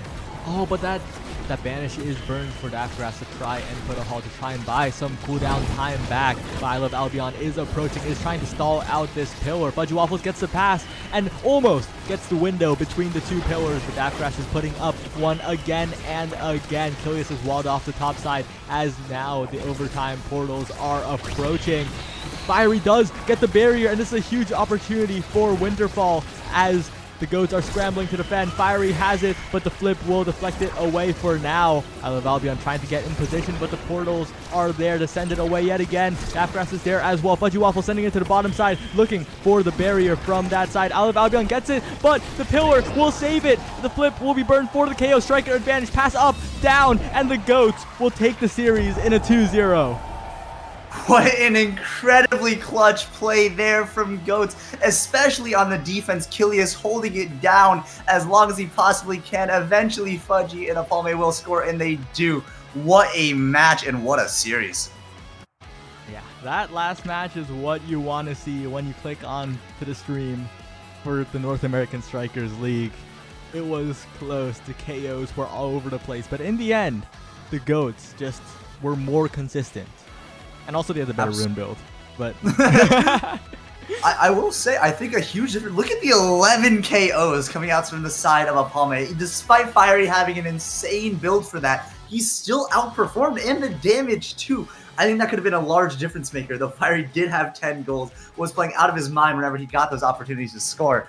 But it's as you said earlier in the match, right? Goats finding those KOs, finding those power play opportunities, was able to net them so many more scoring opportunities, and Kilius just had less stress on his hands on a very stressful map for a goalie.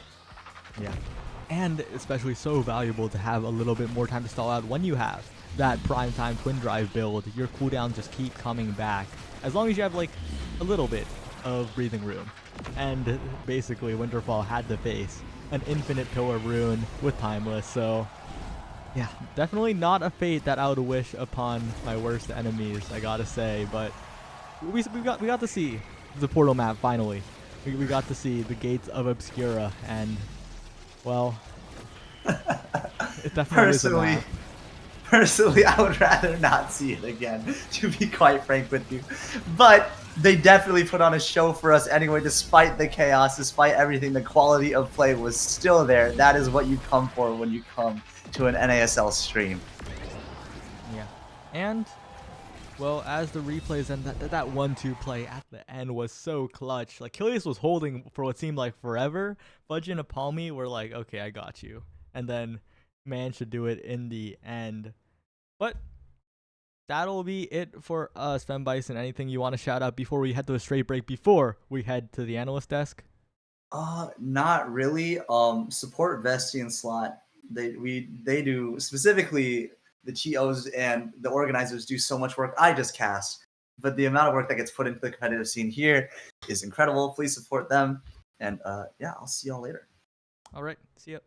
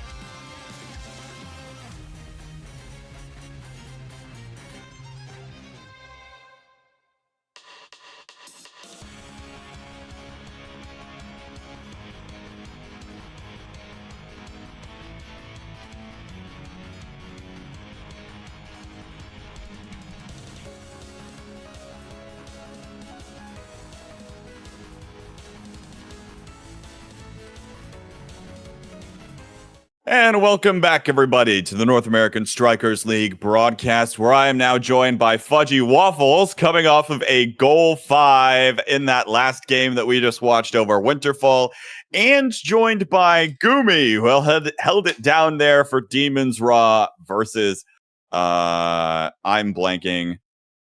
Who did you guys play today? Chatting. That's right. It's been a long day already. Gumi, how is that series for you to play? So funny story. I stayed up a little late last night playing Albion online, and Of course and I didn't check which slot I was in this morning, so I just went to bed and went me.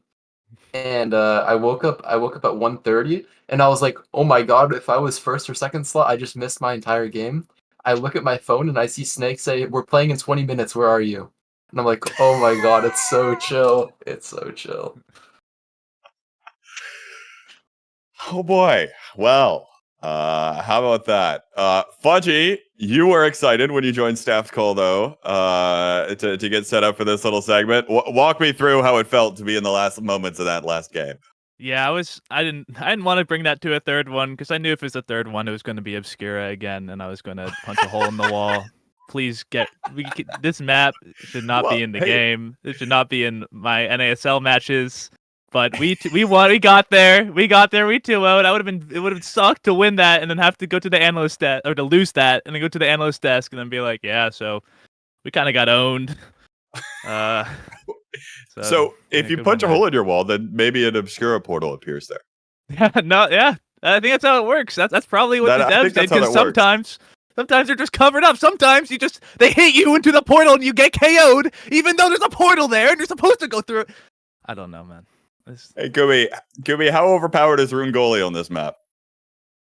I don't know.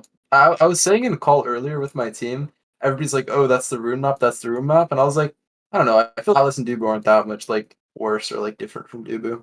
Everybody is just like, oh, funny map, let's play Rune. I agree. Why is that the case? Defend your position, sir. On why Atlas and like Dubu are like just as good. Yeah. Well, on that map, like one of the main strategies is putting like a creation down on the teleporter, so it kind of like denies the enemy team. And I think Atlas and Dubu can also do that fairly well and hold down the barrier.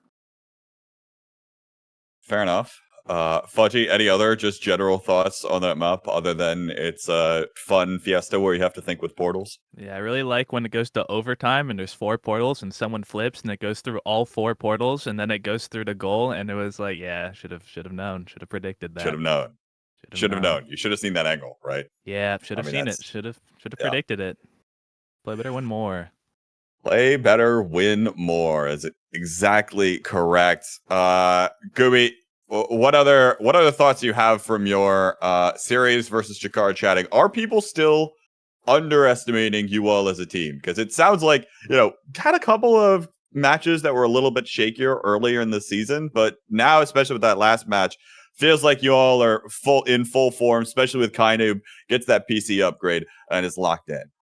Yeah, our first season, our games were pretty close, but last week and this week, it felt like we had very dominant victories in all of our games, and I think we've been scrimming a little bit more than we were towards the start of the season, and we've just been playing better together as a team. And like, huge shout out to Kainoob. That guy played like a demon today with the new PC. That guy was playing so good. So now the question becomes, I'll look ahead a little bit. Week 5, you're playing against Sad Boys. That gives you 2 weeks. When's your PC upgrade coming in, Gumi? We gotta get this. I actually haven't had a PC crash in a while. I turned up my fan speed on my CPU, and I haven't I haven't had any crashes. So I think I'll be chilling. All right, that's good news. We'll see what ends up happening there, but. On the note of the Sad Boys, they're up next on broadcast versus Finesse here. Fudgy, if you had to pick one key to victory for one of these teams, what do you think it's going to be? Key to victory, I think the best chance that Finesse has at this, because they're definitely coming in as the underdogs despite their very decorated resume, I think if they go KO comp, that's the best way to beat a team that you're not favored against necessarily. It's one of the best ways to go, and Lily Bun is an expert at that. So if they can all work together and do that, I think that's their best shot. But they've got a whole bag of tricks. Joker's got the Octavia in the back pocket. There's a lot of things that can happen. So looking forward to it either way. You mentioned the bag of tricks. How about the trickster herself, Infinity? I imagine that's probably going to make an appearance on one side or the other in this one. You mentioned the KO comps. Lilybun has been known to go for that Finny pick. But on the flip side of this, Gumi, Vaught also tends to play this Finny in the midfield. What exactly is there logic behind Finny midfield, or is it just we're going to play it in the midfield instead of the goalie position? I have always been one of the biggest Finny haters in general since she came out. I always thought she's kind of bad, and I wasn't the biggest fan of her. But I do think there's a decent chance that Vaughn will bring her out today, and that'll be really interesting to see what they can do with it. Each team will be playing with their main roster, so no substitutions, no holds barred. This is going to be the matchup that I know a lot of folks were looking forward to. So let's take a moment to get settled in with some predictions. I said Finesse would likely take the upset just because it's week 3 and it's early in the league. Fudgy, I'll send it over to you. Who are you picking in this one and why? I zoned out. What did you just ask me? Finesse or Sad Boys? Who you got? Sad Boys. Why? Because they win a lot. They kind of win. They win a lot of games. They've won a lot of games. They just win a lot of games. They've won many times. That's it. And Okay. they're probably better players. Slightly. It's close. It's really close. It's close. It's close. Gumi, who you got? I am going to go with my boys over at Finesse. Sad Boys, they've been getting a bit complacent. They haven't been playing weeklies, maybe taking some breaks from the game, not having as much fun. Finesse out there grinding it out. They want this, and they're hungry, right? And I think the Finesse forward duo is the best forward duo in the game. Joker, Puffy, they're the Glizzards. They're the Glizzards. And I think Finesse will take this home. Been a split desk and a split opinion all day, so get those channel points predictions in because this one is going to be a real fun one here. I believe our casters are about ready alongside our team, so we're going to go ahead and get right into this one. It's Magic 8 Ball and the legend himself, 2004 Lexus GX 470 on the mic for this match. Gentlemen, take it away. Hello, all you wonderful people. Welcome back to the North American Strikers League. This is week 3, and this is the marquee matchup, if I ever did see one. The top 2 titans of the league, Finesse and Sad Boys. Lexus, hello, welcome to the cast. How are you doing tonight? I'm doing great. I'm glad to be here. I love these guys, so I'm really excited that I actually got thrown onto their game. I think it's gonna be a lot of fun. So everyone has their opinions about who's going to win this matchup. It's actually the most unclear I think it's been in a while in terms of these two teams matching up, in terms of like Sad Boys, the roster, the peak roster that they've put on as the best of the best players. Yeah. And they're getting, a lot of people are saying that they're going to get challenged here. And I want your opinion on the story leading up to that and where you think it's going to go. So, obviously, both of these teams, 2-0 right now, they've looked very good. They looked very strong. I think that they haven't looked unbeatable, either of them, in their matches so far. Some 3-0s, some close ones here and there. I wouldn't go as far as to say that anything about this Sad Boys roster looks particularly weaker than any Sad Boys roster in the past. To me, it seems like this. I mean, this is, you're pretty much looking at, for about a year straight, your perennial rank 1, 2, and 3, right? In North America. Mhm. I think like we said, like what you're saying, the players on Finesse are very good too, and I think it's worth considering that. Considering alternate accounts, I'm pretty sure there's been moments where all the players in this match consist of the entire top 10 on the Omega Strikers ranked ladder. Oh yeah. With with multiple players having multiple accounts up there.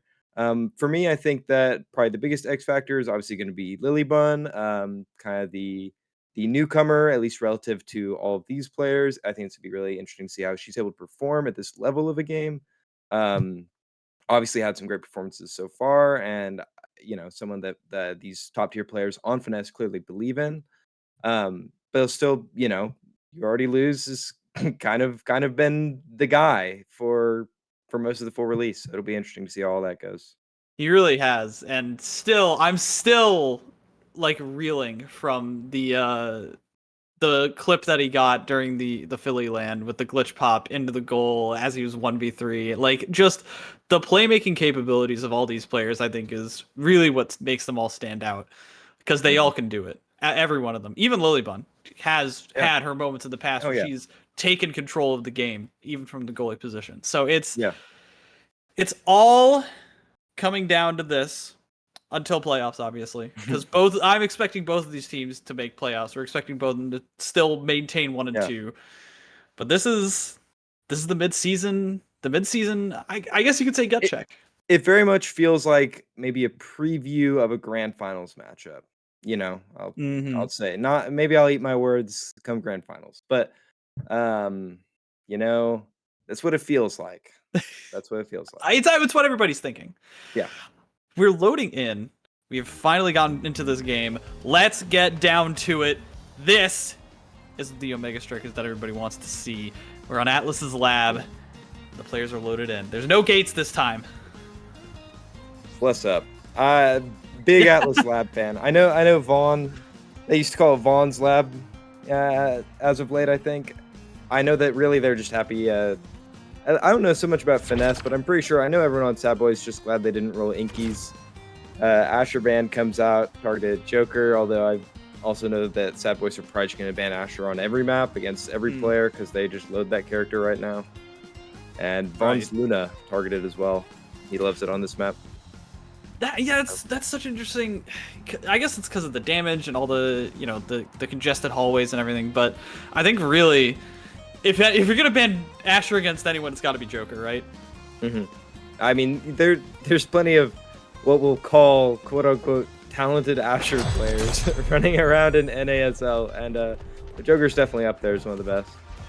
The Joker, though, switching off to the Zentaro, something that he doesn't pick up too often, but in certain scenarios he goes for it. Vaughn on the Juno, this newly buffed Juno, which has been doing really well, I think, on the ranked ladder, and from what people have seen. But overall, this is two very different compositions. Yeah, I mean, you have the Rasmus and the Zentaro as the 4 picks, and this Drakkar versus this Juno in the midfield. It's gonna be really interesting to see how it plays out. I'm sure someone a little more experienced than you could probably tell you how the Drakkar Juno midfielding matchup works. I feel like Shotgun should beat Slime, but after the Juno rework, I'm not so sure how things play out. Right, because of the whole strike reset with the cooldowns and everything, it could actually be interesting, and maybe that's what Vaughn is banking on here. Unfortunately, he's going to find the bank of the goal box. Gonna get KO'd, a little bit of a power play. All in all, both of these teams are just holding. Yeah, I mean, that's what it comes down to at the top level. None of these players are just gonna absolutely lose barriers to air, right? So it should be some long battles here on the points. A lot of low players. Puppy gonna use his flip to try and stay alive. Joker used the flip to get that goal barrier earlier. Open the net for Finesse, but no dice on Caleb's clearing abilities, no open lanes. You saw Joker and Puffy moved up there perfectly, separate the forwards, and they were able to just close those lanes down. Yeah, it was a nice try on the defense there from Bells, actually hitting the core into Caleb to prevent any kind of angular pass, but not able to finish it off. Ooh, Atlas Lab moment. Oh, Atlas Lab moment, but a Goal Gates moment right afterwards. Yeah. Hitting it right in the perfect spot to just bounce it in a crazy direction none of them could have predicted. Oh, goodness. Already, it seems like Finesse taking control of this game. My goodness. Yeah, coming out to an early lead. I think something interesting that we haven't talked about is, obviously the goalies here have picked, we've got Lilybun on the Dubu just locking it down, whereas You Already Lose going for kind of one of his more signature picks here on the Amy. I feel like that's maybe the biggest stylistic difference in these drafts, but Because it looks like maybe in that first point especially, it's just a little bit harder time for Sad Boys on knocking down that last barrier. You know, the first one's a formality sometimes, but the second one is, oh my goodness. Yeah, as we say that, right? Looks like a twofer.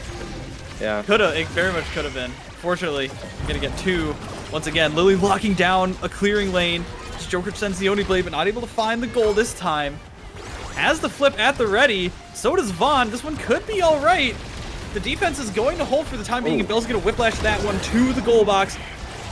But a beautiful flip, even during the power play. Just going to try and send it right back to her, but Vaughn! Nice blob. That was crazy. You know, that one goes out to all the like silver gold players who are watching this, and they're seeing their goalies lose to Juno Slime, and they're like, come on. You just watched it happen in what is theoretically the highest level of competitive play. Oh my goodness! Energy bursted off the map. Okay. Juno fighting. Nice double barrier for Bells. Maybe a lucky bounce, maybe all planned. It's hard to tell with these guys. Look at these goalies. Doing a good job, but these are the best forwards probably in the world. I feel like I can say that comfortably at this point. Still, they're just trying to fight. I've been watching a lot of Omega Strikers France, seeing what they're getting up to over there lately. I don't know. They might have a thing or two for Bells and Vaughn. Okay. Oh, all right. That is some fighting words. That is something I did not know, quite honestly.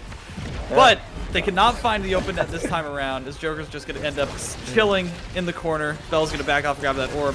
Puffy, 1v1ing, you already lose. Once again, Puffy really seems like he's able to take hold and find these goals really nicely.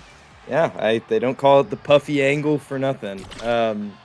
Really well played there, I think, from Finesse in the first set. I mean, I think it came down to just some micro mechanical things from Puffy and from Joker, right? They're winning the strike wars. They're using their tools effectively to get through and find the barriers, and missile props can be a really nice reward for this direct. Oh, yeah. Shotgun is going to hit even harder. It's going to be even more disgusting to deal with. Quick Strike for Zentaro, not really having anything else to really move off of. This is definitely a one draft, if I ever did see one, for the members of Sad Boys. If you could call that their luck, but, I mean, they did well in this first one, so it makes sense. It feels...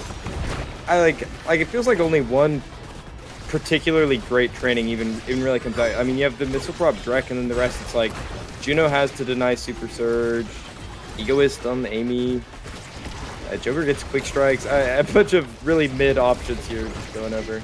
With Slime that gets it again. Gonna be the Slime getting the goal in the corner. These two forwards, and they're able to just shove it right past the live on. Joker a little bit afraid to get into the mix there. On with those blobs, knowing exactly where to place them, where to shoot. That was disgusting, quite honestly. Yeah, hey, really nice placement from Vaughn. The AI is doing its job. A little bit of a struggle for Lilybun here against the Juno, and we'll see if they're able to clean it up a little bit as we go on. Lilybun deciding come out though. Right, exactly. Lilybun deciding on the flying skates that is Dubu, using Glass Cannon as the opening starter, as well as the momentum boost. And looks like Finesse might have something as well, and that is why Lilybun decided to go with this strategy. The Dubu was flying forward and was able to block down that clear lane. He put the skates on, walked on up, no cooldowns up, no defensive capabilities, and that extra strike, which means it's a goal. That's crazy. Well executed. Well executed. Right, it's a matter of that timing. Speaking of timing, holy glitch pop from Bells. From you already lose, but not gonna be able to save it still. But another twofer! What is going on? It's a little bit sloppy there from Lily on the strike. I mean, it's gonna be a 2 open nets, but I think Finesse should feel more comfortable here with this fast Dubu locking it down. Fast Dubu locking it down, holding on for the time being, but this is starting to hurt for Puffy. Really needs to make something happen now. Get it out of the hands of Bells. Already lose has the core flip. Vaughn with the super surge. Oh goodness. Yeah. That's the difference, right? That's why he picked that up.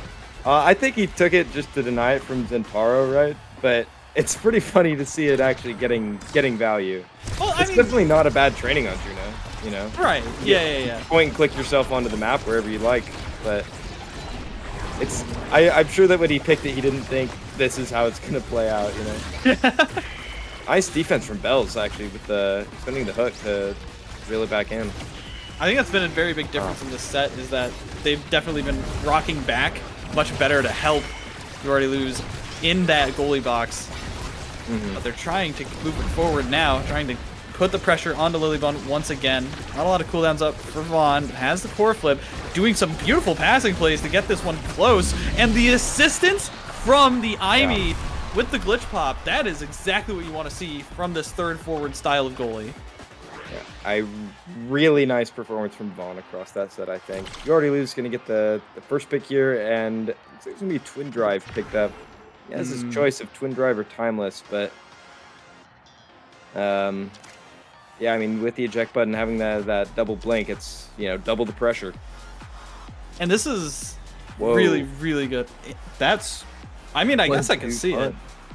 Yeah, I know that, so Vaughn, excuse me, my voice is a little gone today. Vaughn's a fan of not 1-2 punch necessarily on its own, but in combination with Hot Shot, that means Juno can absolutely send the core flying with some of the ways that she can strike the ball into immediately redirecting it. You proc your own 1-2 very quickly.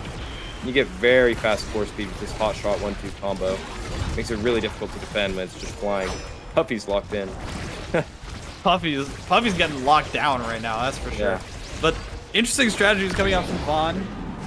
And with the damage help from Bells, we'll be sending Puffy off of the map. Couple good clears. Hold on, this might be a good hold. Yeah, it is a good hold. It's the problem I think comes now. I mean that they've expended everything, but Lilybun's doing a little orb pondering, getting the cooldowns back up. Yeah, probably gonna be able to lock it down a little bit more.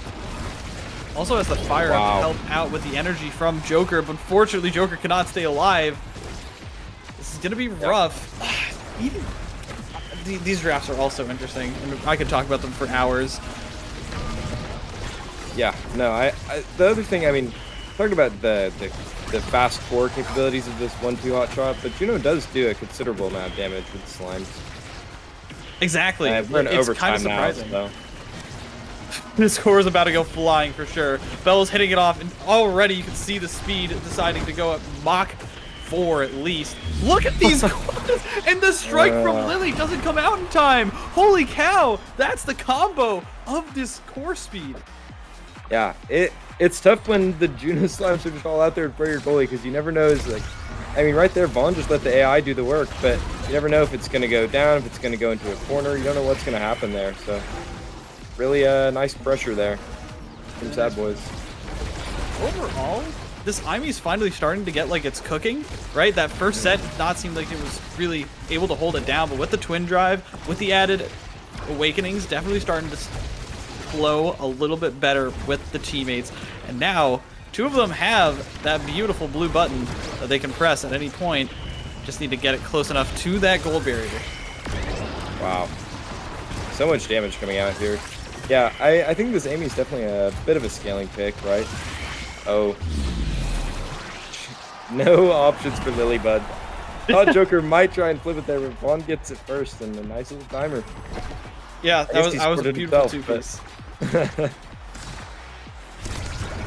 All in all, now it looks like Sad Boys are finally playing the game that they wanted, and Finesse needs to find a way to get through that. What do you think needs to happen? I think that the problem for me when I'm watching this Finesse game is it feels like I don't know who I guess that Joker's trying to help like the defense a little bit, but I don't know who the forward is in midfielders. I feel like we have to find a way to get this Zentaro involved. We have to be putting out damage or finding like trickster scoring opportunities. Like, we have to be able to find something for this Zentaro to do in this game, because right now it's not looking like very much is happening. Not looking very much is happening. But Eagles hack and slash their way in. The combo from the Puffy Missile Propulsion Shotgun. They're going to at least be able to hold off set 2 from flowing into the hands of Sad Boys. That was good, right? Like, that's what you were saying, the opportunities. Yeah, I mean, we get it in Joker's hands. He's not able to get it in on his own, but he's able to get it in position where Puffy just has to press primary, and that's that. Job done. Job's done. Job is not done, however, for Lilybun. She has been holding it down, doing a much better job at keeping these clears away, using the log. opportunities. Wow. Fortunately, that's a jump in from Caleb. That's going to be open net for the Nest. They're going to have an opportunity here. Bells trying to use that hook. Lilyban has the core flip online, able to clear it for the time being. No Black Hole can be able to use the flip to get it out of there, but Bells is still just being such an aggressive thorn in the side of this Dubu. Finally, it's on the other side of the map. Joker has the opportunity. Gonna get banged around. Is not able to find the core with the energy burst. And is gonna have to start running back. Low on stagger, low on energy, and is low on speed. Cannot run back, but barely able to hold with the help of Puffy for the time being. Oh, Monster, the monster. Nice jump in with the primary cast during it. Yeah, Boys that's the take combo, third right? set. Yeah. A little secondary primary action. Was the Blobo bounce and the friend fling, or whatever, I believe are the terms there. Oh, man. Extra special is so big here. Extra special is massive.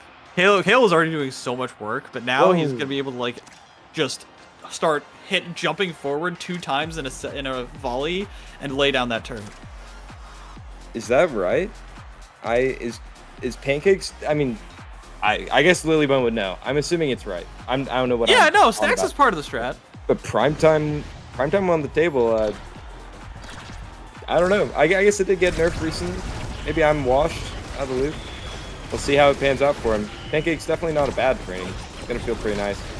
I think that she's really trying to play towards speed, right? And that's the entire idea. But I agree, it's an interesting decision. You have to see how that one plays out for him, Cotton.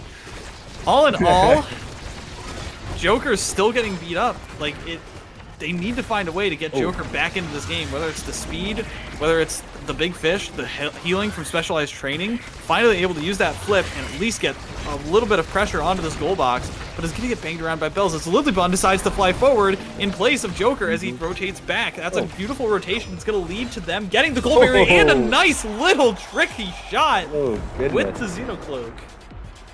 Puffy FPS is doing his best here.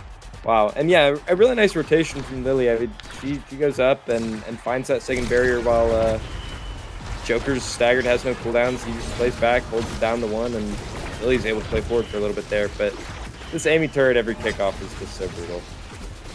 Every kickoff is going to be repeating and constantly in their way as Joker trying to stay up front, trying to keep pressure on to Caleb, not able to find a goal barrier for their troubles. And the troubles are going to be a very low stagger bar, even with the big fish going to get beat up there. And that gold barrier is going to finally fall for Finesse as they've got a nice opportunity here. Members of Sad Boys to try and make this goal work. Yeah, almost finds it from Bells, but not quite able to get the lineup. Puffy trying to stall. Flip gets wasted, so there's maybe a chance here for Finesse to keep the game alive. Might be a chance. Oh, they're stuck in the corner and they're able to get it past Vaughn after using that Blobo bounce. They're going to get it right past the eject button of Caleb, but they're not going to be able to find the flip shot. Vaughn is up front, 1v1 against this Dubu, and it's going to be the 1-2 hot shot combo, flinging it past that Dubu log. Overtime at breakneck speeds here for this Juno. It's just, I mean, there's some point where you know, you're used to being able to, you think, oh, I can hit it into Juno slime at this range, and I'll be able to strike it when it comes back to me, and you just can't. It's just too fast. Maybe they found the ticket here, but so has Joker, able to find that goal barrier, and the flip from Puffy, that one's gonna send it through. They're on set point. They're trying to equalize and push this all the way to make it a very long game. Finesse, they're still looking good. Yeah, I mean, you know, it's not like Finesse is getting totally worked here or anything. They definitely have a chance to come back in this set and or even win the match. I mean, I say come back in this set like they're losing. They're not. They're up 2-1. So, They do have a good opportunity here as they're able to finally find Joker in these forward positions, able to get the core to him and keep it through. They've got a good opportunity on the side here, but Vaughn is going to blob it away. Lilybun's Tofu Fortress kind of traps the core behind him, but wow, nice ring around the Rosie. Holy cow! Oh no! Oh no! Oh yes! Oh yes! Lilybun! The Dubu on the corner, once again deciding to fly forward and find that core flip shot past everybody after the bounce around, after the shot from Joker decided to go the other way. Now it's a beautiful opportunity, and Puffy is going to be rewarded here with probably perfect form. I think rapid fire. It's got to be rapid fire. Rapid fire, after it got its most recent round of buffs, is just a really, really insane training. And this is the tough part of Orbs, right? Is Caleb's forced to take away Orb Dancer from this Dubu, who's already gliding around. You give up Dancer there, and the game might get pretty hard to play. Did Replicator not come in? I think Replicator might have been early. I don't remember when it came in, but it might have been so early that no team like wanted to make the investment on it, and like maybe Sad Boys was like, we don't want rep because we're just gonna win, and Finesse thought we don't want rep because we need something that's impactful now. That might be true. But wow, nice mix up from Bells. Wins the strike war on the dribble against Lilybun, and that puts him in the wide open net. And this is classic Bells, in my opinion. Able to use that dribble in combination with the abilities to score, right? And I think that's the really key difference between him and what Joker's playstyle usually is. Like, Joker's very good on using those abilities and also dribbling to stall, but not in combination most of the time. One time you just see it all the way through. Speaking of going all the way through, has the energy burst at the ready, kicking out Vaughn in the time being, has the flip here, but so does Caleb as he's the Egoist procs, and he's going to be flying forward after that eject button jump. Bells is able to just keep this one in the midfield in front of Finesse's goalie box and not able to find the goal. However, Vaughn is online now, and this is a really good opportunity. If they can just get... Oh! The stuff from Joker! What? Wow. Really nice play from You Already Lose to keep that point alive after Vaughn goes down to... I did not even see, but... nice strike from Joker. I mean, and he had the flip too. He does not even force to... Wow, look at that Juno damage, by the way. Juno will one-shot Joker a little bit. Basically just one-shot that 1-2 punch coming through and dealing tons of damage with those gloves. But he's gonna be feeling all right with the Vicious Fan Brace. But exactly, he has the increased stagger from the Big Fish as well, so he's gonna be able to at least heal it up and not suffer too much, and is gonna be able to help out Lilybun on this defense. Wow. Yeah, and the wall comes out. As soon as that goes down, you gotta feel like Sad Boys are gonna have a bit of an opportunity here. The Egoist unlocked on You Already Lose. Nice strike from Vaughn. Nice strike. The barrier still holds though. All of these barriers are holding. Oh, no. Finally, they get it past that cat, and they're able to get this done potentially in the bag, but no. Slowdown from the blobs and the hits from the Bells means that Puffy cannot get into the good position. And they're not gonna be able to find it this time around, but there's still so much pressure coming out from Sad Boys.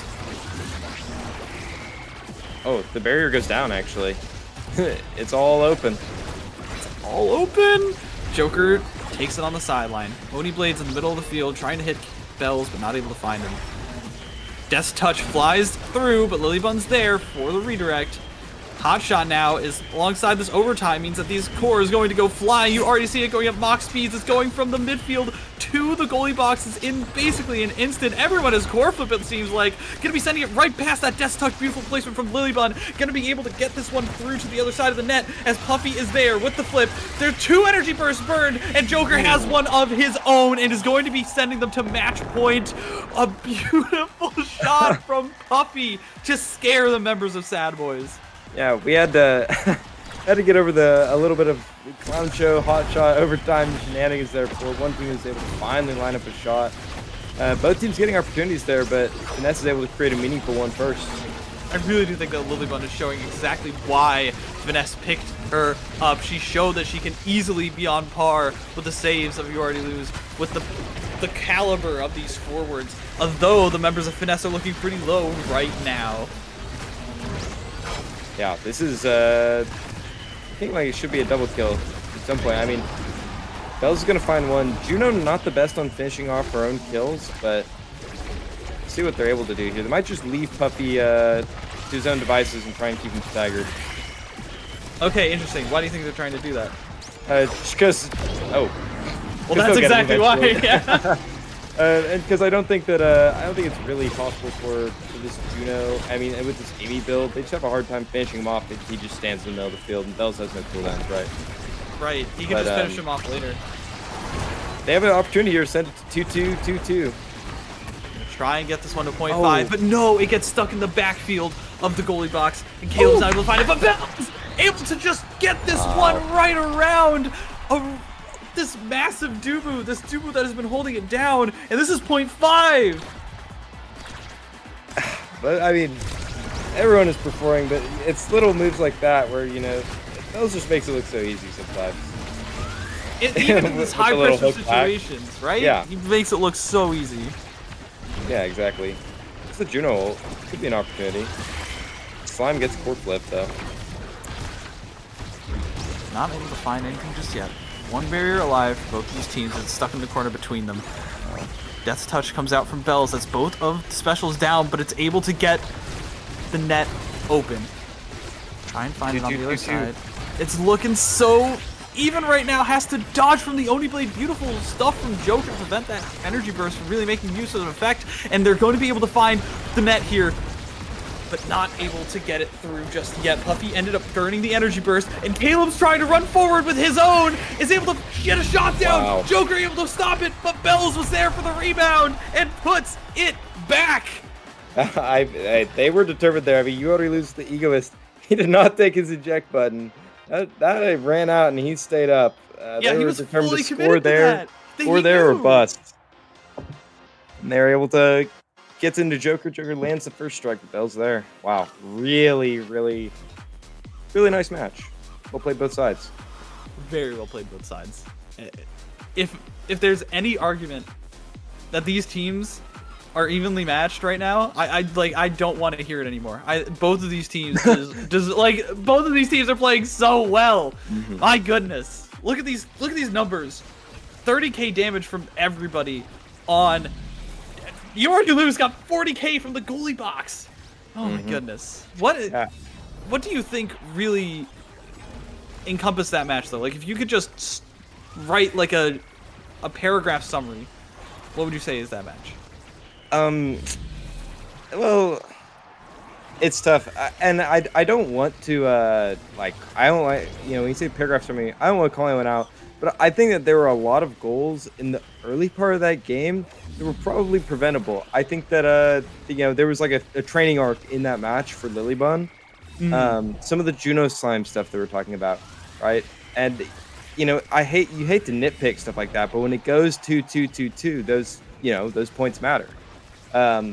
If Finesse is able to clean up that a little bit, I think if the Joker's able to find his way into the game a little more effectively earlier on, it might have just been like a training scaling thing for the Zentaro, where he felt so weak in the earlier levels. But you know, if they're able to get Joker involved a little bit more and clean up a few of the just little bitty personal oopsies that happened, I think in the first couple sets, and you know, like I said, I think played fantastic outside of that.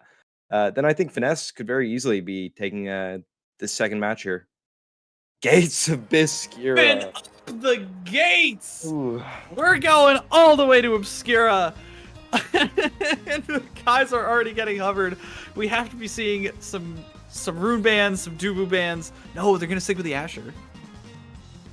Yeah. I mean, I think that they consider Asher pretty strong in this map. I mean, Asher, I say on this map, you know, obviously the reason Asher's strong is because she goes and she sits on the goalie and she stuffs it in.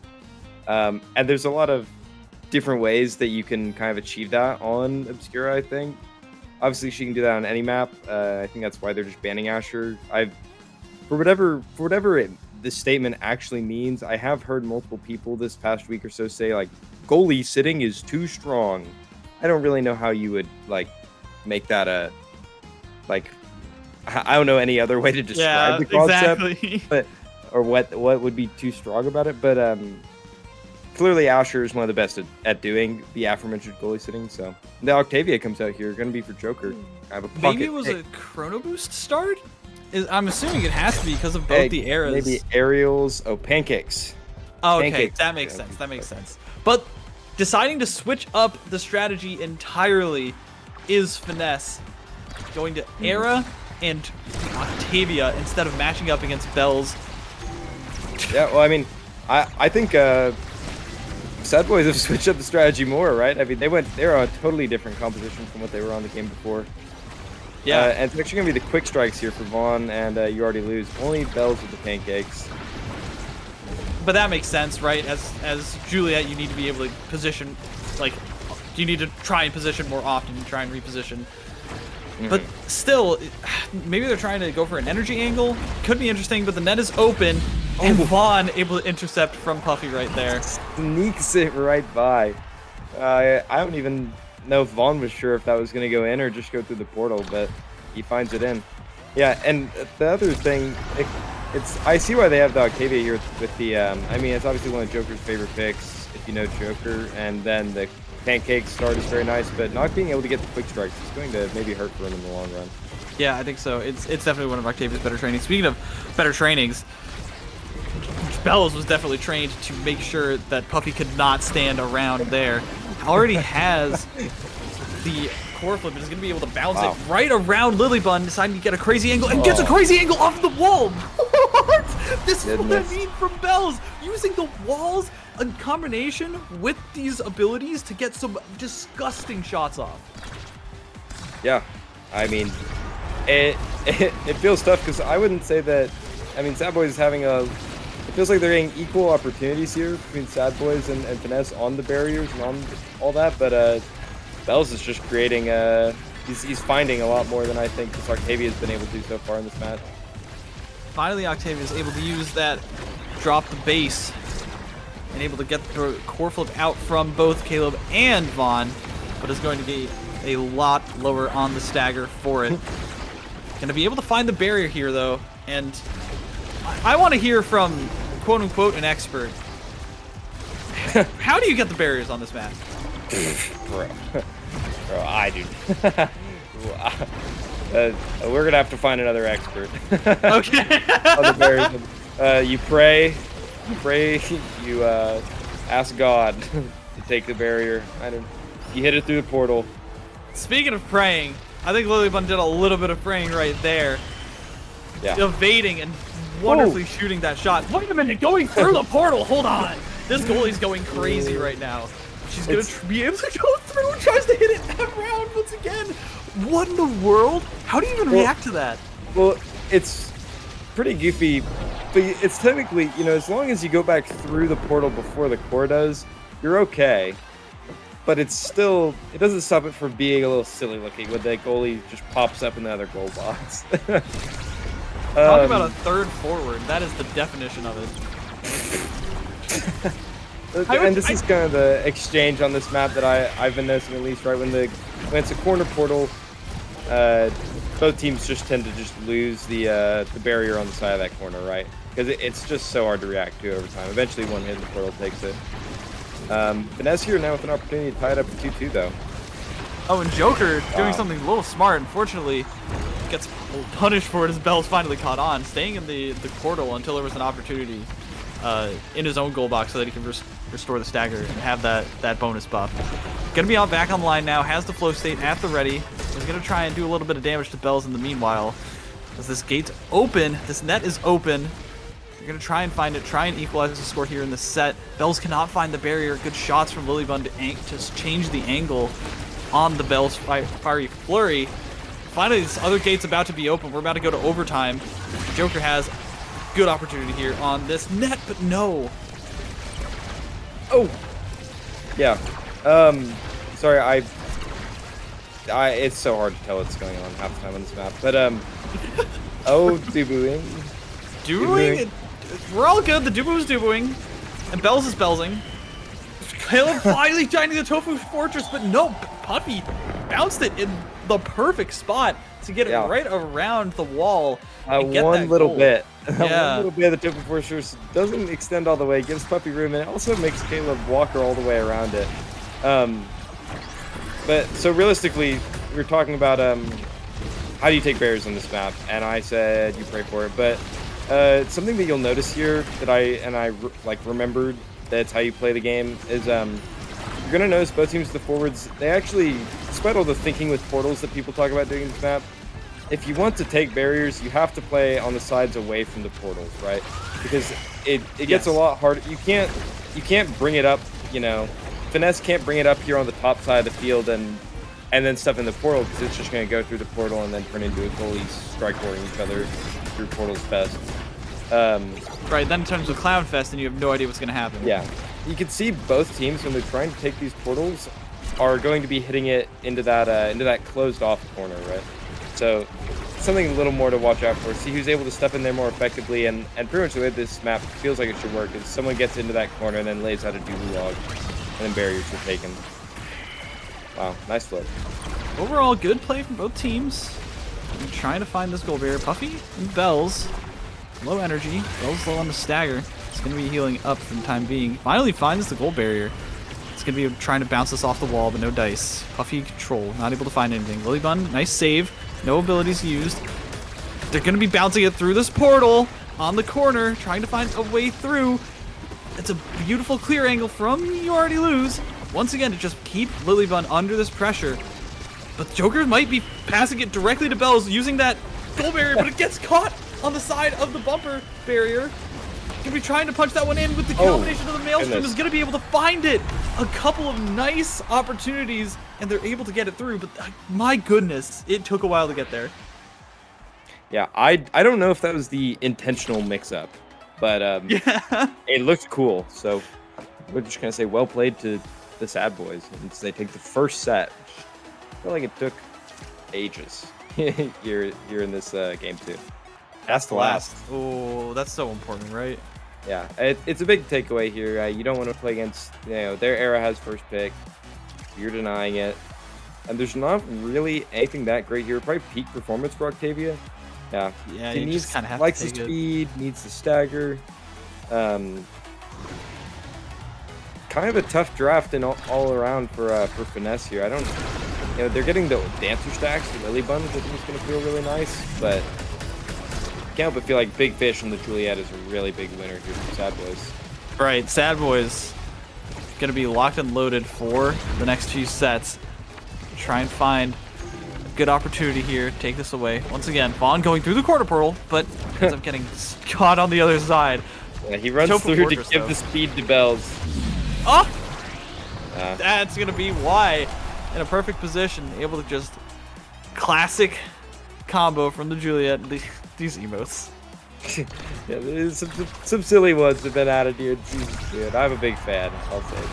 Emotes are a high point of this game for me, so always have been.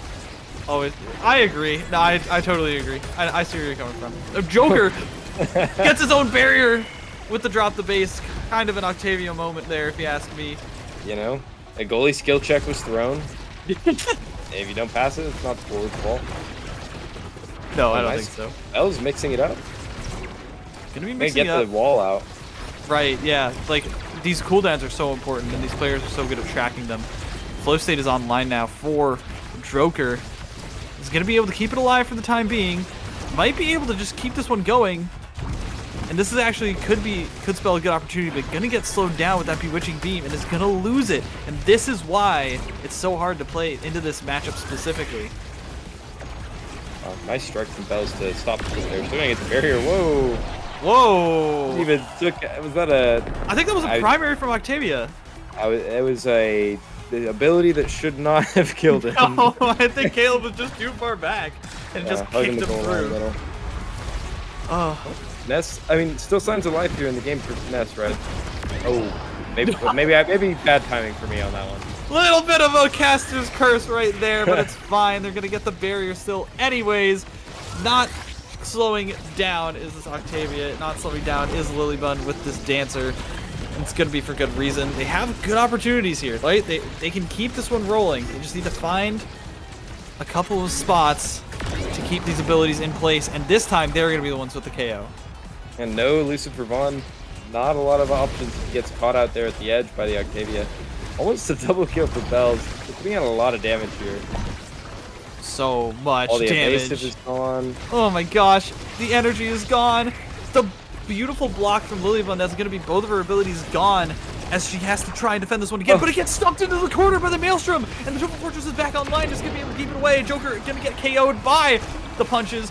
Puppy gonna try and use the corner portal to maybe keep this one safe, as well as Lilybun. That's gonna be a barrier down, and Puppy has a good opportunity here. Gonna be able to keep it away from Vaughn with the help of these portals. Beautiful use of this mechanic from Lilybun, and it's just gonna let that one fly away. Joker's in the front of the field and putting pressure on Caleb, but finally Bells finds an angle, barely past Lilybun. It gets just one strike is all he needs. Whenever it goes to overtime, anything feels like it could happen. Second portal opens up, and who knows what's going on. Sad Boys find the power play and immediately lose their last remaining barrier, and then it just got a little spooky. Spooky is exactly how to describe this map. You can see, oh, whoa! Spread your wings, Lilybun. Takes out Bells. Go fly. Energy Burst has to get burned from Caleb. Vaughn still has his, though. Anything can happen. No! Gets caught out. Emotes because of it. And Joker's going to try and get away, but Vaughn positioned perfectly in the corner to make sure that he could not get through. Caleb doing a wonderful job preventing these barriers, but it gets caught by the portal, and that's going to be a barrier gone. Unfortunate for Finesse. Dude log. No, I mean, Joker is kind of the Octavia guy. I'll just say, it looks...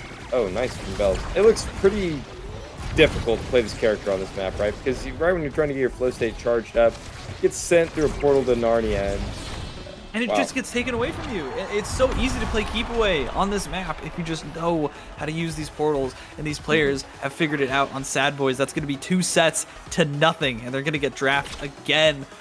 And that is 3 of the Energy Awakenings already online for the members of Sad Boys who have taken quick strikes.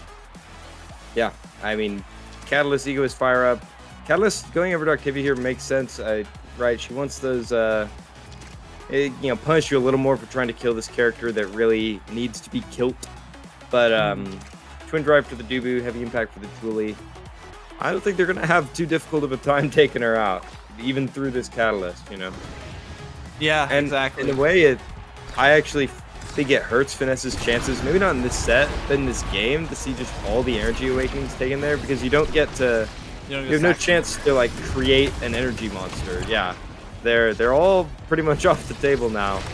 So, but they had to, right? Because there weren't a lot of other good options, and they were trying to keep it away from Vaughn, who ended up having to take Reverberation. So it was just kind of a lose-lose situation.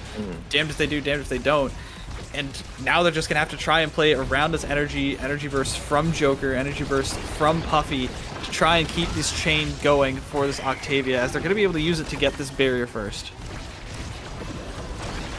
Yeah, I think it's been very interesting to watch how Puffy and Joker are able to navigate this forward duo, and because they're still able to find pressure. You know, I don't think the deficit in this game is because they've been unable to do anything. It just hasn't been quite as effective all the time as this Juliet, but what they've been able to do here on this Juliet, or on this, Octavia era has been really interesting to me.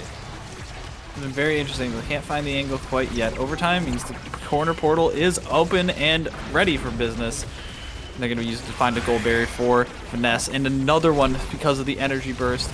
That's going to be very good opportunity if Vaughn isn't too careful. Energy Burst has to get burned. He's going to get through the portal, and Joker finds one of his own, but it gets redirected in through the portal. Goodness. It was just so quick. Lilybun not able to react, and I mean, Sad Boys just keeps on rolling with it. They're up 1-0 here in the 3rd set. I mean, wow, Joker just gets taken out. And Finesse does not look strong. Does not look like they can hold. A beautiful combo with the energy burst from Bells means that it's going to be a 3v1, and Lilybun, as good as she can be, probably not prepared. Finally, Joker comes back to give a little bit of assistance, so they're able to at least keep the second barrier. Yeah, all things considered, pretty nice performance from Lilybun on the power play. And Finesse stays in it, but not, it's not... this all cooldowns pretty much used from Lilybun. I think there's a Tofu Fortress coming soon. There it is. But that should be just about everything. Next time they get Bells the Rock, this is going to be the second barrier going down. And they have very few chances left to maintain. They're going to be trying to use everything here. And as overtime starts to come online, but that's the barrier for Sad Boys going down. There's still an open net and a lot of opportunities. Lilybun can pass this through the portal. A little bit of a fake out to keep that Topher Fortress from going up in the right spot. Mr. And J. a miss strike through the two backliners, through the two players in the goalie box. And that's at least Finesse trying to get something started. Yeah, I think Joker had a really impressive angle on his core flip actually to take that barrier. I think that's maybe the most impressive part of his performance on that point. Obviously, something is Dubu. Wow. That character can be very scary. We saw Lilybun get a KO with the somersault earlier, and this time now, already getting into the mix is Caleb. But they're gonna find. Oh no! The miss clear. Right back to Bells. Lilybun shaking with that emote. And that's going to be match point for Sad Boys. They're taking this one to the house. Yeah, I mean, it feels like maybe the story of... Oh, we got pushed Joker through the portal. Not just this match, but maybe... Or not just this game, maybe the set. Maybe I'm speaking too soon. No, it feels to me like Sad Boys has just been able to execute a little more consistently on what they're trying to do here, right on this Era Juliet. Although, not like that. Caleb. Wait, Lilybun goes down up the side. No, Lilybun goes down. Backbreaker power play. And if there's Forwards in any the net. plays that I know can capitalize on a power play like this, it is the Sad Boys. They have done it. They have proven their mettle. Finesse going down to the 1-2-3 on the leaderboard, and the Dubu MVP very much earned. You already lose. Definitely stepped it up in this last game. Yeah, I mean, this is Von Bells on the Era Julie is pretty classic. I'm kind of surprised they played Julie because I know that when Bells talks about he doesn't love playing Julie on this map. But maybe they felt like the first game was a little closer than they wanted to be. Go back to something more classic, something more experienced. This is definitely a staple of this Sad Boys forward duo. And Caleb just matched with the Dubu holding it down. Really only good things to say about Sad Boys. And I think if you're Finesse, you have a lot to look forward to in your season as well, right? There's obviously that second game was tough, but the first game was extremely close. I think there's obviously areas you can improve. I like that they tried something different with this Octavia era here in game 2. Oh yeah. And because at the end of the day, if you're either of these teams, this match is more for fun and for clout, and being the undefeated team at the end of it, because that what really matters is when you're gonna have to play each other in the playoffs.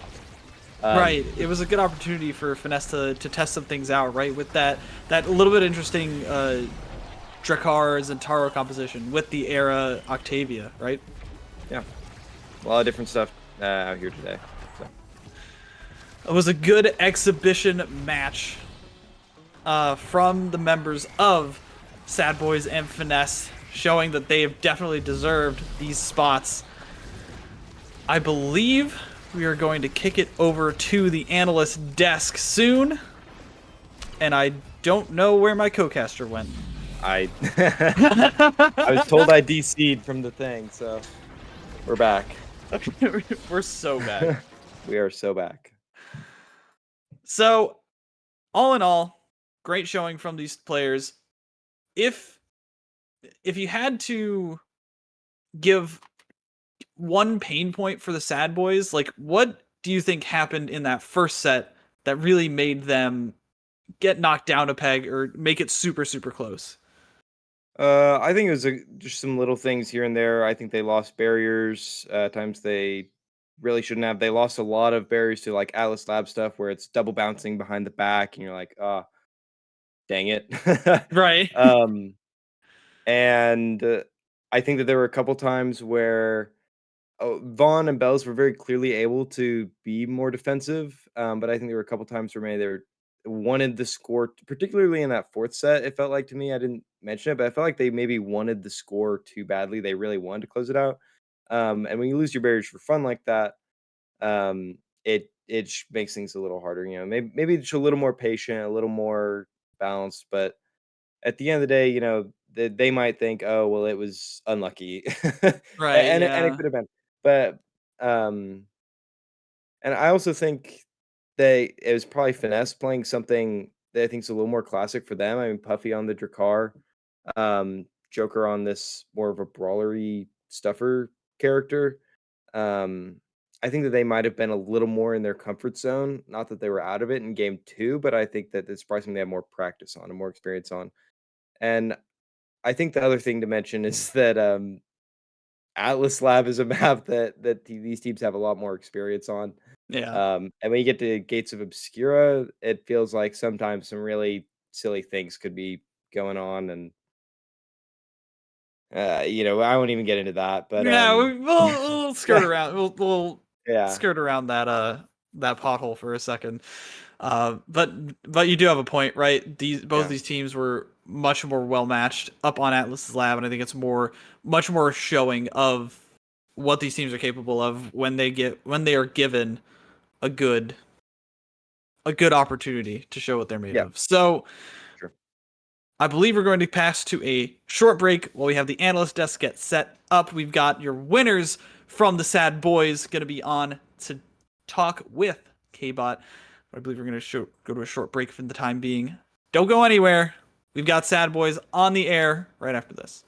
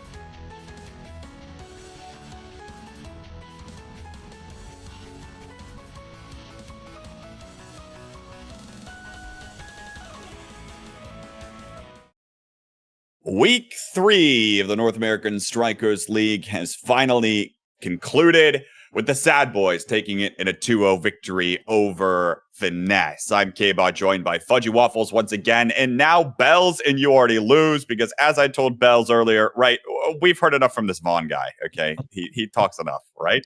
Yeah. Yeah. He's had enough so, of his yapping time. Yeah. We'll see him again later, I'm sure. But take me through that one. How did it feel? Actually, let me ask, how did it feel? But Caleb, how does it feel for you holding in a competitive match on Gates of Obscura? I mean, it feels fun. I don't know. It's more fun than the other maps, in my opinion. Wow.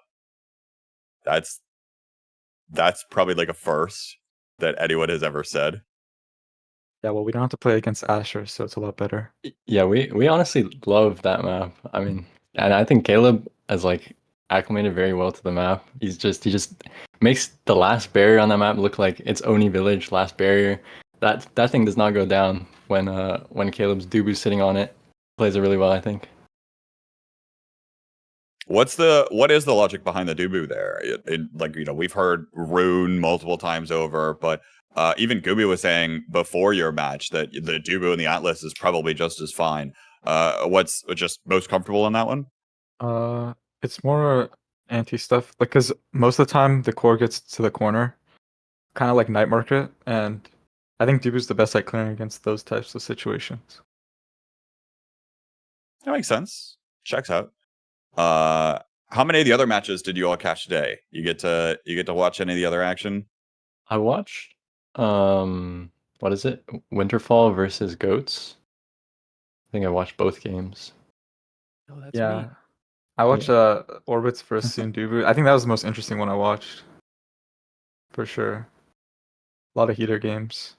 Oh yeah, I heard they like reverse swept them or something, right? Yeah. The X era scaling came online in game 2 for the Orbits reverse sweep to come through, which does put Orbits overall in the tie for 6 on the standings as we take a look at those. And for that record, well, I'll just read these out here. Demons Raw and Sad Boys, of course, tops the table here, both at the 3-0 record. Then Finesse, Core Overflow, Sudobu Strikers, all at 2-1. Jakara Chatting, Goats Esports, and Orbits, all at the tie for 6. And Winterfall and Oshino Core Flip down there at the bottom. Oshino Core Flip has had a tough season so far. We'll see if they can start pulling things together here. But critically, we're heading forward to a Super Week coming up where there will be 2 matches that each team has to play, one on Saturday, one on Sunday. I want to hear from the two of you. Bells, I'll hand it over to you. And maybe you haven't thought about this as much, but how do you think you're going to prepare for 2 teams in 1 week, given that you haven't really had to do that before? Honestly, I'm just gonna go about it the same way we do with everything and just go into it unprepared, because Sad Boys has never in our lives prepared for a single tournament or anything. We just run it, you know. That's why we usually lose our first set every single time. We need a little time to warm up and stuff, but okay, I think we'll listen. be fine. So what happens is we go in, our plan is to play our best, and then we ban Asher, and that's our whole strategy. Leaked. Yeah, leaked. That means that the Juno pick just wasn't prepared at all. We just decided to play Juno for fun today. We made that comp up. Start. Yeah, we made that comp up like on the spot. I think when we loaded in, we made that comp up. Yeah, we saw Hotshot Glass Cannon. Vaughn was like, I can play Juno or something else, and then Caleb was like, yeah, if you pick Juno, I'll pick Amy, and I was like, I was regretting it, by the way. There's a couple points where I was regretting it. Yeah. Fudgy, do Goats Esports walk into the games not being prepared at all? We like to have our bans in mind, but like today, our plan was like, oh, I guess we ban Luke Dubu, and then Luke wasn't playing, so we're like, I guess we ban nothing, and then play on Obscura Portal map. Fun stuff. Love that. You on the other hand are a big proponent of this Obscura map, huh? Yeah. You're so invested, Yeah, as you can Sad tell by Boys. his Yeah, complete deadpan reaction over Sad there. Boys seem to love it. You guys seem Yeah, to well, love it. I mean, that's it right. can be fun. It can. There's some fun creative plays you can make, and that's part's fun. But just sometimes when it's just the goalies hitting it to each other on the corner portal, I just feel like I'm not even playing the game anymore. I don't know. I want to go That's home. where you gotta. Yeah, well, That's where you gotta be mad at your goalie for not exactly. participating with it, like not letting you participate. That's the goalie's Yeah. fault. Blame your goalie. If your goalie's All right. ping ponging it through the portals, scold them. That's not how Yeah. you're supposed to play the map. Real. Kilius, if you're out there, uninstall the game. Oh, Right now. Whoa. No. what I thought that's what you told me to do. I said scold them. That's That's like a Caleb scold, not a normal scold. What? Yeah, I'm All just right. Well, I don't think we need to get. I don't think we need to go over to Caleb Scolds. I don't think we need to go there.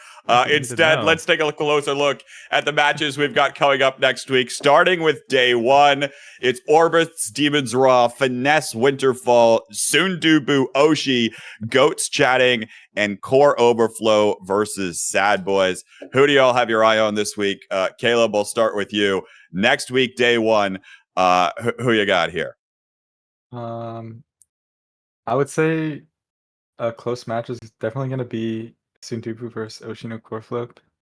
I'm hoping it's close, but all the other ones seem like they're going to be pretty clean 2-0s. Well, yeah, Goats is gonna get a pretty good clean out 2-0. I agree. Yeah. I think the interesting matches next week are gonna be Sundubu versus Oshi and Overflow versus Sad Boys. Other than that, everything's. I mean, Sad Boys will 2-0, but everything else will be a 2-0. I think the only close match will be Sundubu versus Oshi. So I'll watch that one for sure. And I will say, this is a very important super week for these teams that are in the middle of pack trying to jostle for position and try to secure themselves a playoff spot once we get towards the end of the season. Sundu plays both Oshino Coreflip and Chikara Chatting as we take a look at the day 2 schedule. That's their opponent in week 5. And you see the rest of everything on the screen here. Not anything else too much of note. Of course, if Oshino Coreflip can pick up a win over a team like Finesse, that'll give them a little bit of a boost. And even Orbits going up against Core Overflow might be looking for that play as well here. But then that Sunday will also be the day that the Goats face off against Sad Boys. Fudgy, how we feeling? While you've got 2 of your opponents in call. Goats Esports is undefeated against Trio Abusers, aka Sad Boys. So I mean, if you look at the stats, we are favored to win. Undefeated, as in you also in tournament. He brings up a good point, honestly. Well, we won that PPT.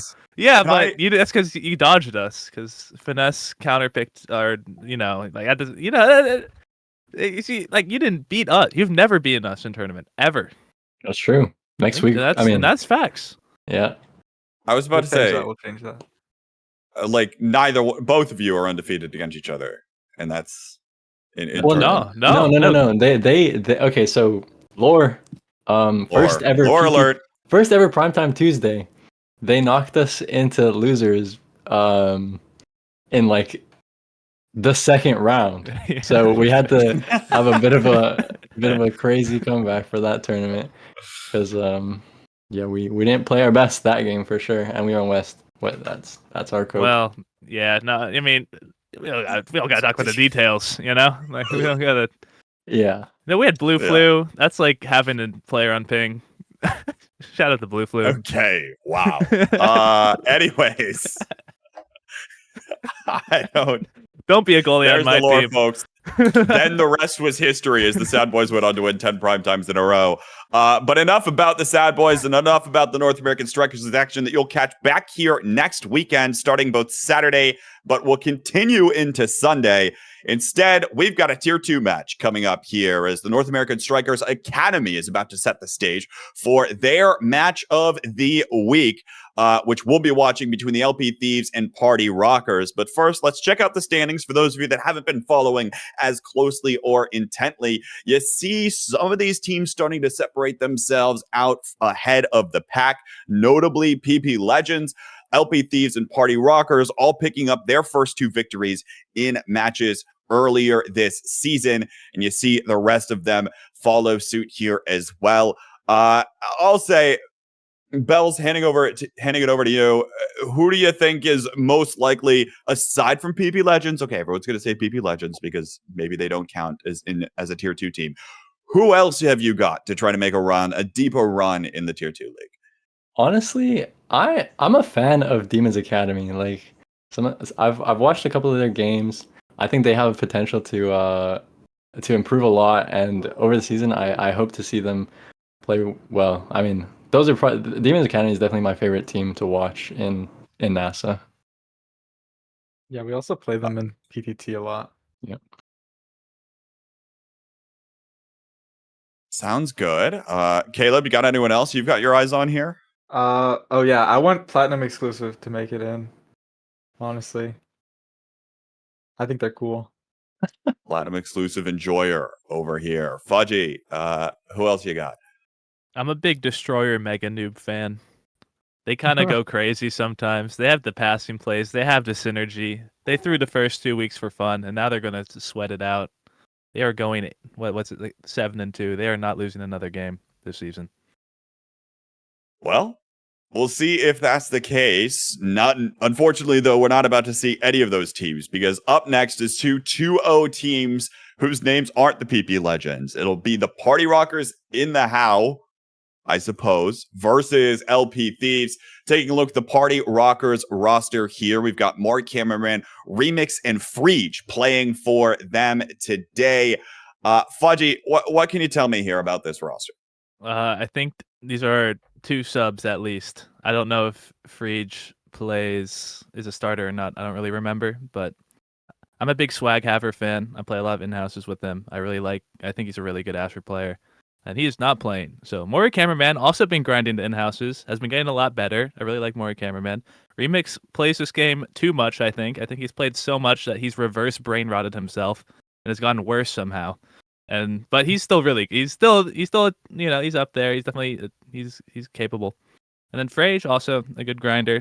I believe in Frage too. He's made some good plays. Okay, shots fired for the reverse brain rot.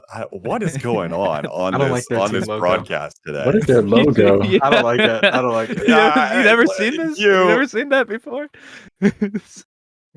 No. Let's get that off the screen. LP Thieves is the other team they'll be playing up against.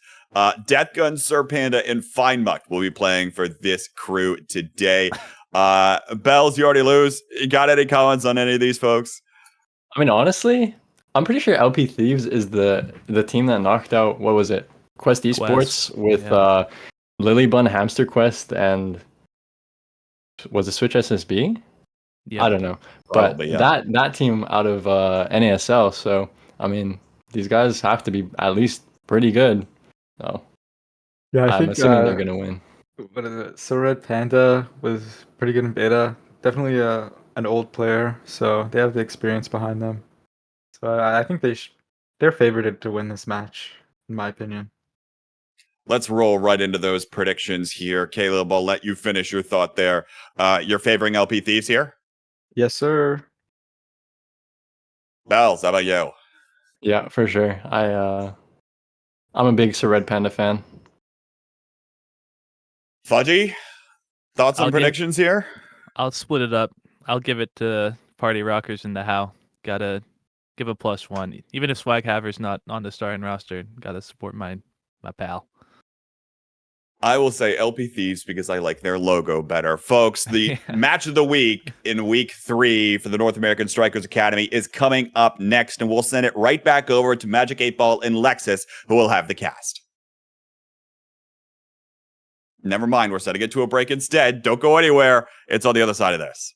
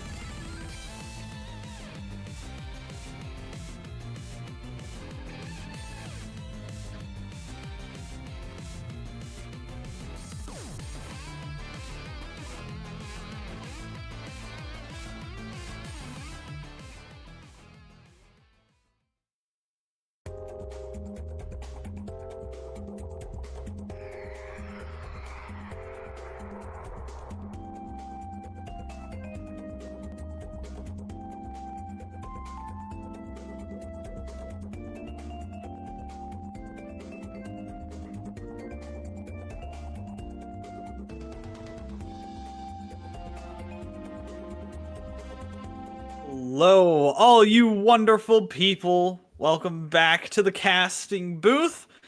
My name is Magic 8-Ball. I'm joined by the one and only 2004 Lexus GX 470. We are back on the mic for this North American Strikers Academy match of these top 3 teams. These 2 top 3 teams that are 2-0 right now. Lexus, you seem to have the lowdown on some of these players. I know that we got introduced on the cast, and we're gonna get right into this game. But I specifically wanted to ask you, how do you feel about these players? Well, as someone who has floated in low mid chow for probably since last October, so for about a year now, depending on if you count the time the game was down, all the players I'm looking at here in this match are my demons. I've had disagreements in game. I think with all these players, but also I know they could all cook a little bit, but I'm expecting, if it's anything like what I see in solo queue at 1 a.m, that we're going to see some very silly things. I'm really praying for Gates of Obscura because I think watching that happen here in this match would be very funny. But no, I mean, like you said, both these teams have been doing very well. We've got a couple subs in for Party Rockers in the How. But I think that these subs they look like they should be able to perform about up to the level of their replacement or the people they're replacing, right? Right, So yeah. it should be a pretty good match. Both these teams. So I was doing a little research because I haven't done all my NASA homework. Right, and they're both 2-0, but they've both gone as far as dropping full games on their way to 2-0, and also two matches pretty early in the season. So a game like this is really important because I think it's where you really, there's this many teams, this is where you have to try and start separating yourself into that kind of top tier. So very important jostling for a playoff spot is going to be happening right now as we boot into the game. We've got Atlas's Lab once again as our starter, and we can see the hovers. The Estelle ban. Wait, what?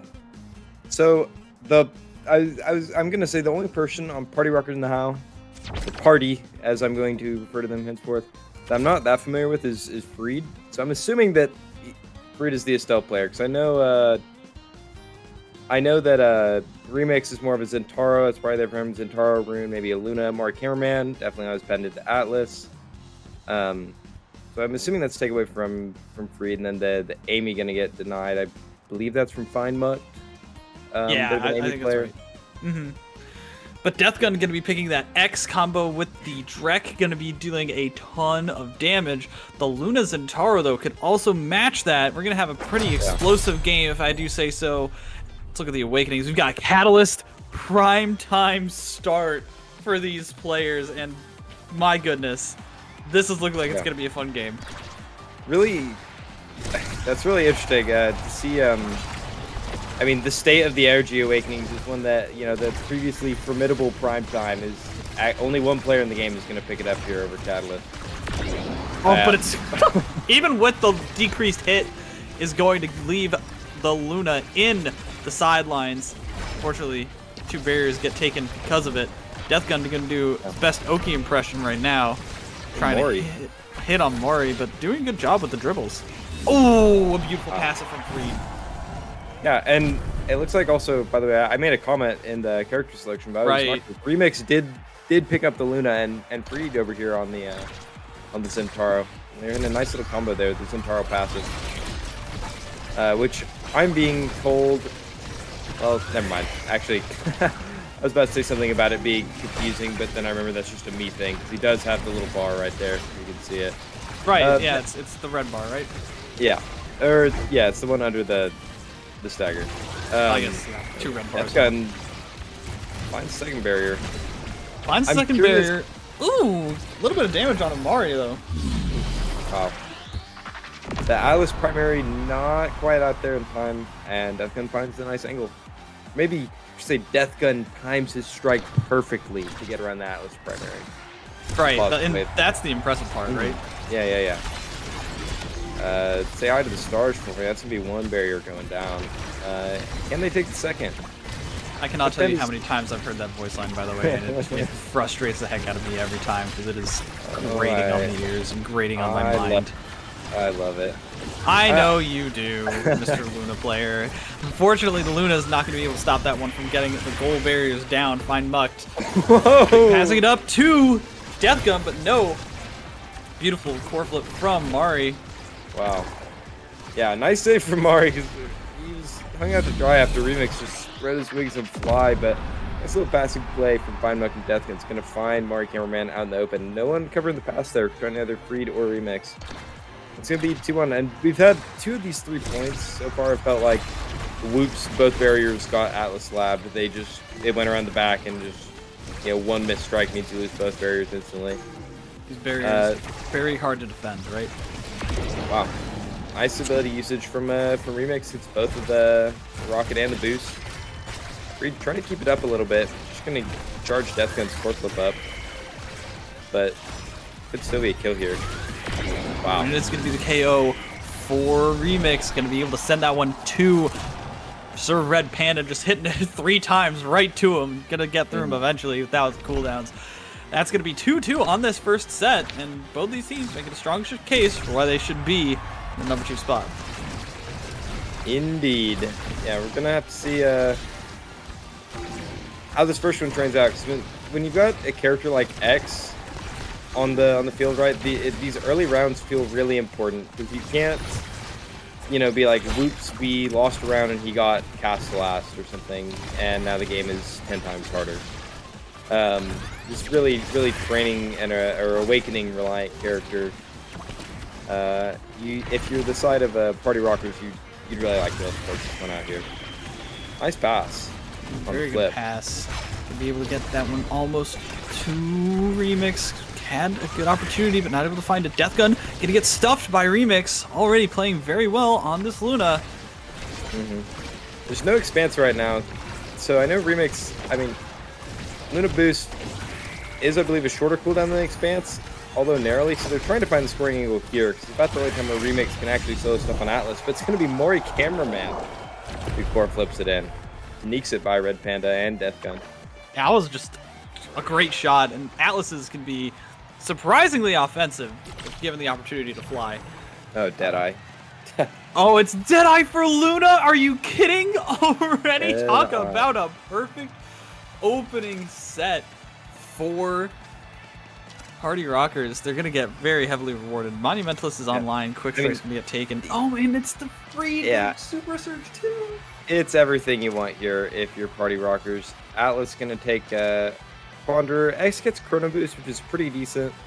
But Super Surge going over to Zentaro, unfortunately, one of those trainings that almost feels like it can't be denied by Atlas. Deadeye, obviously, the Luna is very nice. And Mori Cameraman getting the Orb Ponder. Dancer's there in that draft, but Replicator's still on the table. And I think Ponder replicating with this team composition would feel very strong. They've got some very long cooldowns across the 3 of them. So. Right, that would make it, and especially with the extra healing, making sure that X would not be having the run of the place. Unfortunately, it looks like he already does as Remix. Getting hit by that Astral Projection, taking it very low. Try and make sure he doesn't get KO'd, but unfortunately did not dodge. The Chrono Boost extended Bull Rush means that Mari's Celestial Expanse gets taken over. Death Gun just punches that one in. Yep. Death Gun sitting on the Atlas. The Expanse not quite as big as Mori thought. Doesn't quite hit the strike he thought he wanted to. Yeah, Remix thought he was okay there, I think, and then the Chrono Boost X kicked in. Slammed him out. Swim barrier down. Freed's gonna have to use it or lose it. Wow, the double Atlas. Yeah, like it almost symmetrically placed on the map. A beautiful, artistic, if you will, rendition of those ultimates. Not gonna be able to be of the most effective use, though. They're gonna be still be getting punched around. Death Gun doing a very good job with this Chrono Boost. Make sure that Mari does not have a fun time. Might be missing this, is not able to protect the barrier. One missed strike, and that's all it takes. Reed might have to just take this one with Remix and try and just go for broke. Fortunately, this is going to be a very good opportunity for them to score if they can just find their positions. Unfortunately, Find Mucked hit it into a spot that Death Gun could not capitalize on. The ultimate coming online, it's going to get stunned is the Atlas. Not going to be able to save that one. And this is looking like the members of LP Thieves starting to run away with this second set. A nice little reversal. I really like what Deathgun's been able to do. I think that he's been really effective here in the striking position. I think that it's kind of weird, kind of like the match we were watching earlier. I feel like we have to find a way for this Zentaro to be getting more done. Oh, nice kill from Remix though. Nice double kill from Remix. I mean, I guess it doesn't have to get too much done. We've got the KO potential of this Luna online, as well as the chip damage from Zentaro. But Sir Red doing a wonderful job at keeping this one stuffed and stuck in the corner, and gets it past Remix. Timing the strike perfectly, and that's going to hold. Yeah, they had a nice idea with the passing plays, trying to get it around the Atlas on that barrier, but it's a little too shallow and maybe a little too anxious on it, not quite able to find it, and Deathgun with the X Maximus gonna knock it down the other end. Still an opportunity here for the Party Rockers.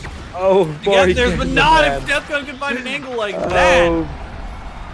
Oh, Maury cameraman, my beloved. That is tough, and it's a nice reversal from LP Thieves. I mean, very close first set. Second set, not so close. You can see what X gets here. Things like Big Fish, Stacks, Stagger Swagger, all on the table. See what he goes for. He'll be taking that Stagger Swagger, boosting the speed and making sure that he always stays healthy and ready to fight. Wow. What do you think of the Luna Stacks? I'm kind of surprised. Pancakes is a really nice training, and it's not like it's devalued on Luna just because our character sometimes has other goals than movement speed. I think when you have things like Blast Cannon and Rapid Fire available, you might want to consider that. But I don't hate Pancakes ever, you know. Oh, nice distracting flight there from Remix. First is gonna get down by Freed. It's a lot of damage. Looks like mostly from the Atlas Lab. Right. All in all, looking like there's renewed life for this Party Rockers roster. And look at these two barriers and getting a lot of pressure and damage on Fine Mucked. Remix gonna get a little bit dangerous here though. This is gonna be a good opportunity to try and get the turnaround for LP Thieves, and an unfortunate nuke ends up taking the barrier for LP Thieves in their place. And now there's a great breakaway position. Deathgun bouncing it off the wall. Bull Rush gonna be able to KO the Atlas. Not before he ticks it away though. Sir Panda hits it right into the Oni Blade. And Remix has this core flip if he needs it. Not gonna be able to use it in time. Ends up getting stunned and misses exactly when he should have. Oh, could have held. So the stacks are lost by Maury Cameraman, which is going to feel bad. It's going to send him back. Nothing we didn't touch on is the Orb Replicator does get picked up by Sir Red Panda, so now it's just going to be the stacks for Maury Cameraman here when he can get them. But also no stacks available for Red Panda, so it's going to feel pretty nice that he's forced to take Replicator there. And Zentaro picking up Big Fish feels really nice. The only other training, I mean, I don't even know what whoa, that's good, flies in. I don't even really know what happened. It felt like both barriers got taken like paper and Fine Mug finds the core flip. But this Drakara has no cooldowns. I don't know if I was just looking at that. I was like, wait a minute, this shotgun is going to be available all of the time, every single time. And as long as that extra special means that he's going to be able to have so much scoring potential. Even if these situations where it gets a little bit dangerous, Freed able to take it through that Atlas, getting a couple of nice stuns with a hack and slash. That's the kind of opportunities that they need though, right? Is they need to get the Zentaro into position. We saw that Joker was able to get that one ball rolling earlier. Freed has not had the same luck. Yeah, well, you know, it's all about finding, you know, more opportunities here for the Zentaro, because when there's an expanse in your way, it's pretty tough to do anything. But if Zentaro is able to get down there with that many cooldowns against an Atlas who only has primary, it's just not enough to save it. Nice ult from Red Panda. That's the ultimate saving Deathgun there. Still pretty low, but at least on the map still. Gonna get sent around the world of that barrier. Unfortunately, not gonna be able to find the lock. These goal gates are not online, but there's a couple of core flips up. One goal barrier left standing for each side. Just kind of feel each other out. Make sure things are going in their favor. Whoa, that was crazy. The passive into the core flip. Not able to find it for Freed, but still has a good opportunity here with Remix's flip. Gets sent almost into the spot where Red Panda wasn't, but Fine Muck was. And they're going to be able to save it for the time being, but this Atlas is flying, and so is this Zentaro. Freed, able to find the EI dash and get that one through.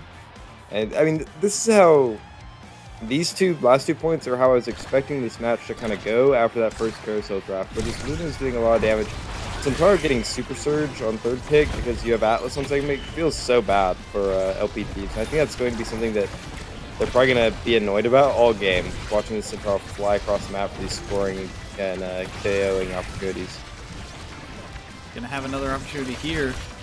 It's Freed able to get that one away from Death Gun. Very nice interruptions there, and is going to be able to use the energy burst. Not able to find the core, but at least able to get a little bit of displacement.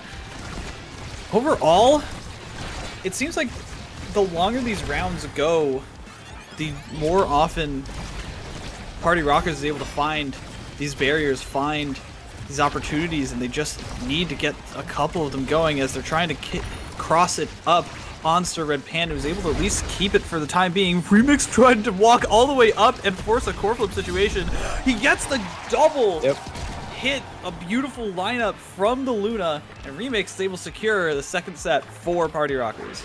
Yeah, that is just not quite savable for Sir Red Panda the third. All Luna's abilities coming in, plus a core flip available. Yeah, I think that's the longer these go.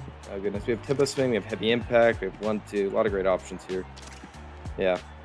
Built Def is gonna go to X though. But it makes sense, take it off of him. Oh, the deny! The deny from Mari. I think that's so smart.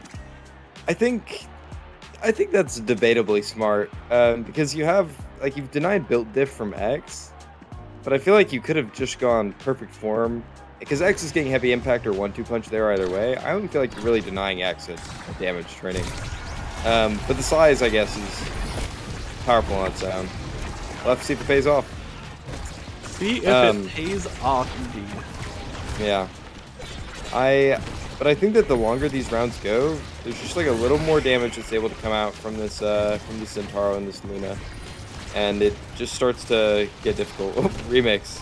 I think Remix is feeling himself right now with these just incredibly aggressive plays, and for good reason. He's been doing such a good job at keeping this goalie on his toes.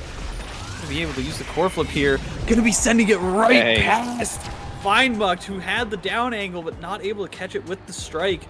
And this is what I mean. This Luna really seems to be the difference maker. Yeah, I mean, there should be, in my opinion, there should be core control issues for this Luna Zentaro comp, thanks to specifically this primetime rapid fire Ricard. And those issues don't really seem to be present. I don't know what Feinmucked is needing to be doing, not necessarily the biggest Ricard player myself, but it feels like there's just something that's not quite being executed on correctly for them to be getting as many opportunities as they are. Right. Drakkar is usually the player that holds it down, character that holds it down on these skirmishes, but right there, just losing that strike ward to Freed. And so they're able to get another opportunity here. And really, it's on Feinmuck to shut these things down, like you saw right there. Able to at least keep the core away from Remix, but not able to catch it this time. Fortunately, a couple of missed abilities from the members of Party Rockers means that it gets a goal barrier for LP Thieves, and they've got an opportunity here. Death Gun is very much okay with taking this situation one-on-one versus Mari. Able to get the KO on Remix, but not able to find things quite yet. The Molten Bolt not able to land. Mari's been doing such a good job, but finally the cooldowns are not there. And the goal goes through, but that was a monumental effort. Mori was holding it down, and then Freed spread his wings a little bit and left that top corner open. And they're not able to find a perch there for himself, so they instantly find the quarter. But yeah, I think that, you know, a few more goofy little kills on Remix or something like that, and you could really see this game start to turn around in the favor of LP Thieves. Maybe this is where the stacks comes into play, right? And now that Remix does not have these stacks, does not have the pancakes, you can see he's struggling to get his hands on the ball a little bit more often, struggle to find those super aggressive plays, right? Has to take the orb from Sir Red Panda here, but is not able to go back to where he needs to position. Finally, Freed with the flip, able to get the barrier. not landing anything quite yet. Playing Ring Around the Rosie. Remix, once again, trying to find this aggressive angle with this energy burst, but not landing anything quite yet. Does not It's have the just boost offline. The brawl happening up top. Remix and the other 4 players are desperately trying to like score and defend the score, and then you have Deathgun and Free just fighting it out up top on this Centauro X. Remix misses the boost core flip combo, but gonna land the rocket. Gonna land the whammy, as they call it. Gonna land the whammy and send this one to a match point for Party Rockers. They're looking very good, very clean on these executions. Just have to find one more goal to put this thing to rest. Unfortunately, they're going to lose a goal barrier. And if you're the players on LP Thieves, what are you thinking right now? I think I don't know. Okay, if I'm the players on LP Thieves, it's tough. Cause I'm trying to think, like, if I'm them, I don't know. If I am any one of these players in this team, I know what I'm thinking, because I've thought it in solo queue, and it's not happy thoughts.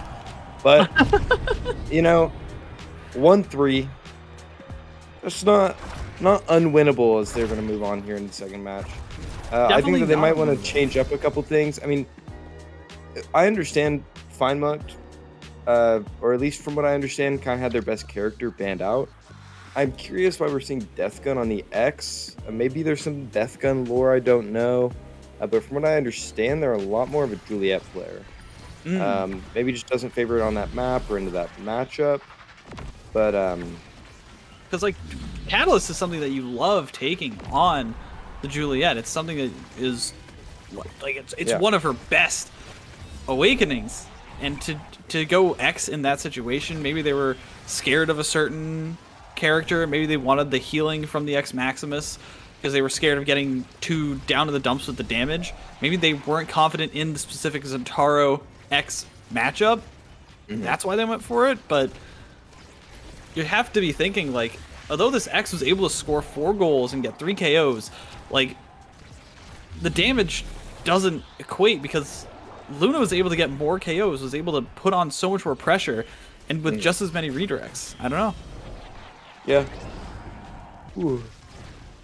Yeah, I don't know. I don't know is a accurate summary, because I mean it was a 3-1, but it felt like it was a very, very close game. Yeah. I mean, when you look at the stats, I think the stats most interesting to me, right, is it was what 9 goals to 8. It is right, so a pretty close match. If I'm reading that right. Oh yeah. Yeah, no, like both teams put up a good effort, just eventually slipped away from LP Thieves.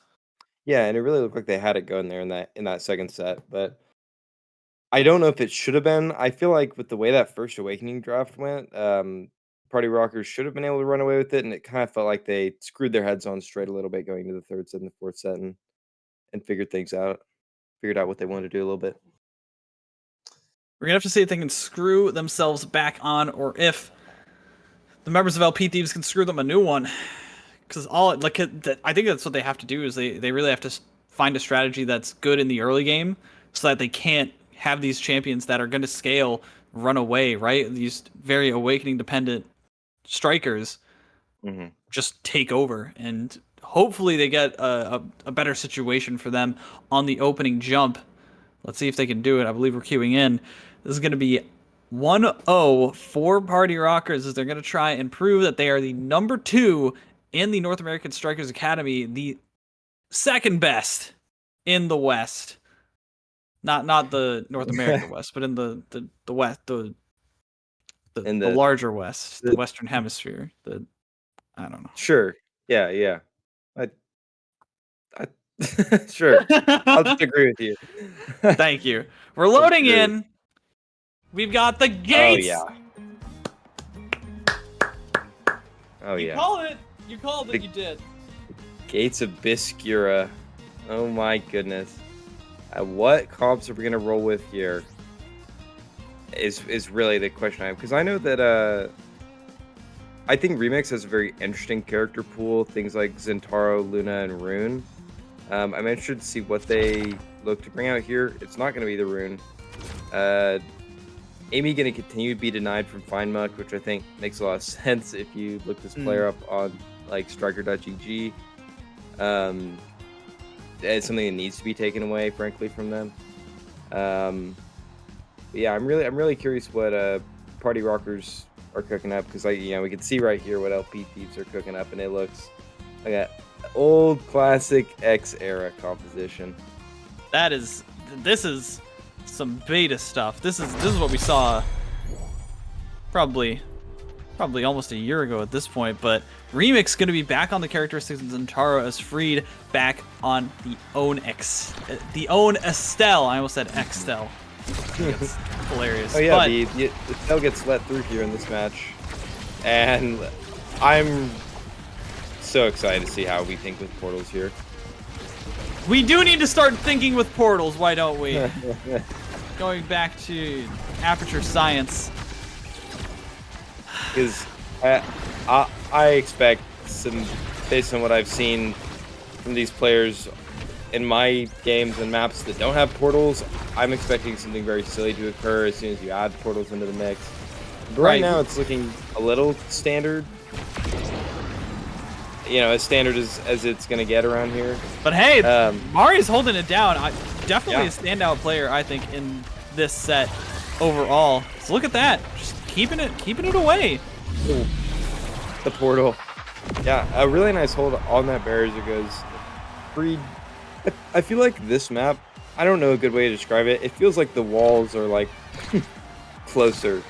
Does that make sense? Like, it feels like, oh, Death Gun going straight in for the... Wow. They are thinking with portals. They definitely are. Death Gun finding the pass from Feinbucht through the portal on the other side, just waiting in the goalie box. Unfortunately, Red Panda cannot find it this time around. Mari positioned not near that portal and gets a bad situation because of it, but Remix gonna be able to find it on the other side this time, taking a note from Death Gun, holstering that. That's 1-1 at least.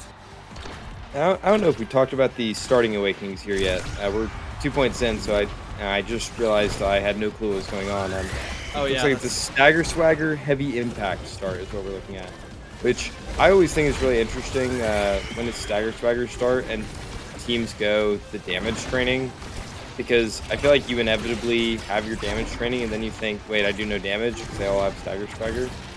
Right. But that hasn't stopped 3 players from opting into the heavy impact here. Nice passive from Remix. Gonna find the angle for the first barrier, but it's already opened up there on the side of Party Rockers. All of these players looking very healthy. I'm thinking right now it does not look like they're putting on a ton of pressure. Maybe if the scaling starts going, they can start jumping all this damage on at one time. But it's going to need to take a little bit. The Stagger Swagger is going to be a lot to burn through. Speaking of burning through, that's 2 cooldowns down for Mari on this Atlas. Going to have the bumper for a little bit longer. Now it's overtime. These portals are active on the corners. And this core is about to start going very nuclear in terms of speed. Look at this, the Oni Blade coming through. Remix not able to find anything to Fortress. Let's go through one portal and then another. This time Red Panda's not going to be able to find the portal, but Death Gun's waiting on the other side. The Astral Projection gets it right back through, but it's going to get sent back. Mari able to use the core flip there, but Red Panda does not find the return. Oh my goodness. Red Panda. People like this map. How? Hey, Literally, how is that fair? I will be honest with you, I don't think that was a map thing. I think Sir Red Panda backed it into his own goal box. But they were so close to finding the goal too. They expended all of Mari Cameraman's cooldowns by a couple of portal plays.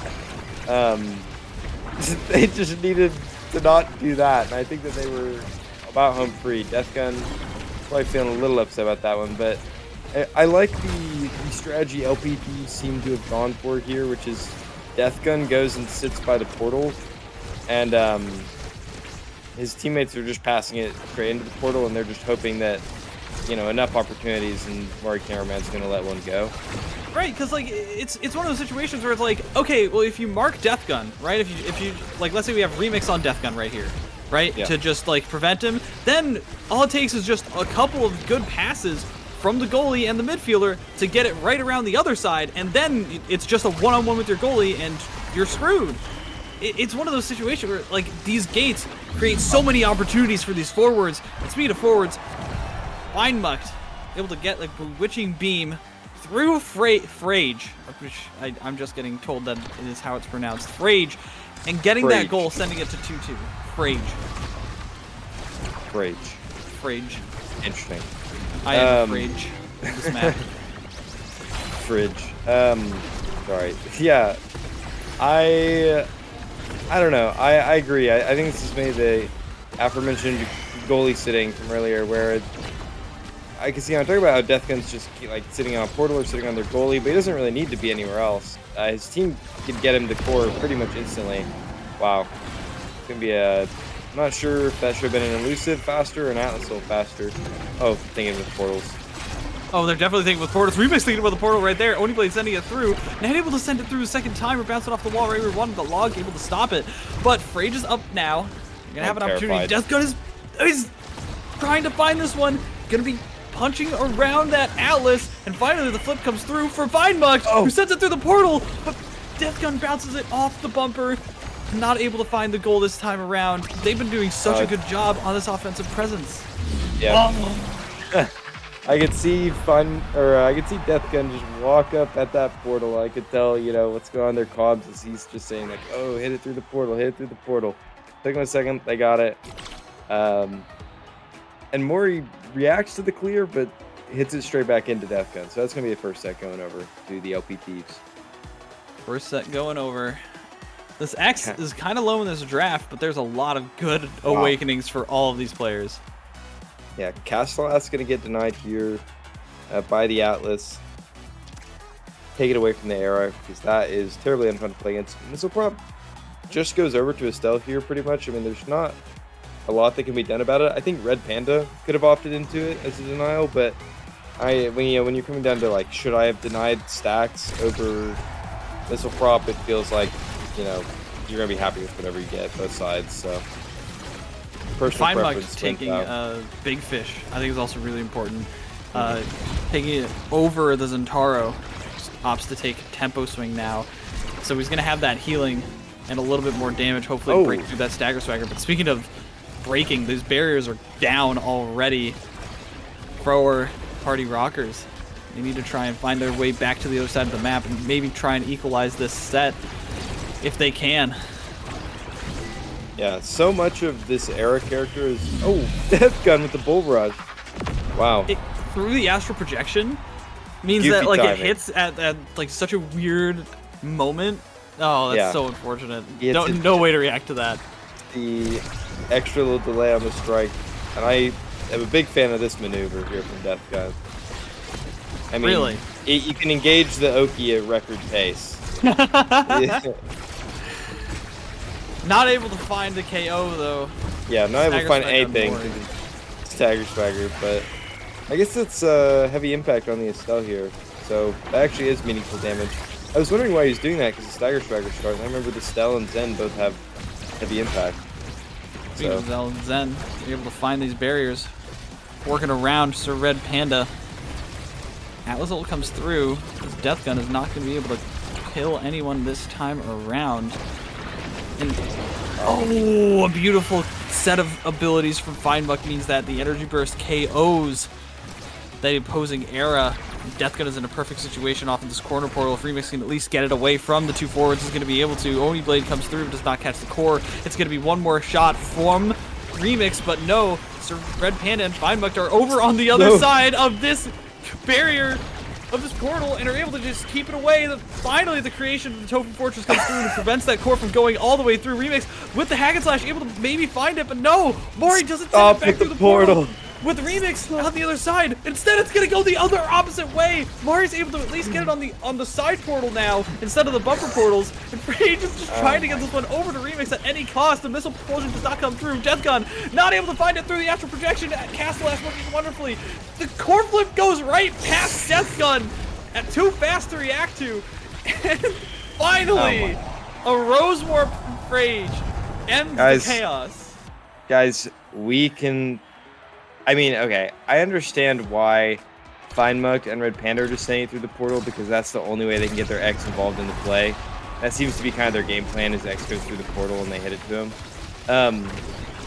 But I need the Party Rockers to remember that they do not have to hit it through the portal. Yeah, just get it away from the portal!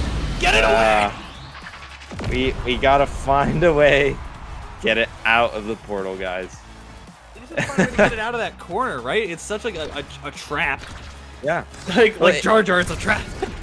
if you can just clear it out, yeah, you have all these people you're using to win strikes in the barrier. If you can just direct it out instead of back into the portal, then this X is just in a useless position, you know? Finally, Smear's going to assist on the other side, but FineMuck just wants to get it right back through and keep it up in the hands of that X with the X Maximus. Finally, the barrier goes down, but my goodness, it's so hard to even just get it to that situation with the barrier. Yeah, I mean, this is A1 Oki stratting here from Deathgun. What am I looking at? Okay, finally Remix gets the strike, and that's going to be the double barriers going down. It's going to be this open goal. The Tofu Fortress is going to claim Remix's life. What? The Tofu Fortress claims his life. Rage able to at least get a couple of aggressive positions on the Dubu here, but Mori, clear it out. Mari just needs to go away. He needs to clear on the other side of the map. Whoa! Able to stop the car flip from Red Panda, and that's a goal. That's the equalizer of the set for the Party Rockers. LP Thieves looking strong, but there's still a lot of game left to be played. Yeah, that's what I'm afraid of. There's so much game left to be played. Square flip. Gonna go out here. Deathgun in the X Maximus trying to find this. Is gonna be able to. Guys. What are we doing? Guys. Is it entertaining? Is this entertaining just watching the ping pong? They have to figure something else out. We have to figure out something other than slamming it back and forth through the pillar into Dubu ult. There's gotta be a way. Because currently, if the plan continues as is, it seems like LP Thieves have figured out what they want to do to win this game, right? Which is Deathgun engages the Oki, and as soon as they can find this portal, like they have Deathgun and FineMuck just cramming the corner, and it feels like the only option that they can do is hit it back in the portal, which isn't true most of the time. They can usually. There should be a way that they can clear it out with their hitboxes. Then Sir Red Panda just walls off the portal, and they call it a day because now it cannot go. It can only be, it's a one-sided affair on that portal once the duel comes out like that. But yeah, LP Thieves one set away from evening up the match at 1-1. Trying to even it up. The Remix is trying to find a way to make sure that doesn't happen. We got 2 goal barriers here against Red Panda. Deathgun striking for fun. Oh, just KOs the Atlas. It was Super Surge. I see. I missed that pickup. Yeah. Okay. Oh, that's what that is? That's Super Surge X. Okay, I was like, Man. It's a bird, it's a plane. Super Surge X. Oh, here we go. Here we go. Okay, the rain, we fall no, he down. did it. Oh, he cleared it away! Didn't clear it into the portal. Just hit it away from the players. Just don't. No. Just maybe that's the advice all along. Wait a minute. Did the Oni Blade hitbox go through the portal? I think that you might have dashed himself through. I don't know if the. I need a replay on that. I need a replay. That's so wild. What? That was so janky. Either way, it didn't matter because it's match point for LP Thieves. My favorite interaction of this map, and personally I'm really disappointed that Remix didn't pick it, is the Luna infinite flight through portals that you can pull off. Just because it's fun. It's so wacky. It's just good fun, you know? It's very distracting. I will give you that. Ooh. Still some fight in them here on Party Rockers and that. I mean, this you know, if this does turn out to be a 3-0, I wouldn't say that it's felt particularly one-sided. It just feels like there's been a couple moments where, multiple moments where, you know, there's a nice, I think, simple game plan here on this map. I really like what they've done with the Oki and the portal spam here on this X. And I think if you're Party Rockers, you know, you gotta try and find something that you can do about it in the future. Maybe, you know, oh, Super Surge, almost. Maybe not something you have to worry about again in this set. You don't get Obscure again, and that's a dead mark. Cameraman to the air tornado. Yeah. Oh gosh. That game felt very one-dimensional. Yeah, I mean, I think is the best way to put it. I really like the game plan LPP's had, even though I don't think it was. I think it was simple, and I think that they did pretty well on that. And I think that it wound up being difficult for the side of Party Rockers and NASL to deal with. Right. I mean, obviously, because it was a 3-0, so obviously it was difficult to deal with. But if they get Gates of Obscura again, I'm interested to see what the adaptation is for Party Rockers and NASL. If they don't, then who knows what's gonna happen. They're probably praying to RNGesus right now to never have to play that map in tournament again after that entire situation. I know I would be. So, but it probably does come down to more of a composition change. I don't think the Zentaro Estelle is gonna work out on that map. I think that you have to come up with something to fight the X, maybe like a Juliet, maybe a Kazan. The Estelle is one of those picks that sounds like it'd be good on such a large map, but you know, when it's only getting portal spammed, you know, the character's projectiles don't go through the portal. She's not gonna be particularly strong at pushing it back through the portal or winning the strike wars up close either way. If your team's not able to get it out into the open field, then the Estelle pick just isn't gonna feel any good at all. So I agree that that's maybe somewhere they have room for change. Room for change, we'll say. Going into the third set. They really need to find a way to deal with Death Gun because he is locked and loaded in this set. Finally queuing into the last game. Game 3. I love a good competitive match. Unfortunately, that one did not... I'm not going to say anything else. It scratched my itch. Yeah, it made me scratch my head, I will say. And we had a good time. I thought it was very silly, but I enjoyed it. We had a fun time. We're getting loading back up. Where are we going? Please, Gates of Obscura. Oh, okay. God. We're on Oni Village, which could go very wrong as well. Both of these players know how to play Atlas and play it well. Death Gun definitely has an Asher to deal with, but we're not going to have any portally funny business.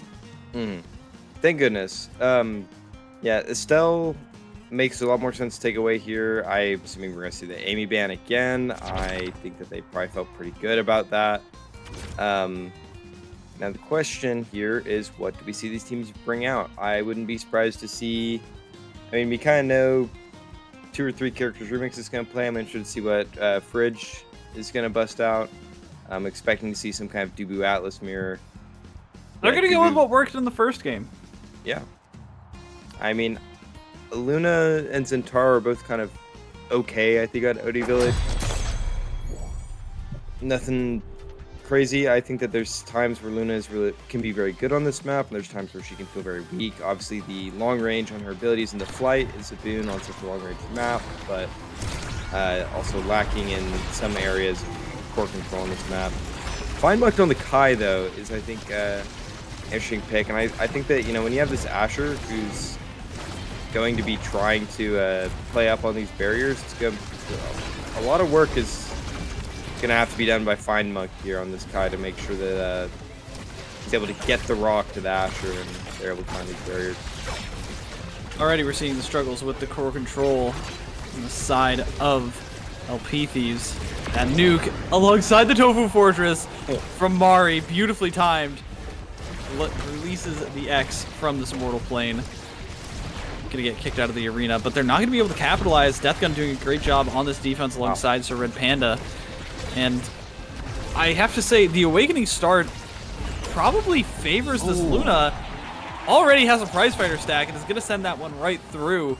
Bulk up on the other side, which everyone else decided to go with.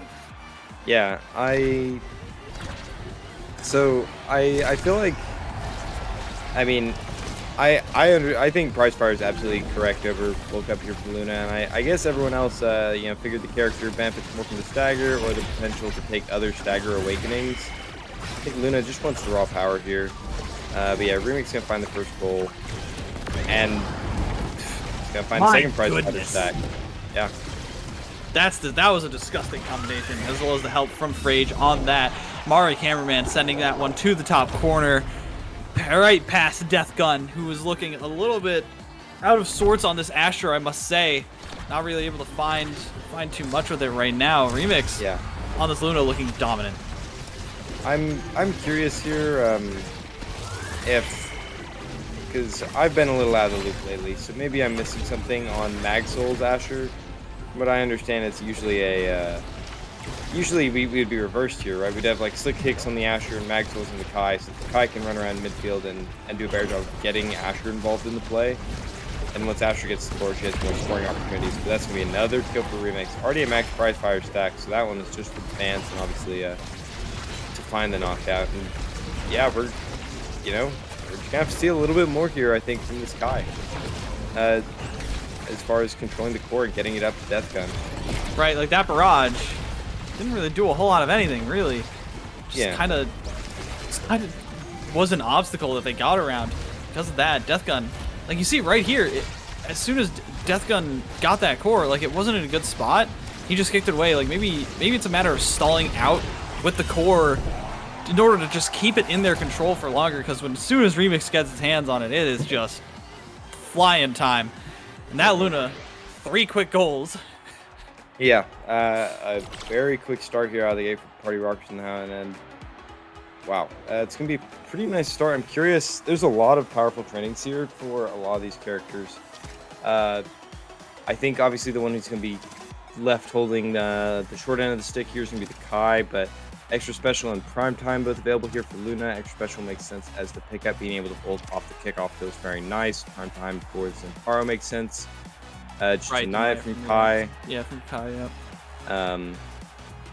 Yeah, a lot of stuff that makes sense here. I don't even think Quick Strikes is going to feel too bad here for Fine Mug. It should help out a little bit with some of those some of that midfield control we're looking for. But at the end of the day, it is, wow, Deathgun finds a quick kill with the airship on Damari Cameraman. And that's going to be nice, reversal on the way the sets have been going for LP Thieves. Should give some nice pressure. Oh, that's going to give them some nice pressure. Give Party Rockers some nice pressure. What's going on here, QBs? What? We have Fine Mug playing a little bit of goalie, finding another kill for himself. And it feels like we've devolved a lot here from the first set. Yeah, but there's a little bit of chaos going on here, but one thing's consistent, it's that Remix has like 3 million damage and just tosses down the nuke, flies in, but the barrier's gone on the other side. Deathgun finally gets their hands on the core. Nexus is looking a little bit like the offense is coming together a little bit for his LP2s. Oh, never mind. Oh, steppy roll. Sir Red Panda. Not quite with the read there. Fridge gonna get it done. Yeah, there were a couple goofy kills that happened in that round that I think made it look like LP Thieves had a pretty good chance, but far and away, I think Party Rockers have been more effective here in this mini village game. Yeah, and even though Fridge, I forgot how to pronounce the name, but even though they've been Fridge, I guess, Fridge? but I think just like Fridge. I'm going with Fridge. Oh, it's Rage. Okay, well, as we say that, Red Panda gets taken off the map, and Remix drops to Crater once again, just doing so much damage. Now trying to predict the down clear from Vinemuck, but it's just the LB Thieves are struggling to stay alive against the prize fighter Luna. Yeah, I mean, Luna is the kind of character, where once she gets going, starts getting good awakenings, especially with prize fire, starts getting prize fire stacks, it just becomes a bit of a nightmare. It feels like you always have someone dead or staggered or under an immense amount of pressure. Oh, Yeah, that wow. was okay. They didn't even need the flips there. Both of them look like they're whiffed, and just the pressure alone on Sir Red Panda is becoming a little bit too much, as once again they're up and they're looking to take the second set. Yeah, you need to see, I think, a pretty interesting awakening draft or just a turnaround and play to. Oh, Sir Red Panda says, "Sit down, young man." Finds the kill on Frege, and this could be an opportunity here to stay in this set. Yeah, with Frege off the table, this is a chance, but Sir Red Panda's going to have to send it forward, and now that Frege is respawned, I don't know, Deathgun's going to have to find a good flip here, and manages to do so. Gets around the cameraman. Yeah, had to be quick, and he was. Finds the right angle just in time. 1-2. It really, I mean, I can smell the Deadeye coming in the next set. And I think that. Whoa! Hello? Oh, that Luna Bug. Can we get a replay on that later? What was that? I haven't seen that Luna Bug in like a hot minute. I mean, that. I don't. You know what's crazy? I don't think I've seen that ever, and I've played like 1,000 Luna games. Like, I've never done that. My brain is stun locked. LPTs have no barriers, which is not usually a good sign on any village. Yeah, their minds were being controlled by the Luna movements, I guess. As Remix does have flip, is in position. So much pressure on the bottom side to stand still. Get me the rock. Patiently awaiting his time. And it never comes. Yeah. Frege finds the score. He's stuck waiting forever. Wow. Yeah. I totally lost whatever train of thought I was having when that Luna thing happened. So what do you think LP Thieves needs here to maybe help him turn around? Do you think you see anything here that gives him a chance? I don't really see anything. Stagger Swagger, I guess, will help Mindmuck stay alive, but the big thing is the Asher is just a little too slow right now. The Asher cannot keep up with any play that's going on. Build Different is fine and good, and Asher loves the size and the impacts and all that, but it just feels like Deathgun could never be in the play. Yeah. Yeah, I agree pretty much. I mean, I think Stagger Swagger for this Kai, if anything, feels like maybe a denial from your own Asher, because I don't know how much, Kai is dying, but not to being staggered and then like processed out. It's just one shots from Luna. And Asher clearly going to be needing that Stagger Swagger a little bit more, but 1-2 punch picked up for Remix, can be a lot of damage. I'm really surprised to see Missile Prop fall as far as it did. I think it might have been the better selection on like a couple characters before it fell all the way to Mori Cameraman. Kind of Dubu Biss, so you shouldn't see it fall that far, but open net for both teams here. Yeah, and with that open net. Oh, but Deathgun getting a lot of hit stun on Mori Cameraman. That Pat Splitter hits like 3 or 4 different times depending, and a flip from Mindmuck will get the LP Thieves the first lead in a long time. The first lead, it's hard to say. I mean, I would bet that they don't really feel like they're in a leading position per se, but oh, you know what? By the way, I'm chatting. Sir Red Panda had to deny orb rep from Mori Cameraman. This is why he didn't take Mr. Prop.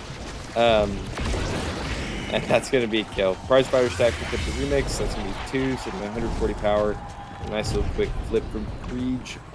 Locks him in at 1-1 here in the set 3.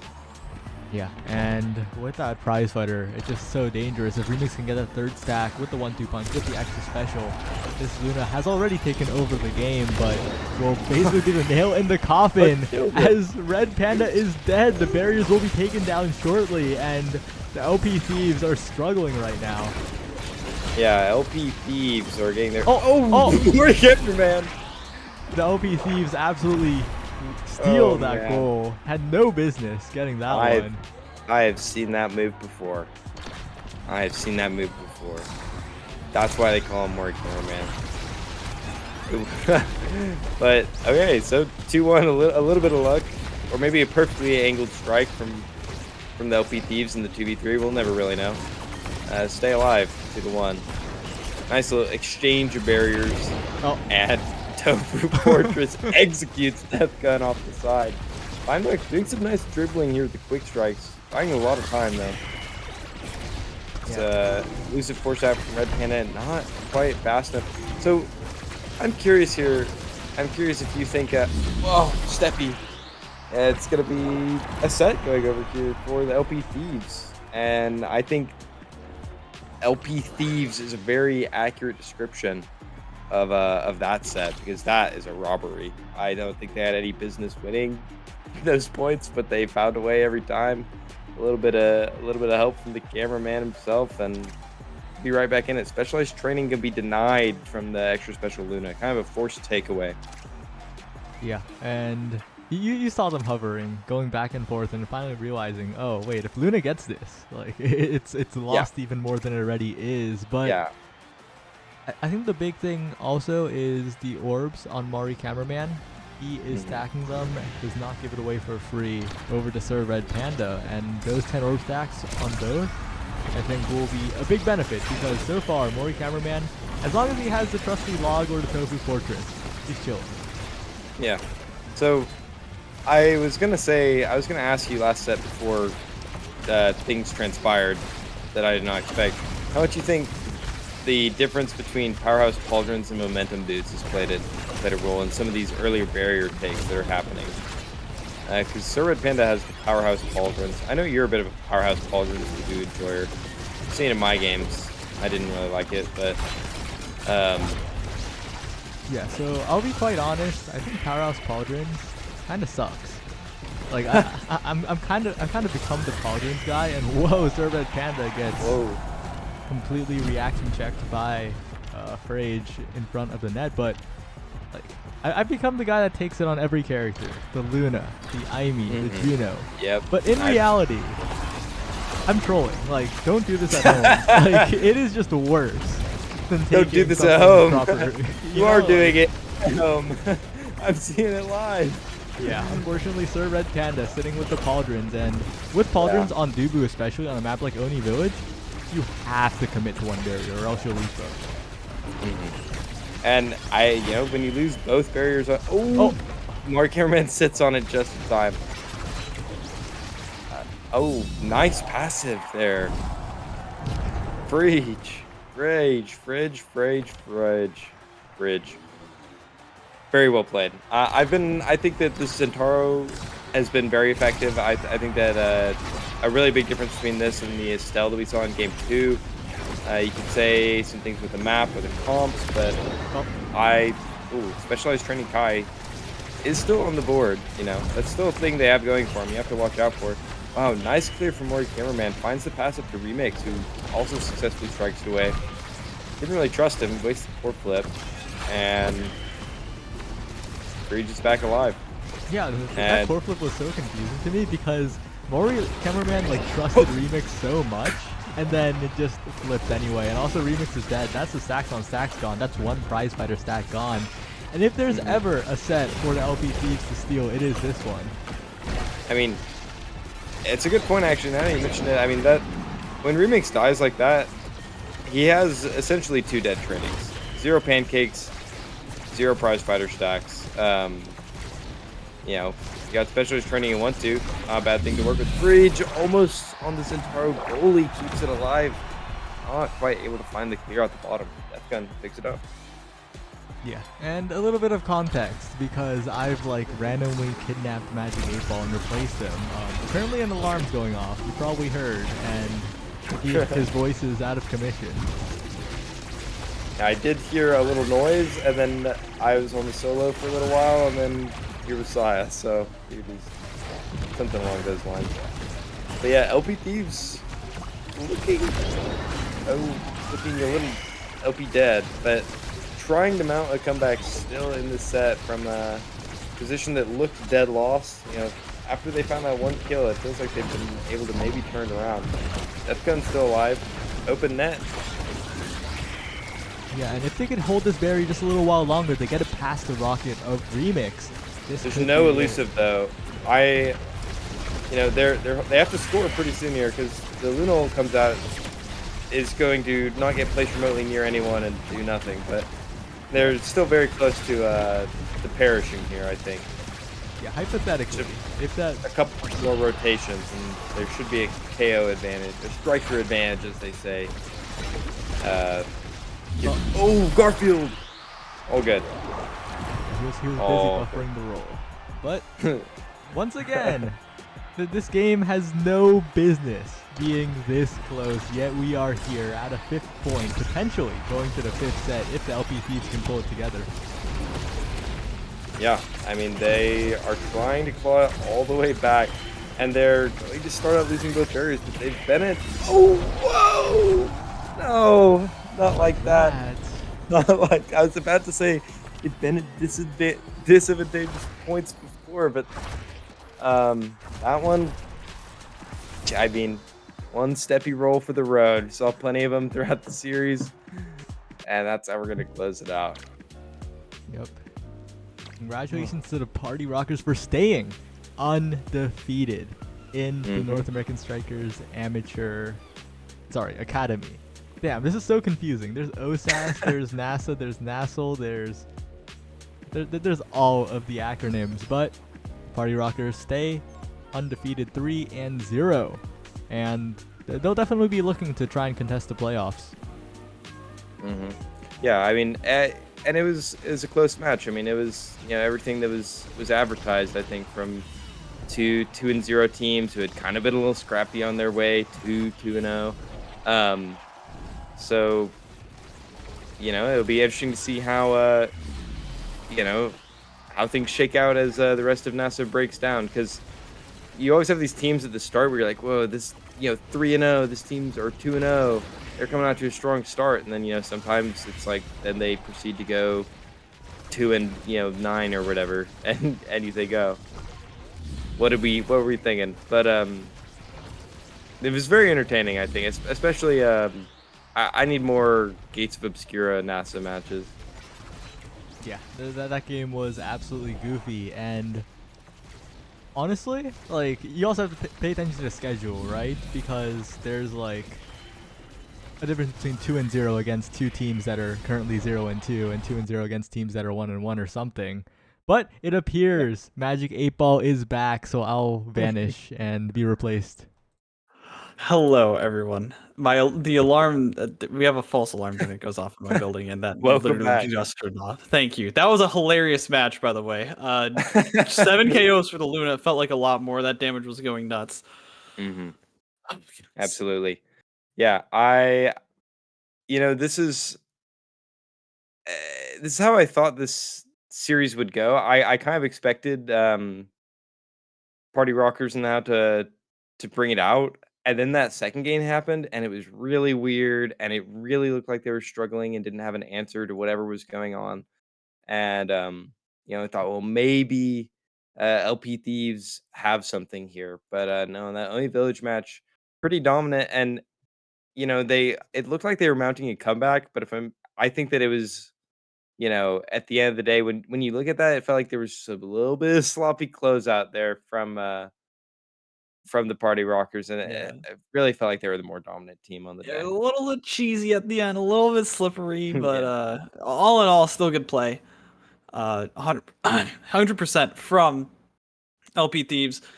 Just could not manage to mount that comeback, could not manage to find those opportunities in the end of the day, and great play from Party Rockers. If you want to watch more NASA action, NASA matches will be broadcasted at 6 p.m. Eastern Time on twitch.tv/Vaudable on Wednesday, 6 p.m. Wednesday. Be there for extra NASA matches. These could be the next players, the next best players in the tournament scene for Omega Strikers. But other than that, Lexus, do you have any closing thoughts for us? No, my brain is fried. Fair enough. I'm tired. Thank you, everybody, for tuning in to the NASL Bestie in Slot, twitch.tv. We are going to be sending you over on a raid. Thank you so much for sticking with us for tonight. Appreciate you. We'll be back next week with more North American Strikers League action. Thank you, everybody. Have a great night.